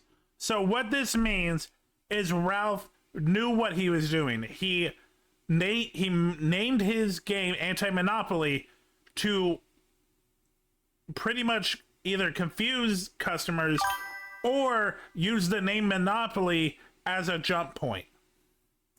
And lo and behold, including the visage of an extremely popular product can really help yours get some traction in the market. This little detail was surprisingly omitted in the documentary. Yep. No new evidence has been provided for the trademark infringement portion, so both sides have pretty much agreed that if there is a trademark, this thing is not allowed. And surveys were put together by both sides in order to get a glimpse into the mind of the American consumer. Here's what they found. Again, I called it. This arrogant motherfucker. He knew that he was in the wrong, but he thought that he was smarter than everyone around him. God damn this fucking idiot. It is determined that the Professor's survey not only does a bad job at finding the right information, but it is pointed out that the survey is trying to skew the results in their favor by asking leading questions. It even fails at doing this right, as 1 out of 3 people who bought Monopoly said they did so mainly because they liked Parker Brothers products. The Parker survey is much less controversial, with it finding that 63% of people could correctly identify Monopoly as a brand name, and that 55% of people could correctly identify Parker Brothers as the maker of the game. That seems like a low number, but more than half is a pretty solid score. Good enough. If you went up to random people on the street and asked them, hey, who makes Oreos? Do you think more than half of them would get it? Do you? I think it's Christie. I think the Christie company makes Oreos. Even know who makes Oreos? That's pretty much all the new evidence, so let's see what the courts are thinking this time. Is this gosh dang trademark still valid or not? 1. Generic before it was made. While it is confirmed that Monopoly was played prior to the patent, there is not enough evidence to show that Monopoly was played widely enough to constitute the status as Yeah, I know, generic. right, Blue? This combined with the fact that Darrow and Parker Brothers popularized their own original version of the game, the trademark was made properly. Slimily, yes, but not illegally. This has been the case pretty much since the beginning, so let's go to the problem child that can't quite seem to make up its mind. 2. Generic since it was made. This court is required by the appeal court to try to find that super easy answer to the genericness question that the last judge totally knew, but he wants to hear your answer first just to make sure that you know too. The new judge is very excited about this project, as you can tell from the tone of several of his quotes in the document. One fact which this court need not ignore is that most consumers, indeed an overwhelming proportion thereof, purchase any given product not out of goodwill or affection for the producer, but because they want or favor the product. True. Only a shareholder of the General Mills Fun Group could reasonably be expected to purchase a Parker Brothers game out of an affection or goodwill for the corporation. True. Accordingly, I like this judge. This judge is saying what we're saying, but smart. The Ninth Circuit's mandate that this court divine the primary significance of monopoly in the consumer's mind must necessarily involve subtle inferences into the complex, convoluted mind of the American consumer, an unenviable task. Unless the Ninth Circuit standard is meant to foreclose Incoming the ad break. possibility of trademark protection for any producer of a unique game whose corporate name does not appear in the title of the game, example, Scrabble, then its test cannot Dude, I love a good game of Scrabble. I know that's not the point, but God, I love Scrabble. be used here to thwart Monopoly's trademark rights. Ladies and gentlemen, Judge Spencer Williams, District Court of Fed Up With Your Crap. Amen. Coming as no surprise after that spiel, Monopoly is determined to primarily denote Parker Brothers, and the trademark is upheld yet again. So with the third court case in a row still not siding with the professor, there really is only one thing we can do from here.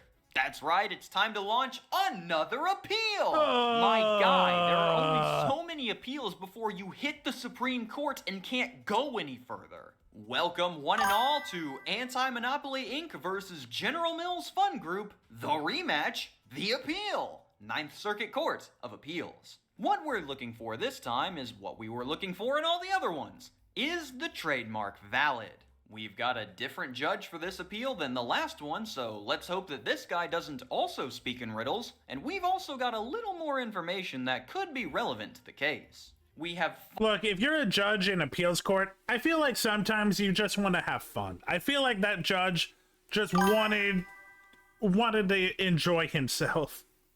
Finally properly nailed down the Monopoly origin for good thanks to a letter from the president of Parker Brothers himself in 1957, which reads the following. So far as we know, the Landlord's game, invented by Mrs. Elizabeth Maggie Phillips of Washington, D.C., was the basic game for both finance and Monopoly. Mrs. Phillips patented her game and we purchased her patent. Mr. Charles Darrow later made many improvements to the Landlord's game and called his game. There we go, boom. End of case. They own the rights to the thing that could have been the thing that break the patent. It's done. Monopoly. He too secured a patent which he assigned to us. Because of the fact that we purchased all three games, it does not make very much difference to us who invented either one of the games. True. During that 1934-1935 time period, Parker Brothers did indeed purchase the rights to not only Monopoly, but also other games like it, such as the Landlord's game and Finance, in order to keep those games. We didn't need 10 years of bullshit. Boom, done.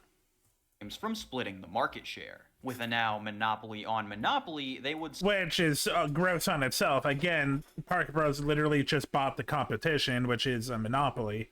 Gross. Slowly phase out the other titles until only Monopoly remained, allowing it to dominate store shelves. They were likely going to do the same to Anti-Monopoly had Ralph accepted their first offer, as Mrs. Phillips' game was eventually forgotten for several decades after it was sold for around $12,000 in today's money. Oh, with this that's not being enough. the fourth court case about this, they've decided to re-examine every piece of relevant information to make sure that they get it right this time. And here's what they came up with.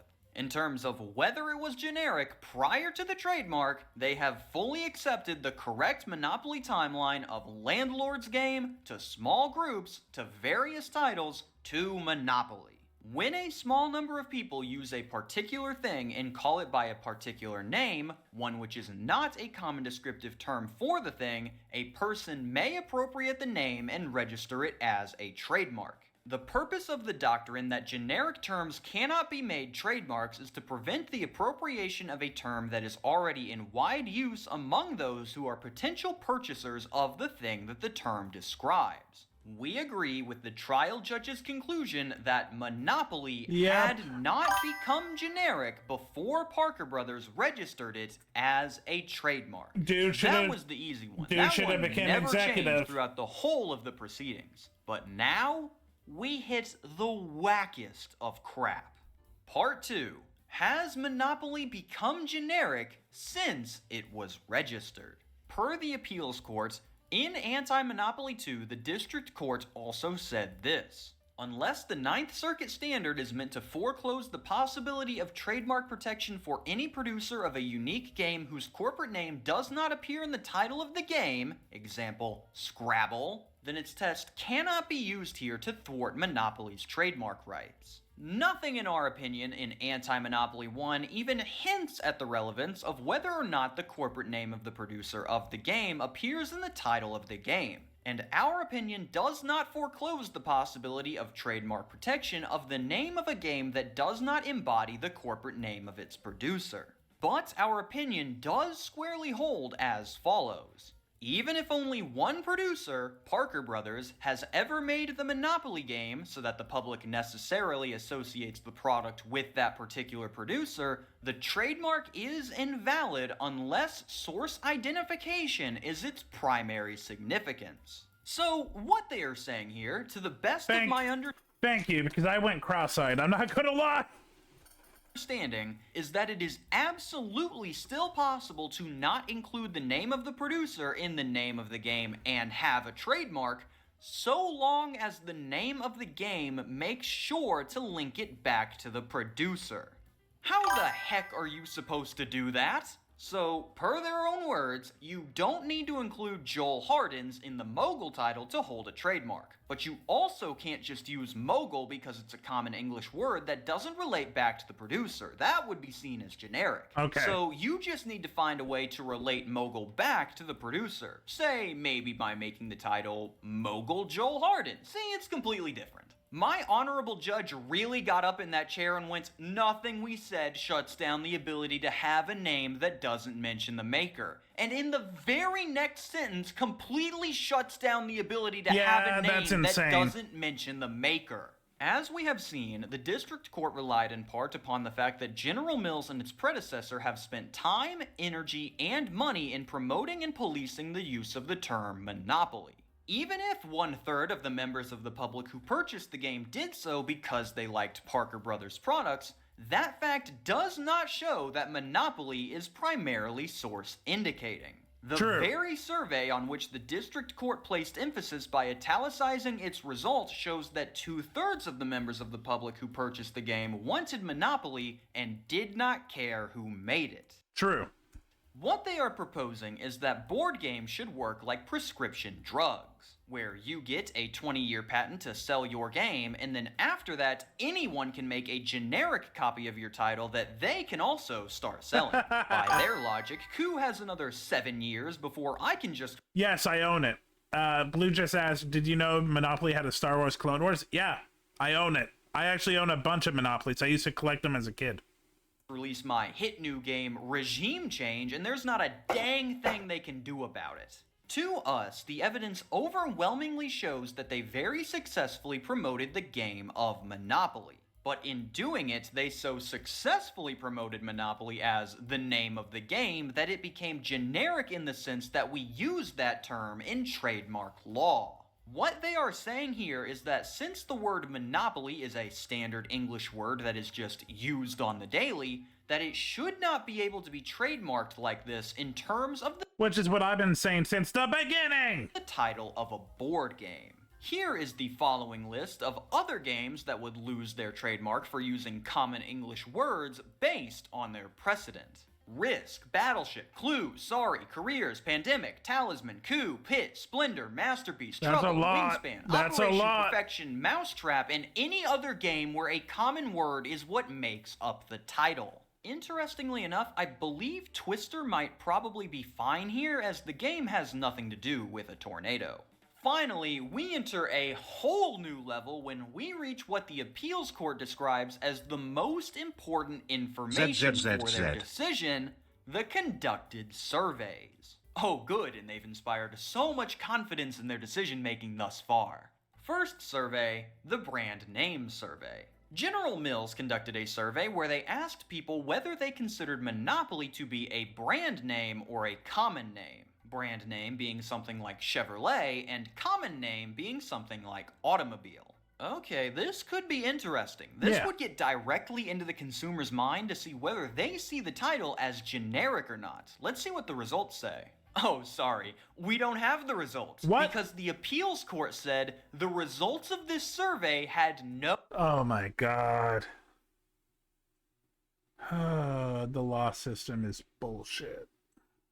No relevance to the question in this case. No relevance. That's exactly what you were looking for. You told them to go out, locate the correct genericness finding, they ask people as to whether they see the game as generic, and when they come back you say, this isn't what I wanted, then why did you ask for it? Under the survey definition, Monopoly would have to be a brand name. Judge got bored. He just wanted to fuck with General Mills. Because it is made by only one company. Yeah, welcome to how a brand works. You telling me only Ford makes Ford cars? Why hasn't anyone else tried that?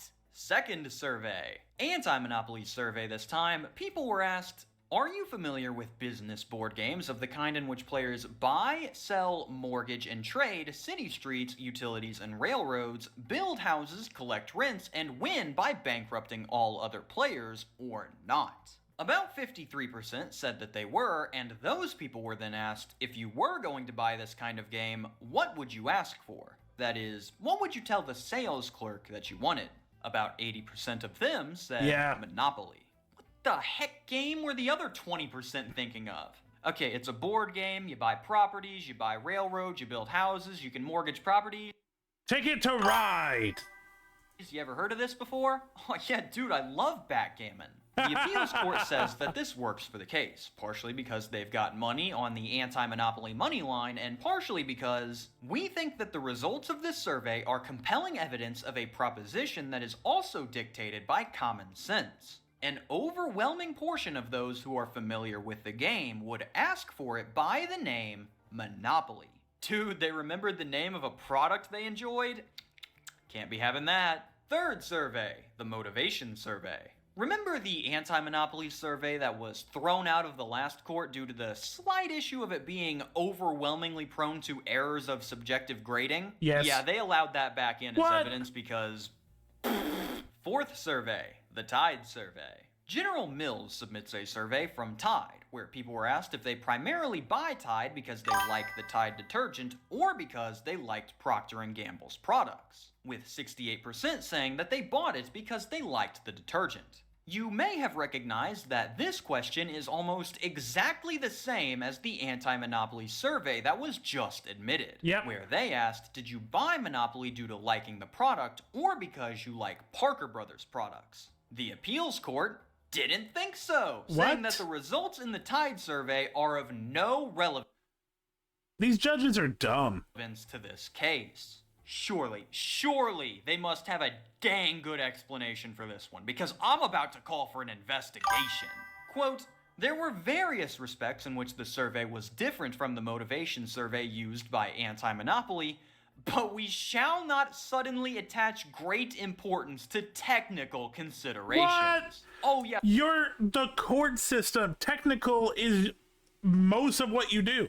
There are tons of reasons why this one is different than the other one, but we're just so busy that we couldn't possibly take the time to explain them. Just take our word for it, bro. They better be glad that a jury trial wasn't given. If we had fans in the stands for this, they'd be throwing beer bottles on the court like we're in gosh dang Cleveland. And after our honorable Judge Yapper finally wraps up his spree, we are finally able to hear the final verdict. We hold that finding 2 is clearly erroneous because, although there is some evidence to support it, our examination of the evidence leaves us with the definite and firm conviction that a mistake has been committed. We hold that, as applied to a board game, the word Monopoly has become generic, and the registration of it as a trademark is no longer valid. Damn. We freaking won? Parker started in 73. This is probably like mid 80s. Oh my god, this was just bullshit on top of bullshit. Brothers has just lost not only the suit, not only all the money in attorney fees, but also their entire right to the Monopoly trademark altogether. And the worst part is, I can't even be happy about it because I just witnessed the biggest instance of ref ball I've ever seen in my life. So much just so much contradiction, so much BS. This was a win for no one. What the heck was that? My guy got into his judge chair and made a call so bogus, even the opposing team went, ooh, that's bad. Again, I am not a lawyer, so I could be missing something here, but it's gotta mean something that after reading and rereading these cases for hours, every time the district court explained their findings, I went, oh yeah, okay, I can see where they're coming from there. And every time the appeals court explained their stuff, I'm frozen from reading the dumbest sentence I've ever... Yeah, pretty much that's how I feel. Makes sense. Appeal courts, hold my beer. Let me mess with your brain and everyone's time. Ever seen in my life. Parker Brothers got hit by the biggest screw job I've seen in all my days. Let's be clear. Fuck Parker Brothers. But yeah, this is pretty dumb. And I'm just standing on the sidelines shouting, "Ref, please throw the flag. My guy's getting murdered out there." But there will be no flag. There will never be a flag. The ref's already thinking about Cancun. I honestly believe that what happened is that the appeals court got so butthurt from the district court pointing out their garbage in the third case that they went, oh, you're taking shots at me? You're talking noise at me? You're shaking my bag of cats, little bro? Well, guess what? I'm revoking your decision. Parker Brothers, your trademark's no longer valid. Hee-haw. As a result of this win, Anti-Monopoly is now able to properly return to producing and selling their game. And as a hilarious bonus, Parker Brothers also needs to reimburse Ralph for every copy of the game they destroyed in that little celebratory extinction event that they hosted. Good! Remember kids, never start showboating until the game is over. But that little mishap is far from the biggest problem Parker Brothers is worried about right now. You see, with no trademark on Monopoly, anyone is now able to make and sell their own version of the game, turning Monopoly into a chess-type title that will absolutely kill the company. So what do you do when you think the court has screwed you over? Why, you appeal, of course. And with no appeal courts left above this one, there is only one place left that this case can go. Supreme Court. Straight to the Supreme Court of the United States of America. Tensions are high. This is the last chance for both parties, both with everything on the line. The highest court in the country about to hear the case for what could decide the future of trademark validity in America as a whole. Let's go now to the Supreme Court cam to see their first reaction. What is this? Board game crap? I don't have time for this. Just go with whatever the last guy said. They outright refused to hear the case. I don't think a Supreme Court can do that. I believe they have to fairly listen to any case sent to them. Parker Brothers has permanently lost. There is nothing they can do about it. Okay, no, I need to know this. I need to know this.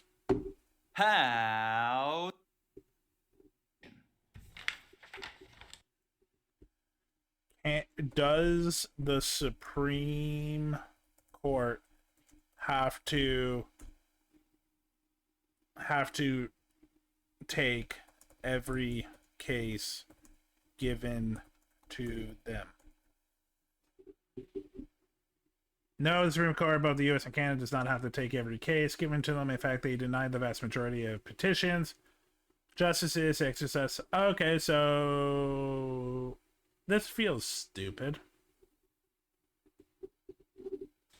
Last guy. Parker, they can do about it. The makers of the popular board game Monopoly today drew a chance card and lost, for real. They didn't go to jail, they didn't pass go, but lost their Monopoly on Monopoly. Quite a few. Never knew about this. I've never heard this at all. Monopoly has lost its Monopoly on Monopoly stories were printed that next week, and our beloved professor could finally rest easy knowing that his legal troubles were over. But quite a few people were concerned as to what this ruling meant for other trademarks across the US. Parker Brothers has maintained that such an interpretation of the law could have a devastating economic impact on companies. But Robin Rolfe, executive director of the United States Trademark Association, said it is still too early to see what the real impact will be. Perhaps it will have no impact. That would be our greatest hope.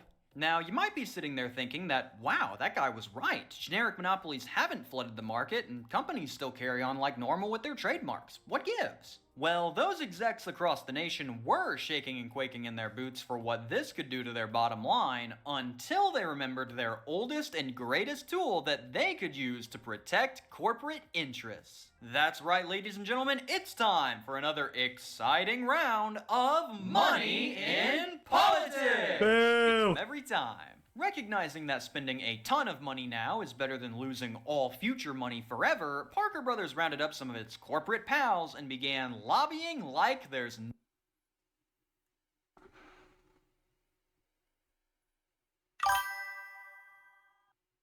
Do I have to explain why business lobbying has pretty much destroyed modern US politics? And it's probably the core reason the US is probably sinking into a depression it hasn't seen for over 100 years? No? Good, moving on.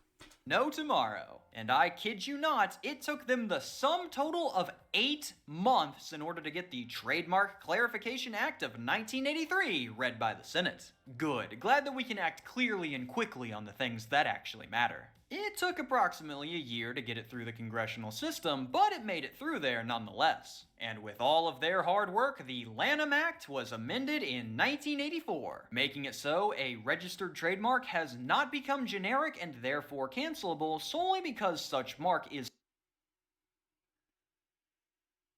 So, to break this down, what this means is they lost in court. Look, it was stupid, but they lost in court. They had money. They overstepped the court system to the policy makers to pretty much say, nah, we create the rules, and the rule now is fuck you. This has no connection to today at all. Also used as a name of or to identify a unique product or service. Makes the primary significance of the mark to the relevant public rather than purchaser motivation the test for whether or not the mark has become generic. In short, it means that in order for the trademark to be lost, it would need to follow the same path as, say, air fryer, which was a trademarked product name until it became used to describe any type of these air frying devices. Other examples of names that used to be trademark include flip phone by Motorola, aspirin, which Bayer still has in some countries, and heroin? What? Somebody once had a trademark. Someone trademarked heroin? Fuck, trademarking is stupid. On heroin? Well, let's see. Name brand heroin is a lot better, but Great Value's hotshot juice is cheaper. This set of rules does make a lot more sense than whatever the heck that last judge was spouting off, but it is unfortunate that they got to this by bribing their way into it. It's gross. And as a result, Parker Brothers has officially regained control of the Monopoly trademark. Whew, that was a close one.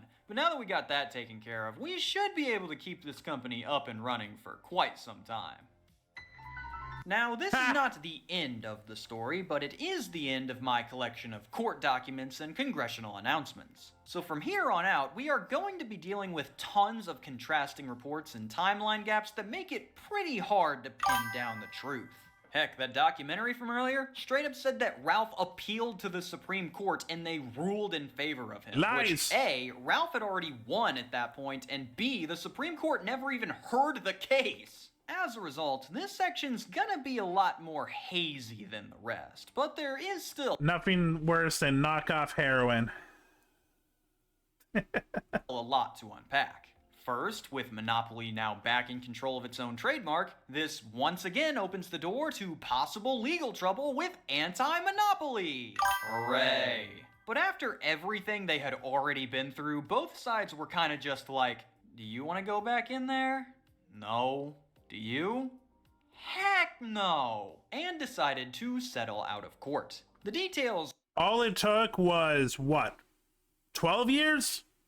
Are a little fuzzy. Some say that anti-monopoly was excluded from the Monopoly trademark and could still sell the game without issue. Others say that Ralph sold the rights to them but kept the rights to his other game. All that we know for sure is that at some point between 1984 and 1991, Ralph would sell the rights to anti-monopoly to Parker Brothers, who then licensed the game back to him to be sold on the market. This little alliance would continue seamlessly and without issue all the way up until it didn't anymore. Shocker, I know. More on that later. Another interesting thing that happened during this time period was another little game released by the name of Gay Monopoly.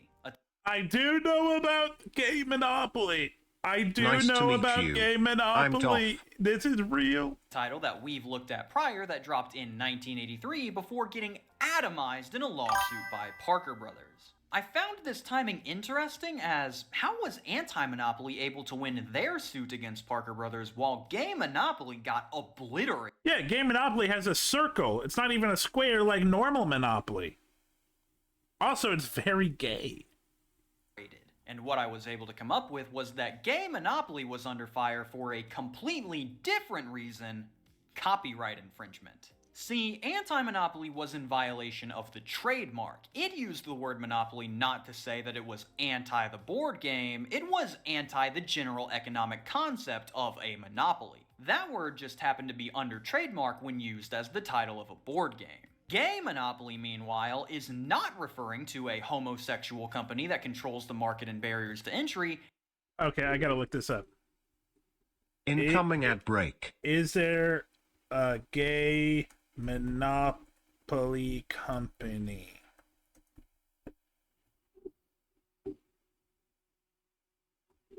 Is there a gay company?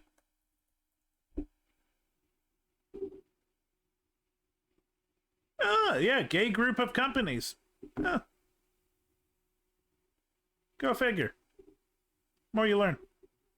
It is referring to a homosexual version of the Parker Brothers board game, which was done without the permission of the company, which is why they got eviscerated in the lawsuit. This also adds another layer to the Gay Monopoly lore, as when you look at the details of the game and the timing of its release, something really fishy starts to take shape. You see, the Monopoly trademark was Oh, I just fucking realized it. The reason it came out in 1983 is because, if you remember, this was like the year after the court said that Monopoly doesn't own the right to the word monopoly. Oh my god. finally found to be void in February of '83. This makes nationwide news, and everyone is quite shocked by this. Yeah. Mysteriously, before the end of that same year, a title by the name of Gay Monopoly would release, claiming to be a celebration of gay life. Despite having quite a lot of effort poured into it, the game does contain errors in its trivia and effect cards, the scaling of its property prices, and in one case, an entire property not having a price at all, giving the impression that it was... Key West is limitless. Hey, there's no limits on price when you're in Key West gay. partially rushed. Additionally, despite containing many mechanics that separate it from the Parker Brothers game, it still chooses to use Monopoly in the title, which opens it up to the legal trouble that kills the game. Well, with all of this background information about what was happening to Monopoly at the time, I think I do now have an answer for all these questions. As I think that Gay Monopoly's main purpose was to allow Fire Island Games to capitalize off of Monopoly losing its trademark by releasing a game that would catch the attention of the public, not realizing that while Parker had lost the trademark, they still had the I sadly don't have Gay Monopoly in my collection. Darn. Copyright. This series of events answers so many of those questions. Why did it release in this time period? Because Monopoly's trademark was removed. Why does it contain so many blatant errors? Because its rushed production meant that it couldn't do. Look, I'm not gonna lie, I love that fucking gator. That gator is awesome. Proper quality control. And the big one, why did they use Monopoly in the title knowing that Parker Brothers would absolutely seek legal action? Because they thought that they could get away with it now that the trademark was invalid. This makes the whole thing even worse because now we know for sure that if they would have changed the name, they would have been fine because Parker Brothers didn't even have a trademark at that point. They should have just called it the game of gay life. There was literally only one single way that they could have gotten into legal trouble, and they smacked that sucker into right field for Parker Brothers' easiest pop fly of their life. What Gay Monopoly did here was basically watch the patent for Claritin expire, put out a drug called Claritin 2, and then immediately get sent to the Shadow Realm for copyright infringement. Actively impressed that they managed to screw up the only point where they could have gotten away with this with no repercussions. All they had to do was walk in a straight line and they managed to trip, fall, and die. How is And that everyone? should bring to a close the complete saga and impact of Anti-Monopoly. At least, Anti-Monopoly 1. You heard that right, folks? It's Anti-Monopoly. Oh my god, this dumb motherfucker. Monopoly 2, complete with its own entirely separate game, entirely separate issues, and entirely separate lawsuit against everyone's favorite board game buddy, the Hasbro Corporation. However, that will need to be a story for the next video to tell, as unless I split this up, there will be no uploads for over a month, and I will be the next one declaring bankruptcy. So until I see you there, keep in mind the Parker Brothers, and always remember to never put yourself in a situation where one bad call can lose you the game. Signing off for Remembering to Tip Your Senator, I am Cam Sandwich. Thank you for... Okay, so everyone sucks. I'm just gonna say it. Everyone sucks in this. The lawyer was shady as fuck. Parker Brothers is shady as fuck for just lobbying to the courts. Gay Monopoly exists, but this was fun. Okay, what's the next one? Is the next one short? No. We'll watch that one later. This one is probably short.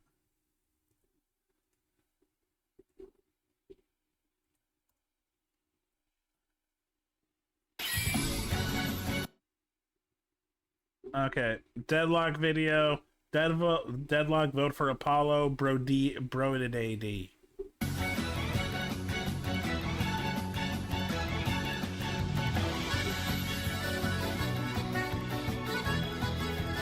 Okay. I don't know about that. It seems like he looks very similar to like a couple of these.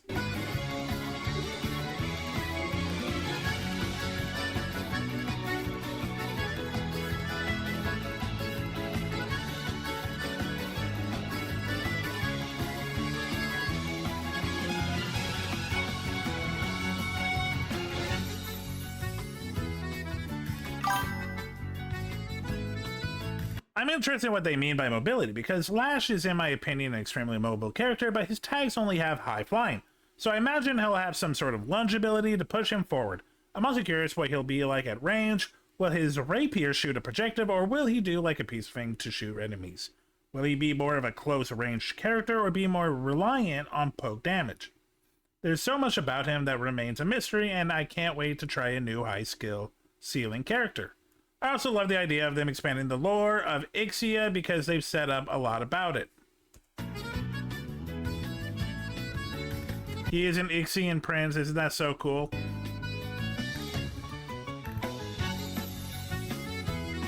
Uses a sword.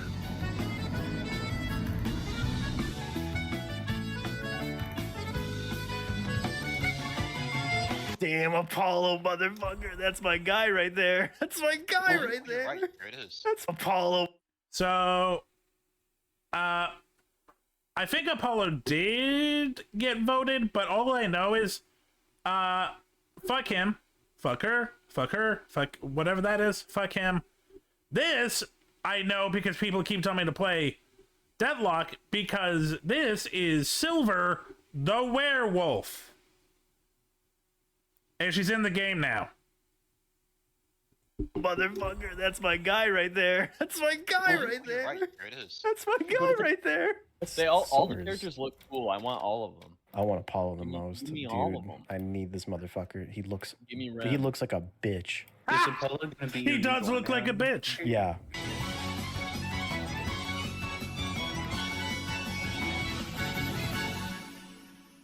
Vote Apollo. What? A month ago?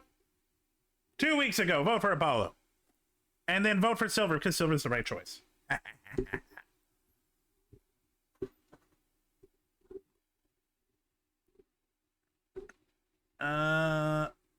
Okay. We're gonna watch this. This is one that I've seen before, and I love the video, and I want to introduce you guys to more wrestling. I'm sorry, but I'm not sorry.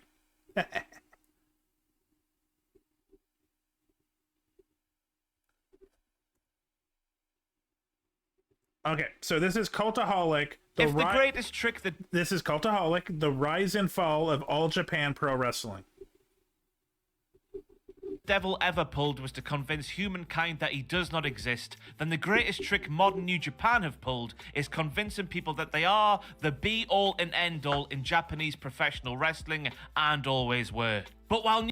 at the moment, DDT and Noah is actually coming up a lot. New Japan today stand head and shoulders above every other promotion in the land of the rising sun. That wasn't always the case. As for the latter part of the 20th century, they enjoyed a compelling rivalry with All Japan Pro Wrestling. The two promotions battling it out to see who would reign as Japan's top dog. And how it ends for All Japan is fascinating.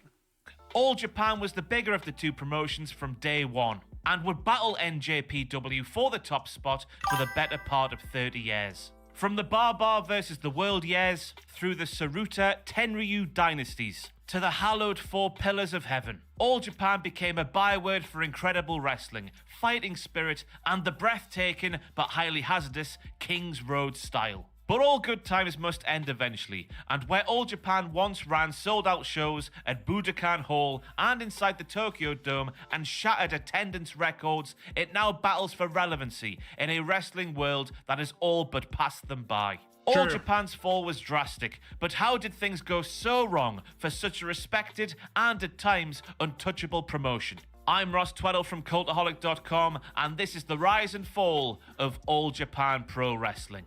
Join us.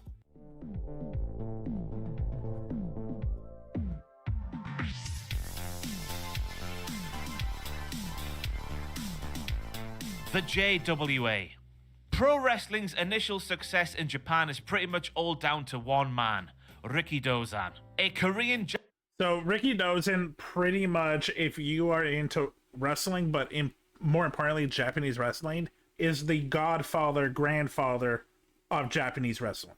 Japanese sumo competitor Rikidozan made the switch to pro wrestling in the early 1950s and quickly became a phenomenon. Combine the popularity of peak Hulk Hogan, Steve Austin, and The Rock, and you get something close to what Rikidozan was in Japan. Quite simply a megastar and treasured national hero. Rikidozan established the Japan Pro Wrestling Alliance in 1953, and alongside wrestling and promoting, he started training a new generation of pro wrestlers inside the JWA dojo alongside the legendary Karl Gotch. The most notable JWA Dojo class commenced in 1960 and would feature Riki Dozan's greatest ever pupils, rookie sensation Antonio Inoki and the 6'10" former professional baseball player Shohei Giant Baba. After Riki Dozan's tragic death, who are also legends in their own right, in 1963, Baba became the undisputed star of JWA, with Inoki firmly in his shadow. Inoki would promptly go on an excursion to the USA, then would join Tokyo Pro Wrestling in order to forge his own path, until returning to the JWA in 1967 after Tokyo Pro went out of business. With Baba and Inoki as the two biggest homegrown draws in the country, especially when teaming together as B.I. Cannon, business ticked along nicely for the JWA. Inoki wanted more though, attempting a hostile takeover of the promotion in 1971, but was promptly sacked when the takeover failed. Undeterred, Big Jin Tony said sod this and formed New Japan Pro Wrestling in 1970. Yep, the biggest wrestling corporation in Japan was an FU. If you've seen my podcast, most wrestling companies' growth is because they hate another pro wrestling company. 72. Unfortunately for the JWA, 1972 would only get worse when Baba decided not to renew his contract and split off to form All Japan Pro Wrestling with Riki Dozan's sons. Without the two biggest stars in the country carrying the load, JWA folded in 1973.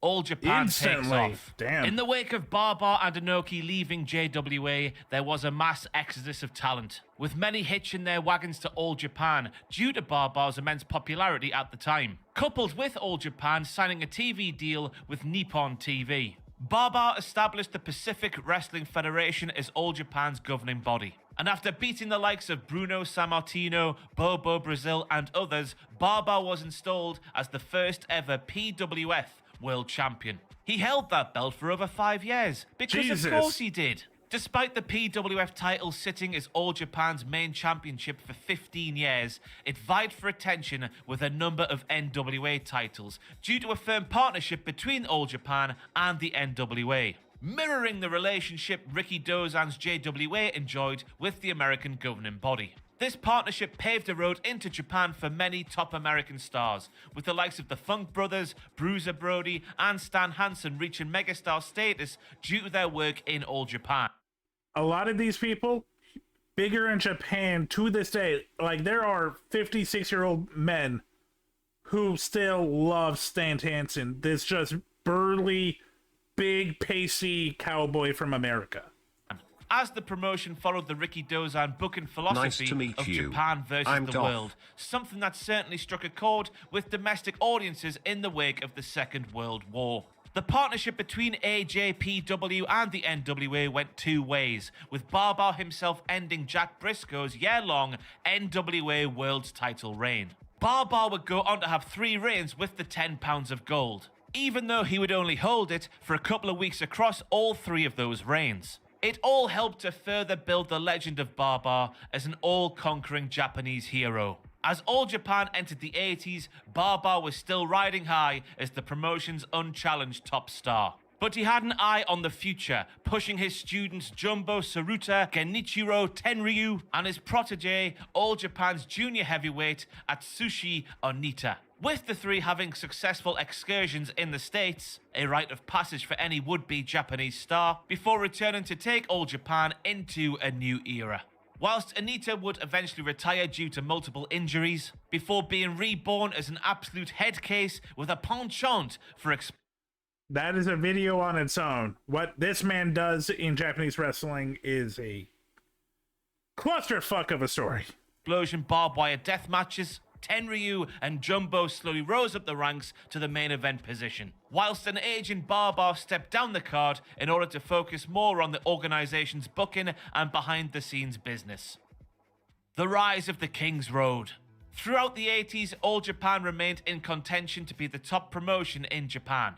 While NJPW had bigger gates and the groundbreaking junior heavyweight division setting it apart, All Japan still boasted some of the biggest stars in the country. As gaijin like the Road Warriors and Stan Hansen reached demigod status, All Japan started to attract some of the best of New Japan's native stars over to the blue and red side, with Riki Choshu and Hiro Saito crossing over to rub shoulders with the likes of Masanobu Fuchi, whilst Baba oversaw the development of his greatest students. But more on them in a minute. Choshu's arrival, in particular, helped change All Japan's style, as his no-nonsense approach to Inoki's shoot-fight-inspired strong style blended with Barbar's emphasis on traditional NWA-style in-ring storytelling, forming the foundation for the spectacular and often really dangerous King's Road style that took All Japan to new heights. Business remained strong, but as the NWA slowly fell apart in the States, because the WWF started to become its own company and pretty much destroy what the NWA has created, Barbar split from the organization. This split from the NWA meant that Barbar would have to focus on more homegrown talent, but could still rely on foreign freelancers like Hansen, Terry Gordy, and every other barrel-chested bad boy who could punch people as hard as humanly possible. Indeed, Barbar doubled down on All Japan, practically cutting the promotion off from the rest of the wrestling world so they could focus solely on themselves. As part of the split from the NWA, All Japan unveiled a new main prize, the Triple Crown. Comprised of the PWF, NWA International Heavyweight, and the NWA United National Championships, All Japan's ace, Jumbo Tsuruta, would be the first man to hold all three, unifying the titles after beating Stan Hansen in 1989. Now positioned as the top stars of the organization, Jumbo and Tenryu would trade the Triple Crown before Tenryu would butt heads with Barbar, eventually leading an exodus from All Japan in order to form the short-lived Super World of Sports. I love that logo. That is a beautiful logo. Promotion, with a glasses company of all things, as the super rich new promotion partnered with the WWF amongst others. Tenryu's exit would anger Barbar so much that he decreed that Tenryu would not be allowed to step foot in an All Japan ring for as long as Barbar was alive and in control of the organization. He was the chosen one. How long did that and last? To that point, the only Japanese wrestler to have ever pinned Barbar in All Japan, a feat that would be accomplished by only one other man. The timing of Tenryu's exit could not have been worse, as despite his position as All Japan's ace, Jumbo Tsuruta would also start to move down the card due to failing health. Luckily for All Japan, there was a boom period on the horizon due to the four aces they had up their sleeve, the Four Pillars of Heaven. The Four Pillars of Heaven. The Four Pillars would come to exemplify Barbar's booking philosophy, and would pave the King's Road with blood, sweat, and many broken bones. You had the permanently pissed off Dangerous K, Toshiaki Kawada, a man with about 3 teeth and a love for kicking people harder than an angry Alan Shearer. Shearer! There was the underrated judoka, Akira Taue, a giant of a man who would chokeslam anything that moved. Ooh. The super babyface Kenta Kobashi, a man the size of a bus who would take everything you threw at him only to rise up and send your head to the moon. And the jewel of the entire promotion, Mitsuharu Misawa. Pound for pound, the best wrestler of his generation, and certainly in the conversation when it comes to GOAT talk. Misawa had spent the latter half of the 80s wrestling as the highly influential Tiger Mask 2, after All Japan had bought the rights to the gimmick from New Japan. But his popularity exploded when he unmasked mid-match to dish out elbows left, right, and center. Barbar noticed the massive support Misawa was gaining from the audience and booked him to face Jumbo Tsuruta in singles competition, deciding at the last minute that the Emerald Sensation would go over the former Triple Crown champion. Jumbo wasn't sure if losing at that time was the right move, and allegedly sent a message asking if he could lose by disqualification, a rarity in Japan, to which Barbar bluntly replied, no. It turned out to be a wise move by Barbar. No, stupid. With the Four Pillars leading the way, All Japan hit their highest heights commercially and critically, with singles and tag matches involving the four heralded as some of the greatest matches of all time. Indeed, if you subscribe to Mr. Dave Meltzer's opinions, Dave Meltzer is probably the most long tenured and highly rated wrestling reviewer since the 80s. He has his own star system called the Meltzer system that people still believe, well, not believe in, but still look at today. crop of wrestlers have had any more 5-star matches than Misawa and Kobashi. With the pairs matches against the Holy Demon Army of Taue and Kawada in the mid-90s, the purest examples of the King's Road style. Soon storylines became secondary, and even though New Japan was at this point the clear #1 promotion in the Far East, All Japan was the critical darling, known for putting on the undisputed best matches in the world. The King's Road style enthralled and influenced many. But as the matches went longer and longer and audience fever increased, the style became increasingly more dangerous. To the point where it could be summed up as drop each other on the head as much as possible in a 40-minute period. Yeah, in the West, this is kind of like what ECW did, which was just the edgy extreme, except ECW did it with objects. All Japan just uses their bodies. All you have to do is look up Kawada's Ganzo Bomb, Misawa's Tiger Driver 91, and Kobashi's awe-inspiring Burning Hammer to see exactly what I mean. Outside the 4 pillars, you had... Oh, that man's neck. Ooh, God, that man's neck. Foreign stars like Dr. Death Steve Williams, Johnny Ace, and Gary Albright all contributing, whilst Giant Barbar and Jumbo Tsuruta still laced up their boots to compete in multi-man matches lower down the card, lending their star power but staying away from the spots reserved for the new generation. Business was so good at this time that All Japan sold out over 250 consecutive shows in Tokyo alone, with All Japan running the Budokan multiple times a year. They would sell out the next show while the current one was taking place. Fans flocking to buy tickets and relive the experience all over again. I haven't watched a lot, but I've seen a couple of the 4 pillars matches. For the 90s, it is top-notch. It is almost modern-day wrestling, which is really nice to look at. Despite his preference for running Budokan and Korakuen Hall, Barbar relented and ran a rare Tokyo Dome show in 1998, drawing over 58,000 fans despite the wrestling boom having cooled off somewhat as compared to years earlier. Barbar would still wrestle into his 60s, but his health was deteriorating. And on January 31st, 1999, Shohei Barbar died of liver failure. Rest in peace, you beautiful creature, you. From complications relating to colon cancer at just 61 years of age. Given his status as something of a national hero in Japan, there was a considerable public mourning in the wake of Barbar's death, with over 28,000 attending a memorial. Are those roses or fish? This image makes it look like people just threw full salmon. It's like, here, God King Baba, take these fish to your afterlife. Service in his honor in April of 1999. With Barbar's death, Misawa was promoted to All Japan president after earlier being made head booker, but all things would soon turn sour. Yeah. The Exodus. Barbar's widow, Motoko Barbar, wanted Mitsuo Momota, Rikidozan's son and a longtime wrestler who had risen to become vice president, to become president in full. But All Japan board member Jumbo Tsuruta used his considerable influence to get Misawa in the seat, before Jumbo himself was forced out of the company with no severance package. Misawa and Motoko Barbar clashed frequently in a quiet power struggle, with the pair having never seen eye to eye. Motoko allegedly disagreed with Giant Barbar, making Misawa the ace of the company in the 90s. And despite Motoko being majority shareholder of AJPW with an 85% controlling stake, most of the company privately sided with Misawa. The two would clash more frequently as 1999 wore on, with Misawa wanting to change age. By the way, her husband just died, and her first action is to fight this man that pretty much helped the company survive for the whole 90s.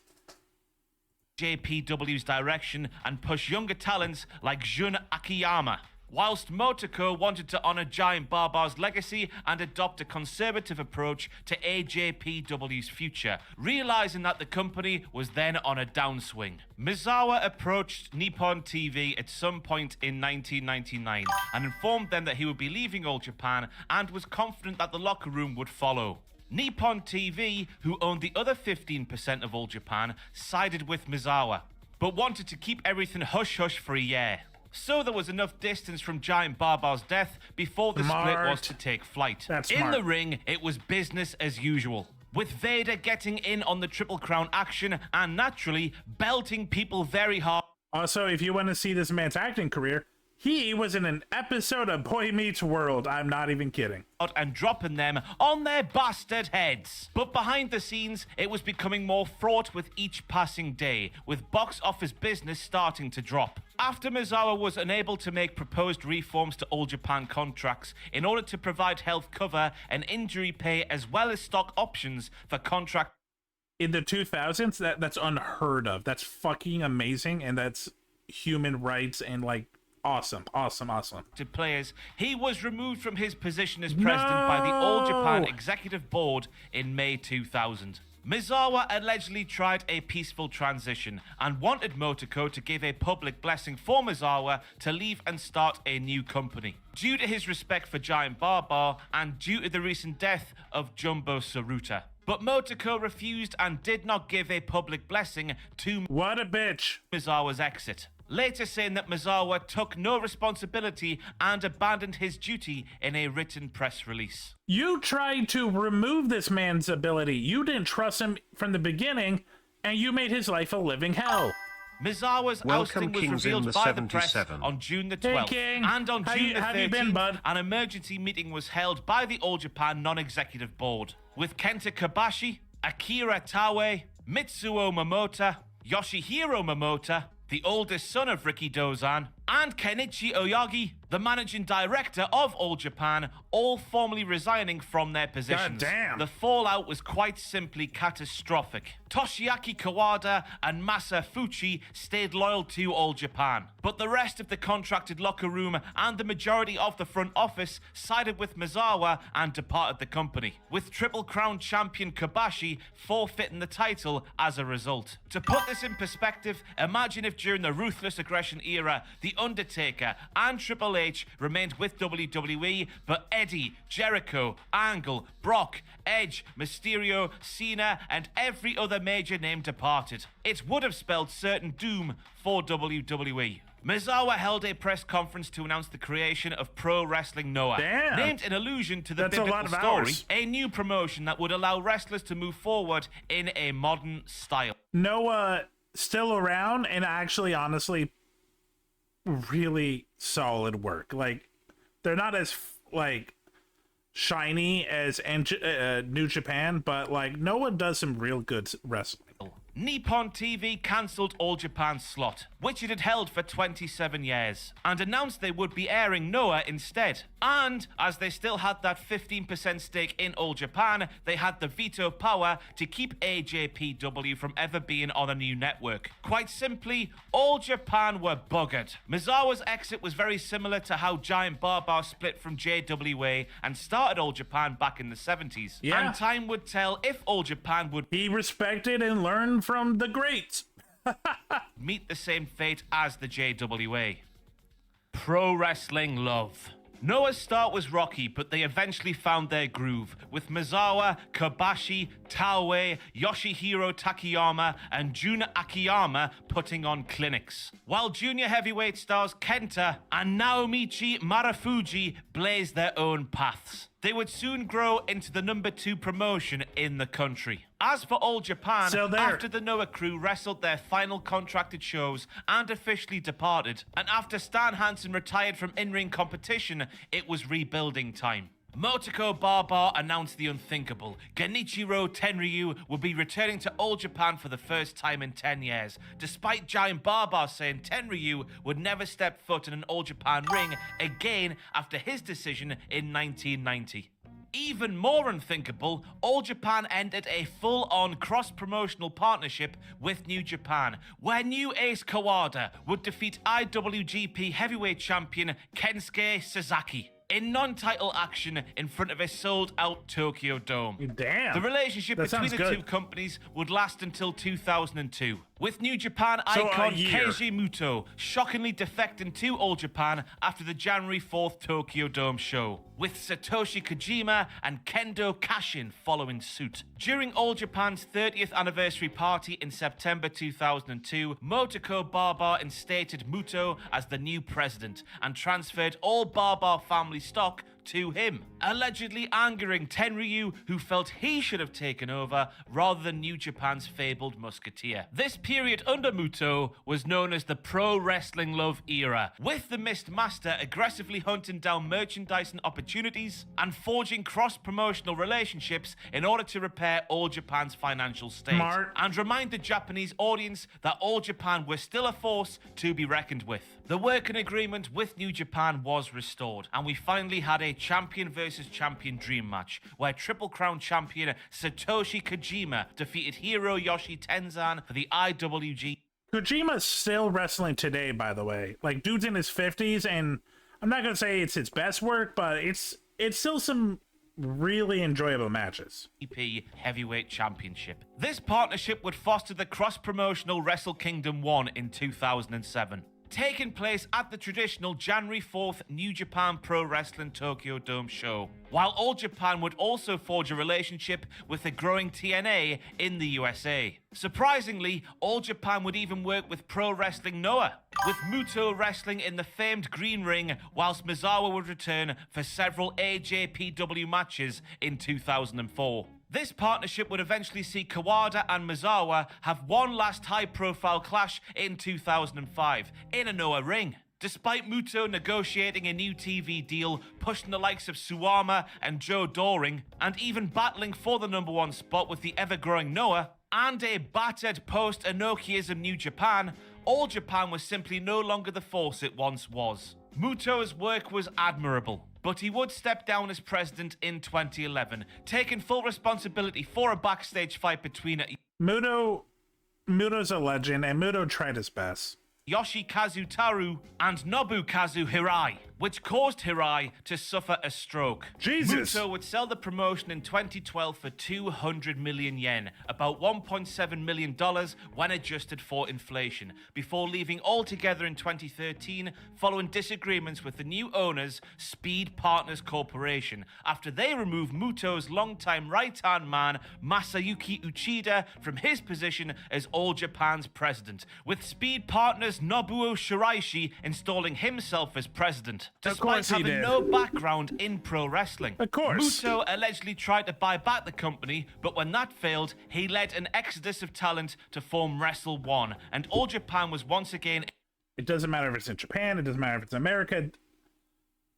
Companies wrestlers that feel like that they're being jaded will just take their ball, go home, and create their new court. In crisis, with fans turning out in their droves. Wrestling simply wasn't as big as it was in the 80s and 90s, or even in the early 2000s. The 2010s was a dark period for wrestling globally. With the tragic in-ring death of Misawa in 2009, Oh, no. and the Yakuza scandal that rocked Noah like it had FM... Did not know about the Yakuza. I know about FMW, but did not know about Noah and Yakuza. Before it, outside of the diehards, wrestling was on life support in Japan, and would remain that way until New Japan's resurgence a few years later. All Japan today.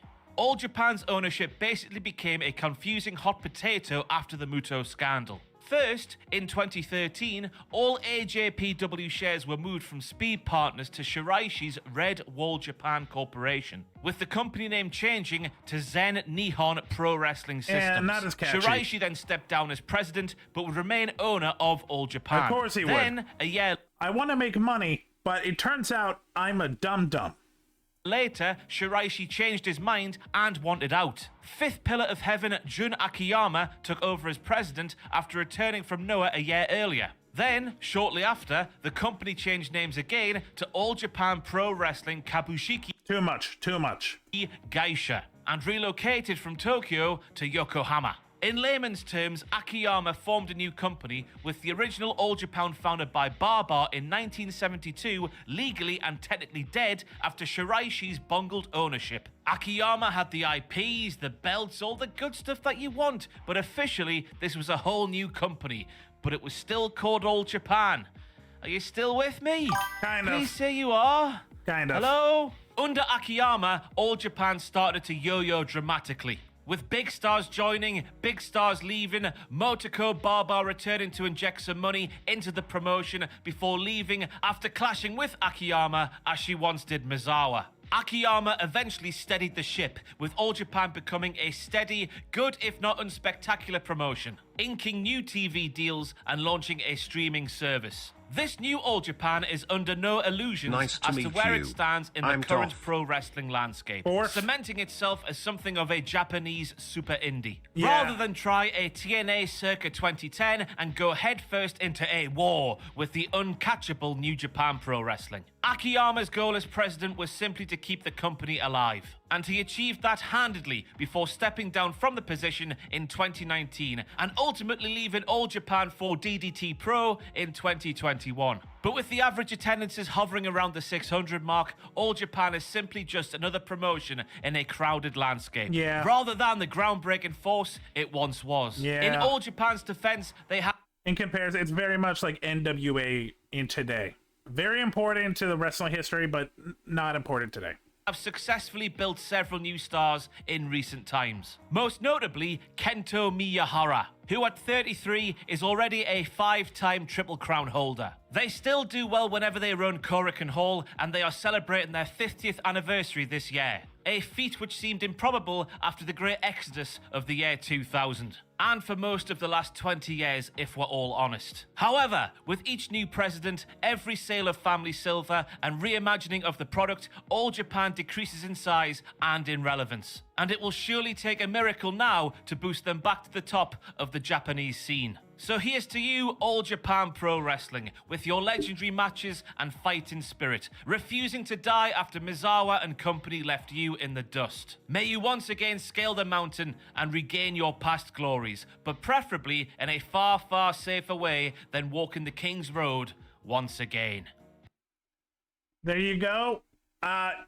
Legendary made some great, King Road is scary, but literally that's what really brought in this modern style of wrestling we see today, is what All Japan was doing in the 90s. I hope you enjoyed me talking about wrestling. I had fun. Okay, I think we're gonna call it. That was a good stream. We worked on the game, we played some Hyrule, we tried to play a new game, it failed, but we watched videos. Okay, let's see who's on. Who can we raid into? You know what? Fuck it. Let's raid Zuki.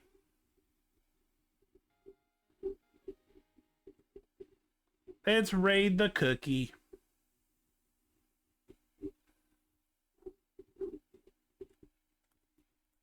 We couldn't play the frog game with him, but, you know, we raid cookie.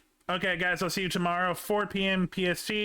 We're probably going to watch more videos, probably play more games. Night. Peace.